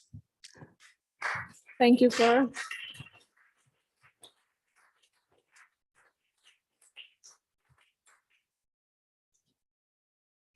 Thank you, Espen. Let me just pick up where Espen has left. And I think this is the part where we shift from the body check, Espen just led you through, to the reality check, which I'm now going to lead you through. Because if you look at the number of people in this room, we could all wish that actually this room was triply booked, overflowing, and many more people were in this room and we weren't already speaking to the people. That's what the reality check is now about. The fact that we have to, and that's the third pillar of our role, moving from the systemic dynamic model and importantly into really matter. There we go. Okay. So shifting from the systemic dynamic model into the stress testing exercise that we did with economists and thought leaders from across the globe, and now into the movement building. And I know that you're not all here to listen to a movement, but I hope that you're here to understand that if we didn't get one thing right coming out of the Limits to Growth and the Club of Rome and so many others, NGOs and others that have been working on new economic modeling, we have not been able to properly communicate to a broader audience how important this is to their lives and why the future actually does look bright. That's what this next reality check is going to be about. A prosperous future for all is possible. And that's what we need to now get. All the knowledge that we have has to be translated down to every single citizen across the globe. It's a unique moment in time. We've just been through the greatest transformation ever due to a health pandemic. Every single person, and some of you are still wearing masks, whether you like it or not, whether you didn't want to or not be vaccinated, the fact of the matter is that you were forced to, because everyone was forced to across the globe due to a dire health pandemic. Now, why is it that we can't translate some of those moments? Why can't we translate what we're living right now in terms of the fires across Europe, the drought that we've been feeling, the very clear flooding in Pakistan, into an understanding that actually we can shift our economic and our financial paradigm to start servicing people, planet, and prosperity at the same time? The shocks are there, the urgency there, and actually the will is there. A survey that we did through Earth for All clearly indicated that 74% of G20 countries' citizens are ready for transformation towards well-being economies. That is linking up what you've heard today with the reality check. And the fact that whether we're talking about well-being economics, mission economies, green growth, donut economics, degrowth beyond GDP, what Earth for All is talking about is transformational change is possible and a new type of growth is necessary. Whatever it looks like, we need to start rethinking our economic and financial structures. Bold new economic ideas are gaining traction. Politicians are listening. All of us in our different roles and responsibilities are working with governments that are starting to question the financial and economic system that we have, and in particular in Europe, are putting in place the new Green Deal or Fit for 55 or new thinking, the recovery plans that is trying to address some of these issues, not sufficiently, but at least starting to address them. How do we tap into that? How do we tap into the well-being governments who are also thinking about new indicators? We tap into it by bringing them and linking up solutions that are systemic. We give them arguments. We work with them with the 5 turnarounds to demonstrate that actually, if we apply these 5 turnarounds, we will enable them to get closer towards a well-being economy. We do that by bringing very clear solutions for poverty, inequality, empowerment, food, and energy. Many of us, and in particular myself today, I've had about 5 different interviews since we launched Earth for All in Berlin this morning. And most of the reporters and journalists are saying, what's the novelty here? Have you given us brand new solutions? Some of our thinking around universal basic dividend, the citizen fund is new, but also based on reality. It's based on what Norway's already doing. It's based on what Alaska did. Our thinking around well-being economies. It's based on what New Zealand is doing. It's based on what Scotland is doing. So it's not necessarily the fact that we have brand new solutions. It's the way in which we have linked up the solutions to create the possibility to move towards a well-being economy. And that we've shown if we continue on the pathway that we're on, which is the too little, too late scenario, we will not get there. That too little, too late scenario is something Michael Jacobs and myself and others actually have been pretty much to some degree saying to governments when we talk to them, even in Paris. And when we look at the nationally determined contributions on greenhouse gas emissions, and we see that they do not match up to our climate objectives. We have to move towards the giant leap, and we have to address these 5 turnarounds in great detail and work with governments to show them that actually by linking them up, we truly can get to a well-being economy that services people, planet, and prosperity at the same time. So when we address poverty, we have to look at the international monetary funds and addressing actually how much should be transferred annually to low-income countries for green jobs. We've been talking about green jobs. How do you actually shift from fossil energy to green and bring people on the journey? What does that look like? We have to talk about canceling the debt to low-income countries. We have to think about protecting fledgling industries and working with those governments in low-income countries that truly actually do want to prop up new green economies.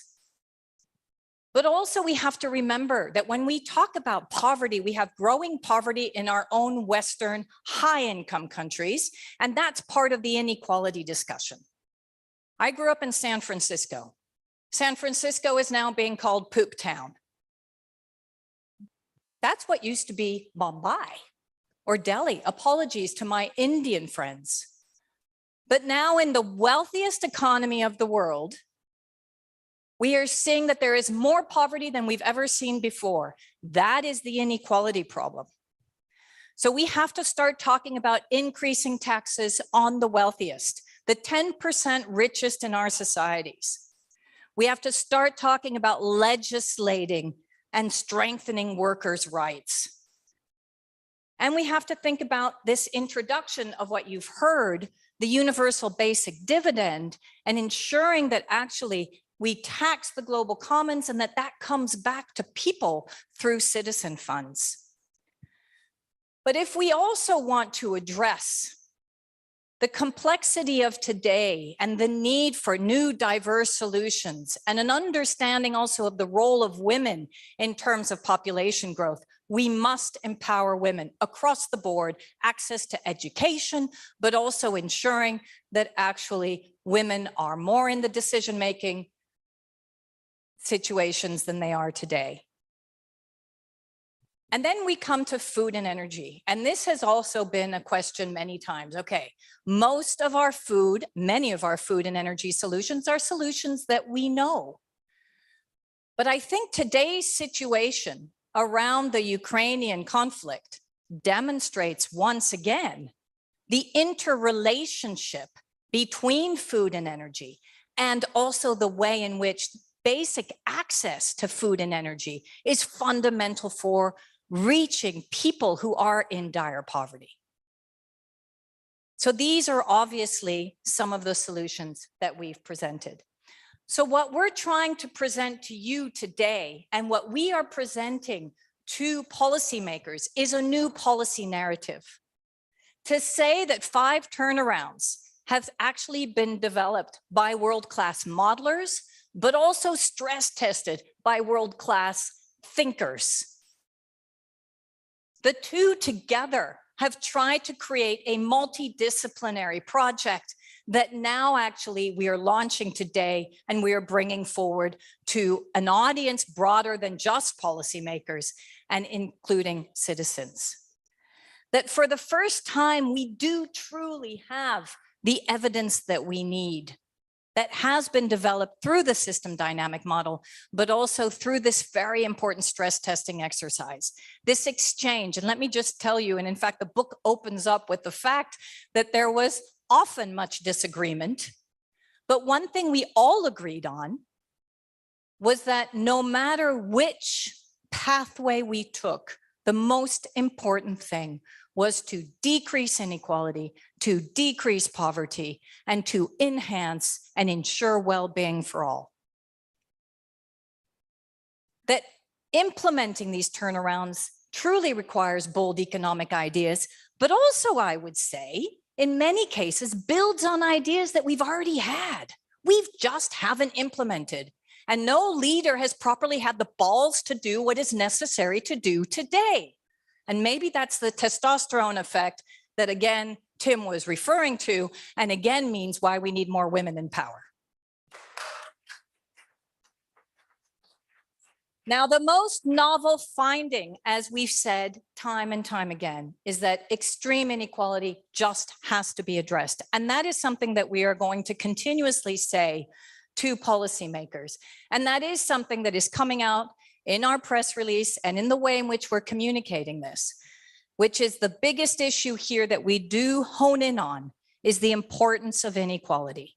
If we want to fight climate change, if we want to decrease conflict and war, and if we want to ensure that we reduce health pandemics, or at least ensure that more people have access to the medical care that they need during health pandemics, we have to address inequality. So upgrading and truly transforming this dominant economic worldview from an extractive to a regenerative economy, and really understanding the play of the financial system today is absolutely fundamental. I've already, and we've already, many of us, gone through why the current trends are not enabling us to go to a well-being economy for the majority. And I would like to just add that this policy narrative is something that truly can be picked up by policymakers if they're ready to use it. In discussing with Ukrainian youth, the first issue that they pointed out during a Davos debate was, we want to regrow, we want to rebuild our Ukrainian economy to be a sustainable economy. We want to work with Europe and make sure that Europe does not backtrack and go back to more stranded assets. Why can't we communicate to European citizens that actually, in solidarity with the Ukraine, we will work together to ensure that we get rid of the complacency in our existing economies, and that we also ensure that we have the proper buffers for the most vulnerable as we move into a situation of energy poverty. But that first and foremost, the Ukrainians don't want us to be increasingly dependent on other sources of gas. That's the type of bold messaging that we need, and the way in which we need to build a movement, because a policy narrative without a movement is like a flame without oxygen. And that's part of what we're very determined to do in this next phase of releasing our book. Let's make sure that we support policymakers, influence the international agenda, not just the COPs, but the G20s, the G7s, the conversations during the Multilateral Development Bank spring meetings, the Beyond Bretton Woods conversation, both the COP, but also the biodiversity discussions. Let's make sure that we listen to citizens, that we put forward citizen assemblies, that we work with governments in order to help them do that we start to extract our well-being related demands and reports, and that we commission more surveys to better understand what their needs are. And that also includes ensuring that we continue to hold governments accountable, both working with citizens, but also by bringing forward the data that we actually need. So our outcomes have to be continued citizen engagement, to create that space for public discourse, and to make sure that this doesn't become another ivory tower-esque initiative of a publication that gets shelved, that some economists call another type of response to the limits to growth doomsday scenarios. That's not what we want. This is a reality check. This is the way in which we can ensure that we upgrade the world, that we actually tap into the thinking at all levels, whether it be through social media, that we bring the youth on board, that we bring all generations on board for an intergenerational dialogue. That's what Earth for All is all about. It's not just another publication, I hope. And it will start with you becoming part of the movement, but many more, those that are listening, those that are here on the screen, and hopefully those that we will capture the hearts and souls of later. Thank you.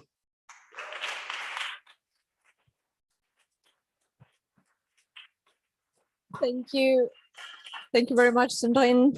Thank you for you did do a very compelling case, and I really hope that this time the call to action will be heard. I'm afraid we won't be able to get any questions because we're terribly running out of time. We promised our audience a break. You're allowed to have a 5 minutes break to wake up your bodies as per told to us, and please use this occasion to direct any questions you might have directly to Sandrine and Per. And we'll start our next session very, very shortly in 5 minutes, and maybe we'll perhaps be able to come back to this.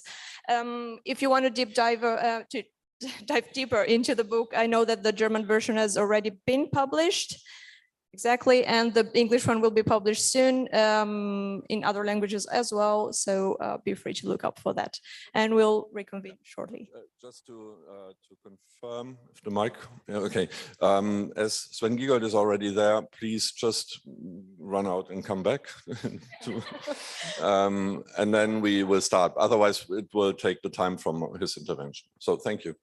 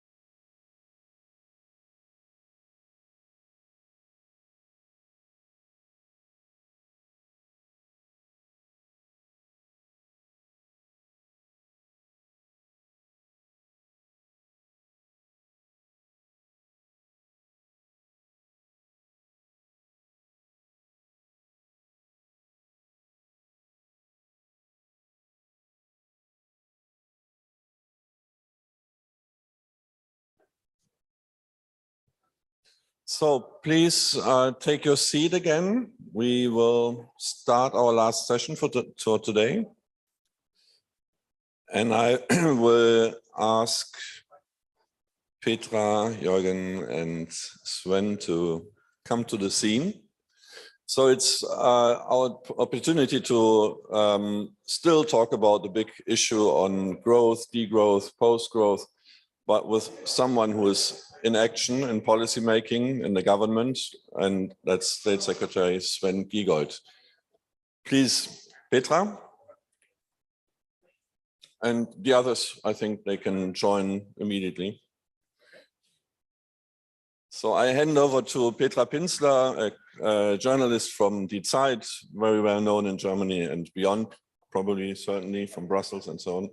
So please, I hand over and have a good discussion. Thank you. Hi to everybody. Great to be here. I kind of listened in during the whole day. Then I had to do other works and then I joined again. It was always interesting. And this is definitely going to be the highlight of tonight. We have two people. I think I don't have to present them to the people in the room, maybe to those listening in from wherever you are. The first speaker, and he will get about 5 to 7 minutes, 7 to 8 minutes, then I will say stop, is Sven Giegold. He is actually, he's done lots of things. He's one of the founders of ATTAC. He has worked at the European Parliament as a Green member of the Green Party. And now he is a state secretary in the Ministry of Economics, where he will tell us how he get all those ideas we heard about today. And I know he knows them, how he can put them into reality. And where are the boundaries? Sven.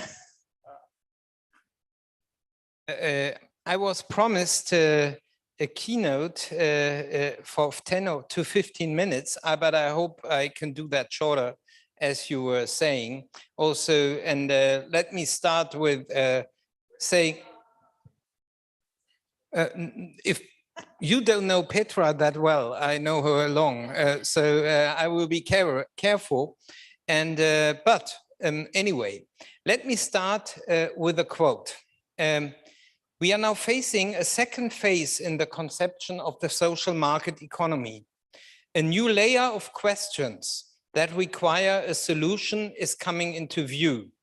Not the supply of material goods, but rather the meaningful and life-appropriate design of the social and natural environment, which has not yet received its new style, should be in our focus. So now my question to you is, who authored that quote? Any guesses? Keynes? No? No? So I help you a bit. I've taken that quote first for two reasons. First, to provoke you, and second, in order to tease Thomas Fricke.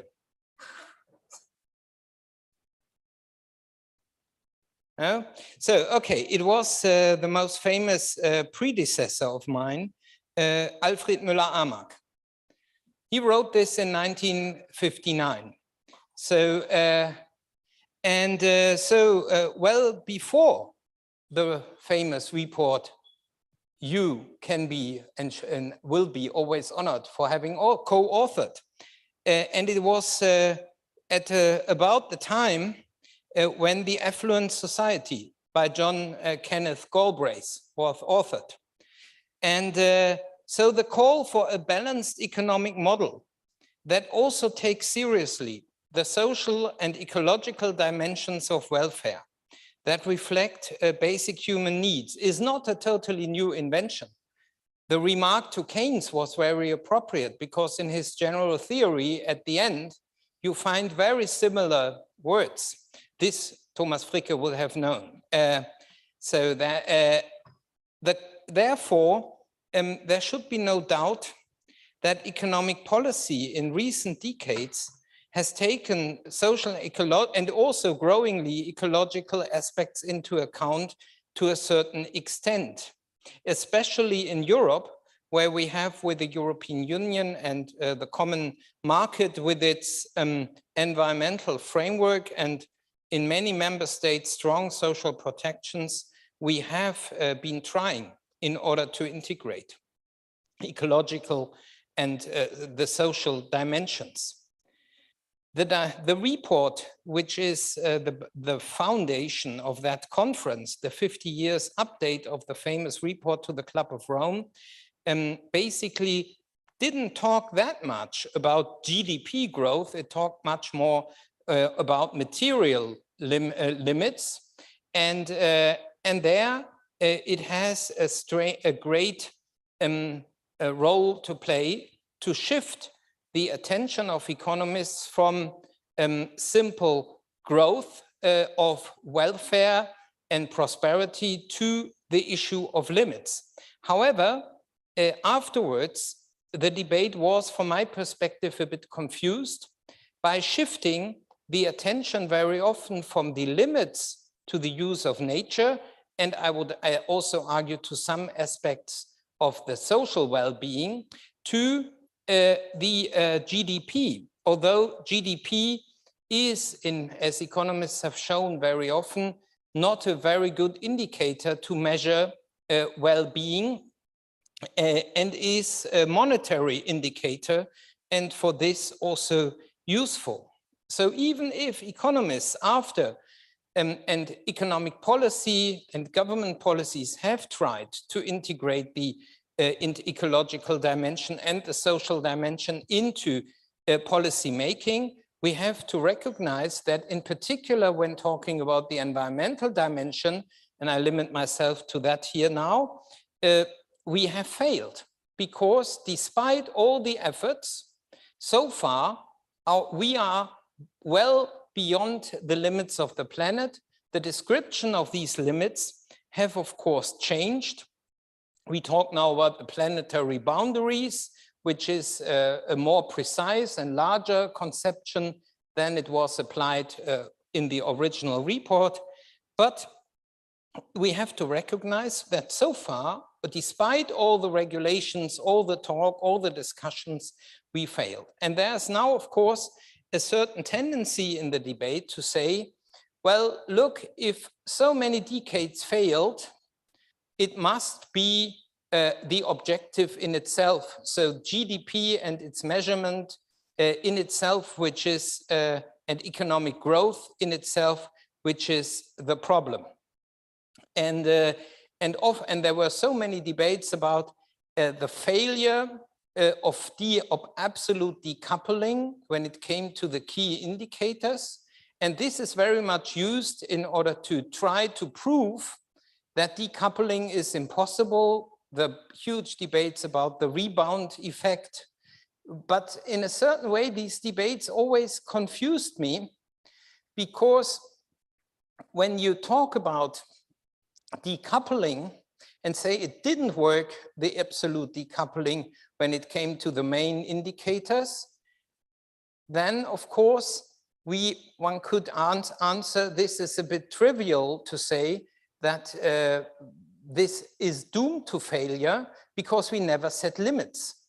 So the limits had never a real governance. We had lots of policies, we had even some pricing mechanisms, but real effective limits to when it came to the main indicators of the planetary boundaries, we never use. And therefore, if from an economic point of view, if you have mainly a free good and you have no effective governance then of that free good, then it's overused. And therefore, you cannot prove by the failure in the past that there will always be the failure to have absolute decoupling.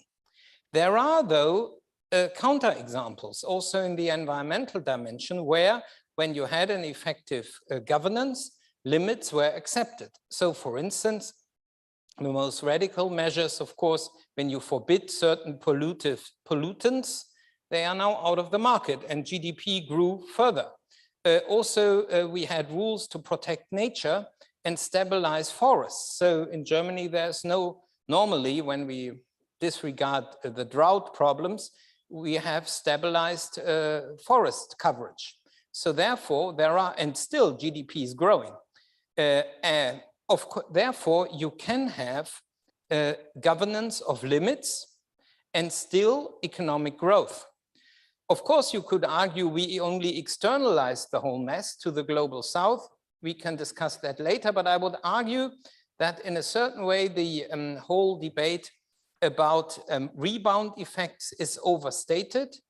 And in a certain way, it's ironic that the critics of GDP growth concentrate on an indicator which they criticize themselves, rather than coming back to what the founding fathers of the report did, to talk about the limits to nature, the limits, I would also say, to social well-being, and to therefore put the environment, the economic activity into that perspective.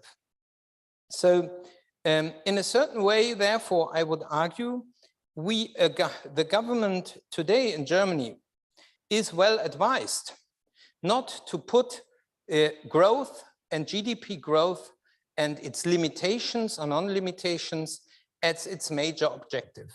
I made before that discussion here, I checked in the coalition agreement how often the word growth appears and compared it with some other measures. So the word growth in all its different forms appears 27 times, but mostly in combination with erwachsen, so grown up, or things which have nothing to do with economic growth. There are some side remarks on economic growth, but you could say GDP growth is nowhere defined as a major objective. However, there is a lot of talk about innovation, economic success. There is a lot of talk of social cohesion. There's a lot of talk of competitiveness. There's a lot of talk of investment. So therefore, I would argue growth is, in terms of GDP growth, simply a quite boring objective in itself. It is also a quite boring indicator to discuss too long. However, also a strategy of degrowth in the sense of GDP would certainly be a bad advice to any government, because if you have to manage the loss of economic welfare or prosperity, which is not quite the same, then any government will have no success in reforming and doing what is needed in order to respect the ecological limits. And therefore, my first, and I will make 3 short theses, would be, let us concentrate on the limits and not on GDP growth. So, and we have done, this means we should respect limits, and we should go, when we talk about limits, well beyond CO2 limits. There is, in my view, an too much a one-sided focus only on CO2 and other greenhouse gases. I would argue because they are easy to handle for economists. You have one global budget, you can divide that budget, you can calculate it, you can put a price on it. It's much more simple than some of the other planetary boundaries. When you talk biodiversity, it is much more difficult. When you talk scarce resources, it is more difficult. When you talk pollution, it is more difficult. When you talk about global systems of nitrogen, it is more complicated, and so on. So therefore, let's take all the limits into perspective. And I would argue that this is what the Green Deal of the EU and the German government have in their program. And we do not only concentrate on CO2, we have proposals in all these dimensions when it comes to the nature restoration law and the German implementation, when it comes to the new agriculture strategy, when it comes to circular economy. These are strategies which look, and also the zero pollution strategy of the EU and the respective reforms. they look at all the planetary boundaries, at least all the main ones. And second, and that's my second hypothesis, this has to be connected to an attractive narrative. And the attractive narrative, in order to grow the support for that policy of respecting the limits, has to be based on two major areas. First, it has to be a narrative of optimism. Nobody will follow a narrative which is basically only putting all the guilt for environmental destruction on our shoulders, and then try, because of that feeling of collective guilt, to mobilize the economy, civil society, trade unions, and so on. It needs to be a narrative of optimism. That means this is the possibility of innovation, of linking what we originally wanted. And that's why the key objective for our house, but also in the coalition agreement for the economic model, is not to talk about GDP or not GDP growth, but about a social ecological market economy, which connects to this founding economic narrative of the social market economy. And second, it has to be successful in three dimensions: economically successful, so competitiveness, innovation, investment rate. So indicators like this. Second, has to secure social cohesion and distribute the costs fairly in society between regions. And third, and that is underestimated in my view in civil society and also critics of mainstream economics, which are here having here their cathedral, I would say also respecting freedom. And what I mean with freedom is different choices of a good life. So people can live very different lives in the same planetary boundaries, and we need to respect this. And therefore, I would say we are now trying to build this social market economy with a whole long list of measures, with a mixture of instruments, not only focusing on pricing, but pricing, regulations, technical standards, and also in some areas clear limits what is possible. And we try to do this with a version of optimism, with an optimist narrative of changing the fourth largest economy in the world towards an economy which lives within its limits. And this is what this government is trying to do. And sometimes, in particular, if it's transmitted on Zoom, in order to produce this change, and I have to say that very openly, in order to produce this change, this is in a tension with the maximization of openness about everything a state secretary thinks. Very much, and all the best.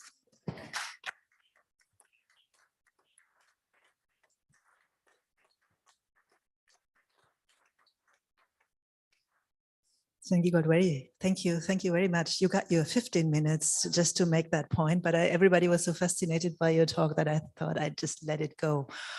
Nevertheless, I do have a lot of questions and remarks, but I'm not the main person here. It's up to you now.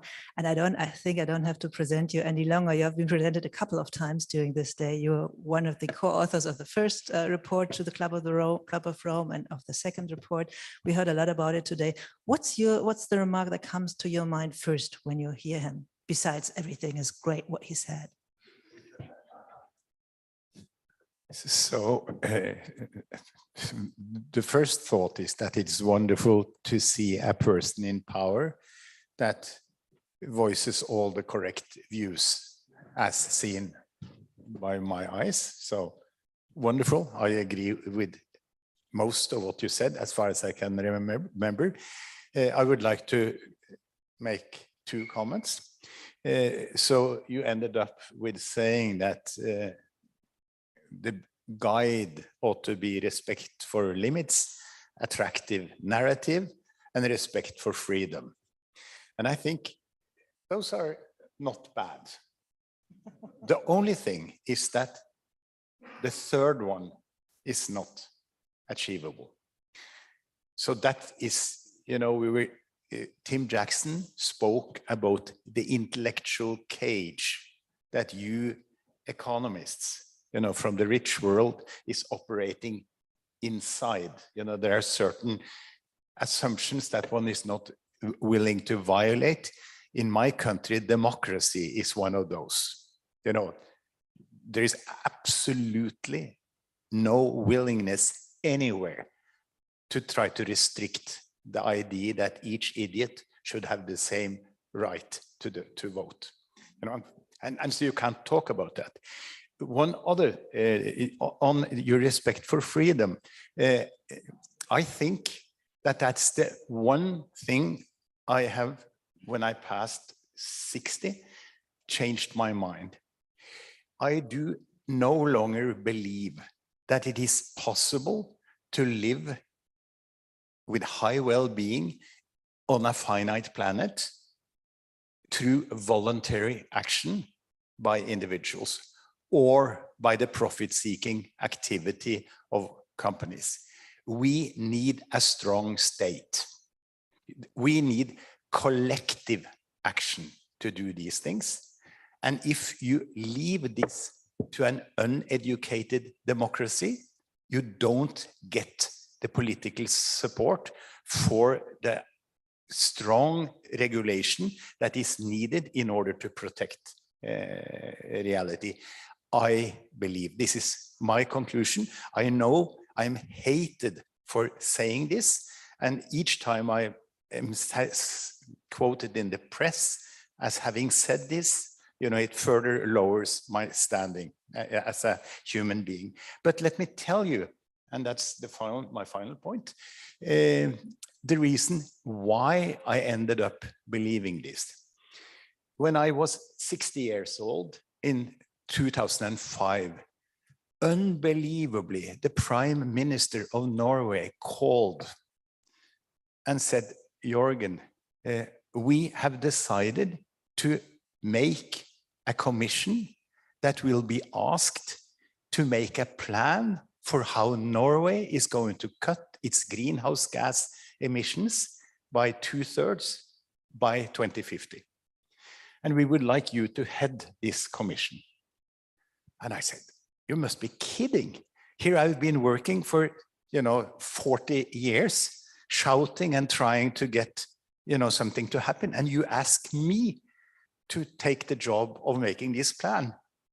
Are you serious? And I said, yeah. He said, yes, you are the right person. And I said, of course, I would love to do this. This is the closest I've ever been to having power in the political arena. I've been the chairman of 3 banks. So I've run, commercial things. So I got a commission, I got a budget, I got a secretariat. We worked for 1.5 years. We produced one of those green books, the 250-page type of thing, which had a 15-point plan for how Norway could cut its greenhouse gas emissions by 2/3 from 2006 to 2050. We had even costed the plan, so we knew that it cost 200 euros per person per year. So this implied an increase in the tax level, the income tax level in Norway, from 34% on average to 35%. The report was unanimous. The whole political spectrum was behind. We presented the plan and thought that we're going to be heroes. And then I spent 4 years traveling Norway, trying to sell this plan. And I learned after the 2 or 3 first years that in each audience this size, there would be, if there were 100 people present, there would be 3 that was willing to sacrifice the 200 euros per person per year. And there would be 97% that was ridiculing, doing everything. And then in the end, I said, okay, I give up. Except I had Per Espen and some of his friends who wanted to start a Green Party in Norway. So we said, fine, let us now check whether I'm right in my perception that 97% of the stinking rich Norwegians, you know, with public health, public education, you know, all of it, is it really true that only 3% are willing to sacrifice this? And of course, we had a parliamentary election and we got 3.5% of the vote. That's when I basically gave up and started understanding that the reason why we don't get any action is because we haven't succeeded in what you said, making a narrative which is attractive in the short term for more than 50% of the people. And that's, of course, then I wrote a book which has come out in this country called 1% ist genug. And that's the political platform for how you could get 51% to vote against the other 49%. Okay, but it's a long story, basically saying that it, you know, your ambition is very good, but I would start to think a little bit on the, you know, how do you make a democratic majority being in favor of what you're doing? That is the real thing. I think we're going from economics rather into how do you make a society change, which I think is one of the key issues you're both up to. And one of the striking points that you made is, what did you really mean by this idea of freedom? I think you got a point where you kind of, I saw you looking like, what does he really mean with that? We have this vulgar notion that freedom is to go with the Porsche on the left part of the Autobahn and go with 150. You probably won't mean that, but there is, in part of the environmental debate, let me just finish this idea that you have to limit freedom to get. I was saying this in order to exactly provoke this audience, and I managed. So because with the rest, I couldn't provoke you enough. I tried a bit with this overstated question of decoupling and this huge debate about the rebound effect and so on, but that didn't work with you, but with the freedom it worked.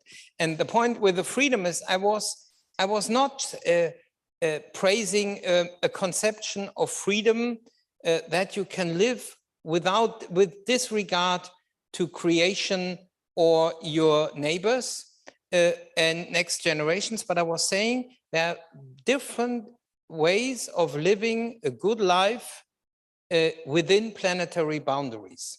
So, and that is quite a difference. And I was saying that mainly also as a criticism to my own youth movement.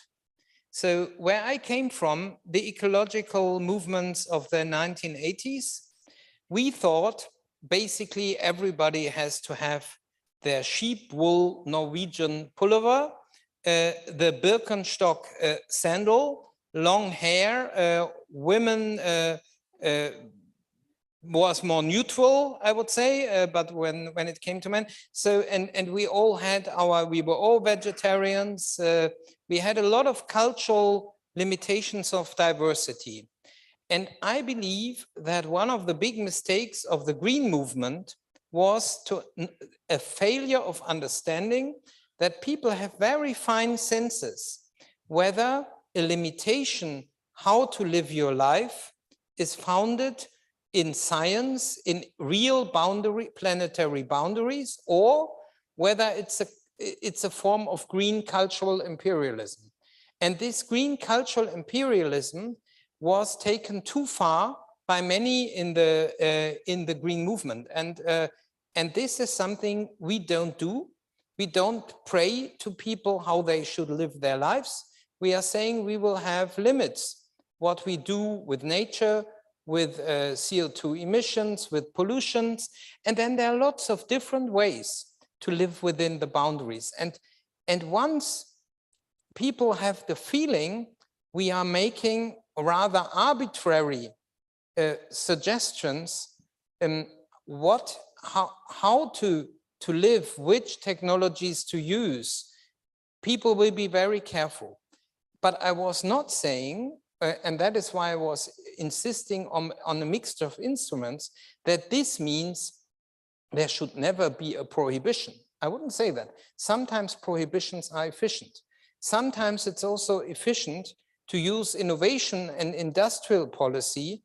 And for this, you have to pick certain winning technologies. I was not saying we will only take one side of measures. So that was my point.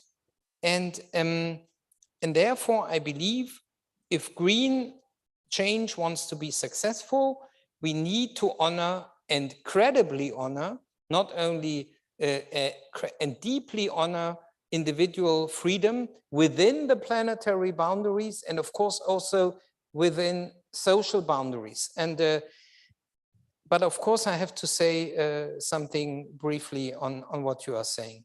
So the issue whether everybody should have a say is as old as democracy. As you know, in the Greek classics, you find people who argue very similar to what you were saying. Not every idiot should vote. At that time, of course, all women were regarded as idiots, which shows already that there may be something wrong with this distinction. But my main argument would be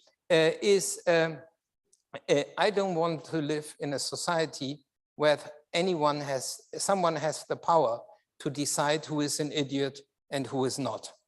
This is very fundamental to me. I have to say something in defense of democracy here, because I agree with you. We need a strong state, and we cannot rely on voluntary action. As referring to the social market economy, we have put ourselves exactly in that tradition. The social market economy, now the social ecological market economy, requires a strong state, but also a humble state. So a state which knows its limits, but inside of what it wants to and needs to achieve in an economy, it has to be strong.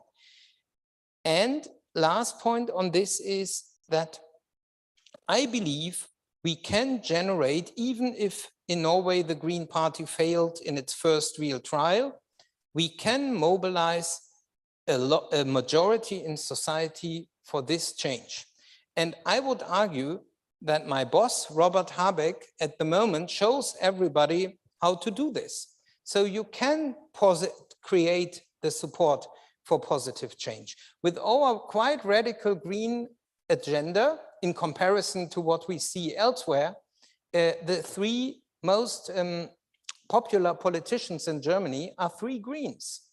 And so it is possible to mobilize society and democracy. And as soon as you seem to be authoritarian, you are risking the support for our green program. So I would turn your argument simply upside down. And I would jump in here and stop both of you, because as fascinating as your argument is, we only have 20 minutes left, and the issue here is growth. I know that growth somehow is linked to democracy and to the economy, but nevertheless, I would like to make the point and ask you, and then I will also turn to the audience, is that basically your argument was, and I somehow got it from some of the other discussions during the day as well, that the whole debate about whether we need growth or whether we should have degrowth is a kind of overstated. And your answer in now being in power basically is, we don't care about it any longer. You think this is really the right way to deal with it? We focus on other things? No, look, what I was saying, of course we need growth and degrowth. We need to degrowth material use, the destruction of nature, pollution, and so on. But we need to grow the use of new energy systems, also the development of non-polluting chemicals, and so lots of sectors which will grow. And now how GDP will, what will be the sum of this measured as GDP, God knows. And so therefore, I would say the GDP growth, degrowth is overstated. And to stabilize employment, it is interesting to see that a lower and lower GDP growth rate is needed in order to sustain full employment. So Okun's law, where basically that there is a contradiction between lower growth and employment is less and less viable today. So therefore, I would say, please let us stop talking too much about GDP.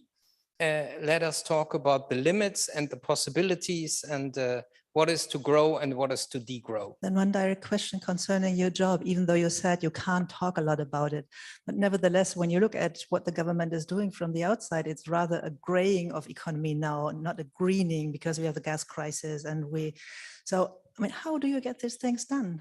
And how, give me one example where you kind of got something right while being in government along those lines that we discussed.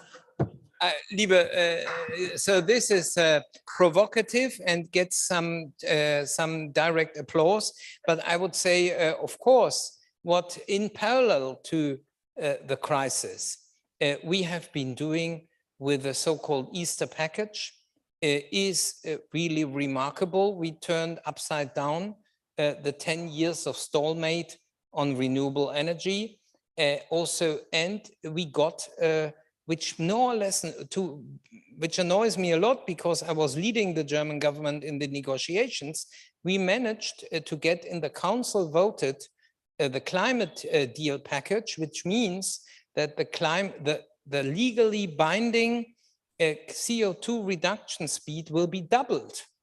And what annoys me totally is the whole public got totally excited about one recital in one of the regulations over the possibility of perhaps in the future also allowing other forms of cars than fully electric cars.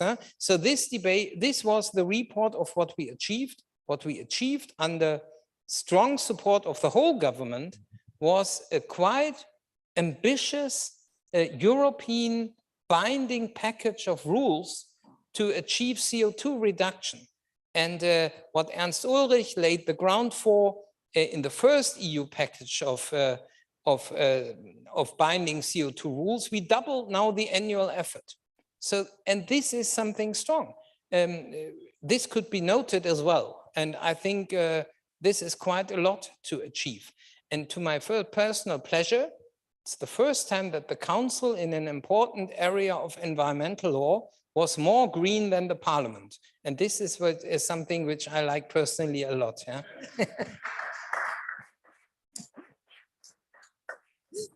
Thank you. Jørgen, I saw you nodding at a couple of moments.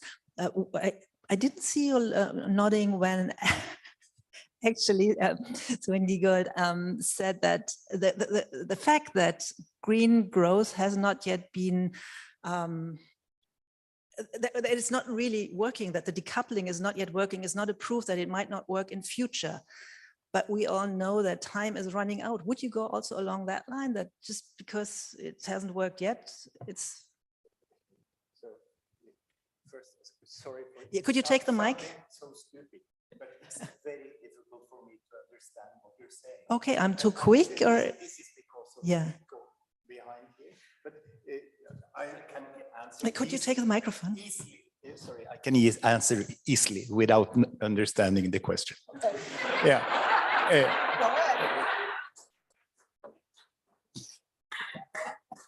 So the reason why I did not bite on your first hook, you know, the fact that you made strong statements about the possibility of decoupling, there are two reasons for that.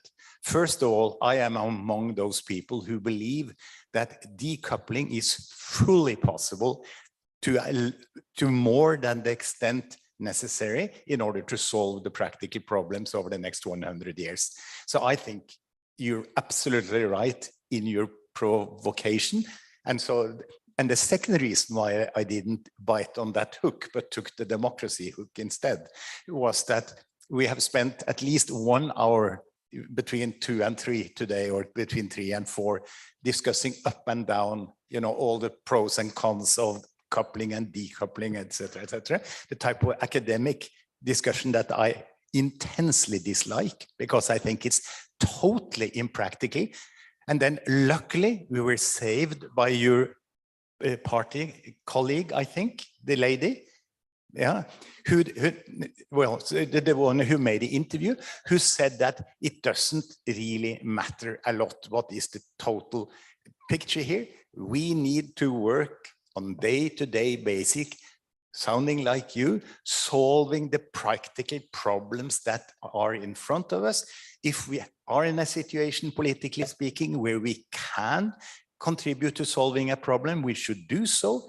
What the effect is on GDP doesn't matter very much. Probably it's going to continue to grow. Probably it grows a little slower if you shift people from low productivity, from high productivity jobs in mining to low productivity jobs in services. But it doesn't matter. The goal, as you said, is to increase the well-being of the German people. It is not to increase the GDP. And you know, you should do all those things that increase well-being. And my solution to the democratic deficit is the following. So I propose in the Norwegian parliament that after an election of the 160 members of the parliament, they have an internal vote where they choose 10 people to sit in a superior court. You know, like in the United States, where the Supreme Court is defending the Constitution. I would give these 10 women and gentlemen the veto power to stop any decision by the parliament that increases greenhouse gas emissions.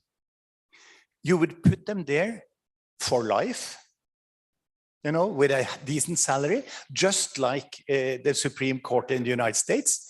Okay. And that is a democratic way of implementing limitations. Sorry, we have already a constitutional court which has decided much more radically than what you proposed, not only to veto things which increase CO2, they ordered all politicians to reduce faster CO2. So our constitutional court is much better than your proposal. Second, does it work? It works, yeah, it works. And so I believe in our constitutional court, not in these 10 people. And second, I would say that doesn't solve the problem, because by veto, you can never generate that change what we need. The change we need, we can only get by a strong, positive narrative and economic, social, and freedom supporting policies. This is so with veto powers, we are not anymore in the world of vetoes. We are in the world of producing green change. And that is something else. I stop you here. What I get from this very interesting conversation is that somehow I have the feeling economics are overstated. We're talking about judges, we're talking about prohibition, limits. Maybe you should shift the profession. But this is just a remark. Now it's the audience. We have 10 minutes left and they're all, I think, eager to ask questions. If they are not, I have many. So get your hands up there in the back. The two gentlemen. Is it on? Yeah. Thank you. I'm Patrick from the Economic Forum of the SPD. I would have a question regarding global politics now. What we see are geopolitical tensions rising, two blocs emerging. And of course, I mean, we do need to reduce emissions or keep planetary boundaries on a global scale. So I was wondering, what are your ideal recipes towards dealing with individual players such as China on the one hand, but also with the global South at large? Yeah, maybe we take the second question right away. If you go ahead. Yes. Okay. My question is partly about the freedoms to choose how you act. If something is efficient, you should be allowed to do it. For example, the question about the speed limits on the German motorway, I find it strange that there might be a limit. Or I think, for example, that if there are 3 people in the car is more efficient.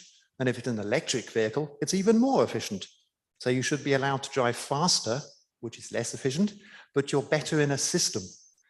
And I don't see these policies of systems in politics very much, that you look at a system that a public might even vote for if they understand it. Basic income is one where people actually want that, but it's still not discussed very much in politics. So I'd like to know a bit more about systems in politics. Okay, who wants to go first? Nobody. So look, he cannot argue against my views on I have some sort of memory. No, look, when it comes to the first question, I would say first, what we are doing in the Economic and Climate Ministry is focusing mainly on the national side and on the European side. In the Foreign Ministry, but also in the Chancellery and in the Development Ministry, there's now a whole policy line of what we call climate foreign policy. So this means Jennifer Morgan, the former boss of Greenpeace, is now the state secretary in the Foreign Office in order to systematically mainstream climate and planetary boundaries issues into our foreign policies. So this is one line. The second is, I believe that the current situation offers a splendid opportunity for a new generation of trade agreements. We have a chance, we have a need in order to build trade relationships which help also actors to gain more plurality of dependencies rather than a growing over-dependency on China, and to link these new generation of trade agreements with environmental and social regulations and rights and the respect to a multilateral trade and environmental order. So this is something where we as Trade Ministry have basically opened the door. Perhaps some have read the new agreement of the Ampel Coalition on new trade agreements. And this is a paradigm shift, what we want to achieve with trade agreements. And we are systematically following this and inspire the European Commission to follow suit, despite skepticism expressed in the Handelsblatt, which was based on wrong information. We are aligned with the Commission, and we want a new generation of these trade agreements. And I think China is one of the biggest victims of climate change. If you look at their internal problems, they also have interests, despite all the differences over human rights, democracy, and the rule of law. We will cooperate and try to cooperate in that area with them, as with many other countries in the world. And I believe if Europe is strong in climate leadership and gaining also the fruits of greening, then other countries will also join. And the last remark, of course, we will also have to spend money in order to help countries to leapfrog a dirty period of development. So this is needed in order to get the global climate agreements going. And we as politicians have to speak in Europe, in Germany, about this need in order to also mobilize resources in order to help the global south in this development. So these are some ideas, and I leave the second question then to you, also respecting time. So I share your positive view on China. In my dream world that existed until pre-COVID, I was working very hard to get 3 nations on the surface of the earth to join together in the fight against climate, and leaving the other 190 nations, to do what they wanted, pursuing freedom within respect. And that was of course a trade agreement or a climate agreement involving the United States, the EU, and China.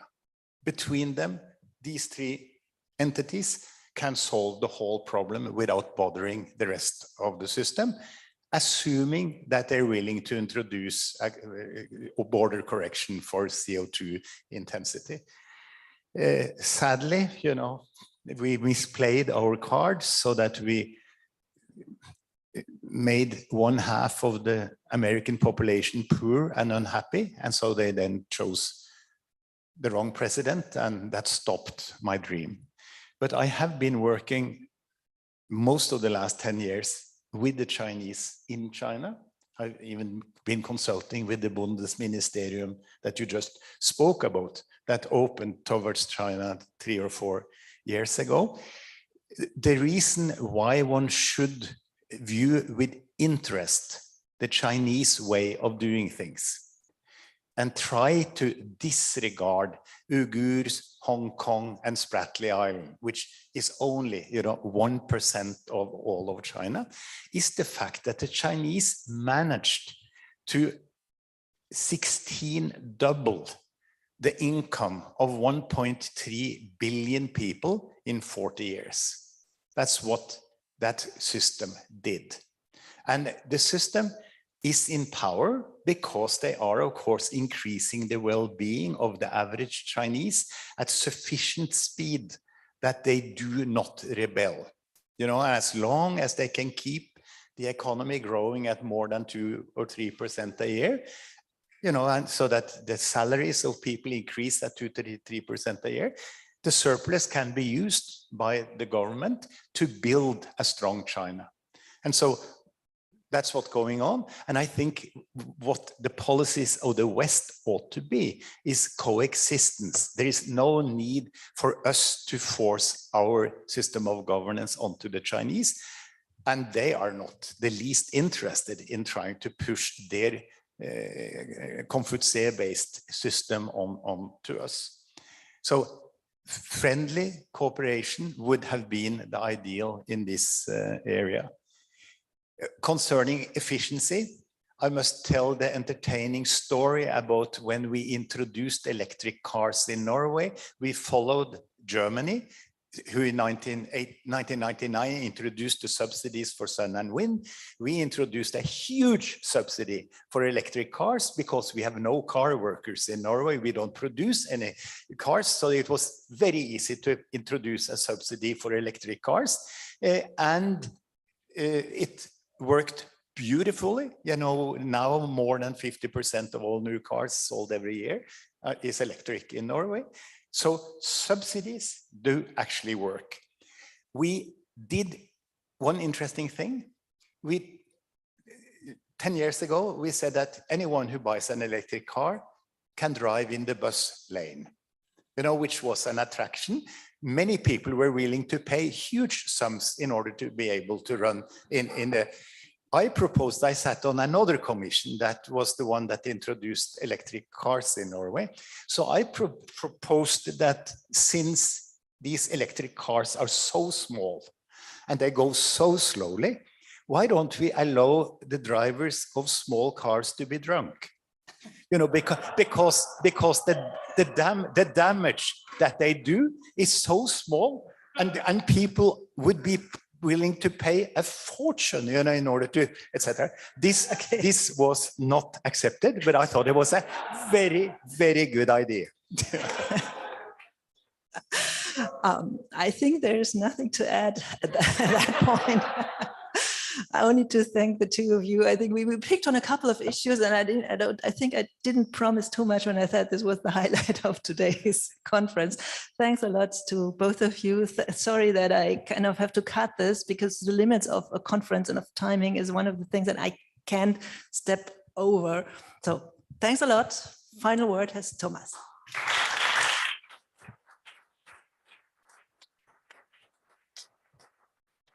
Many thanks, Petra, Jørgen, Sven, for this exciting and dense discussion at the end of the day. I think the idea of this day was to go beyond the old division between degrowthers and growthers and green growthers.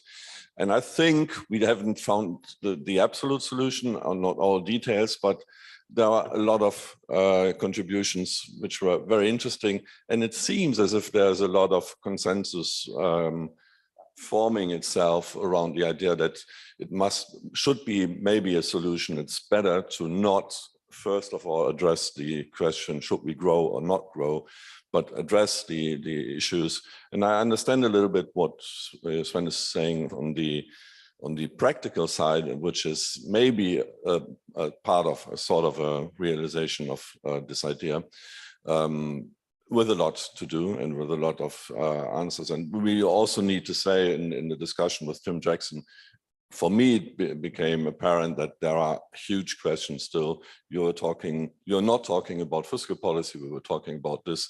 I mean, the budget very much depends on growth. So there are a lot of issues still around. So we will maybe certainly continue maybe next year, making a little tradition out of these symposiums last year, this year, next year.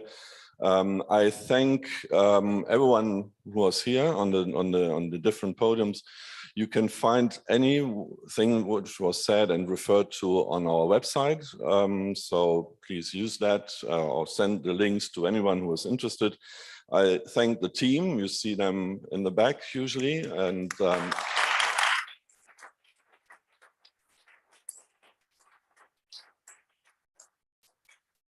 there will now be a reception. We will have something to drink and to eat and enjoy. And maybe just to say a little publicity on our own. On 4th and 5th of October, we will have our next workshop, and this will be about good jobs. And so another big issue around. Thank you.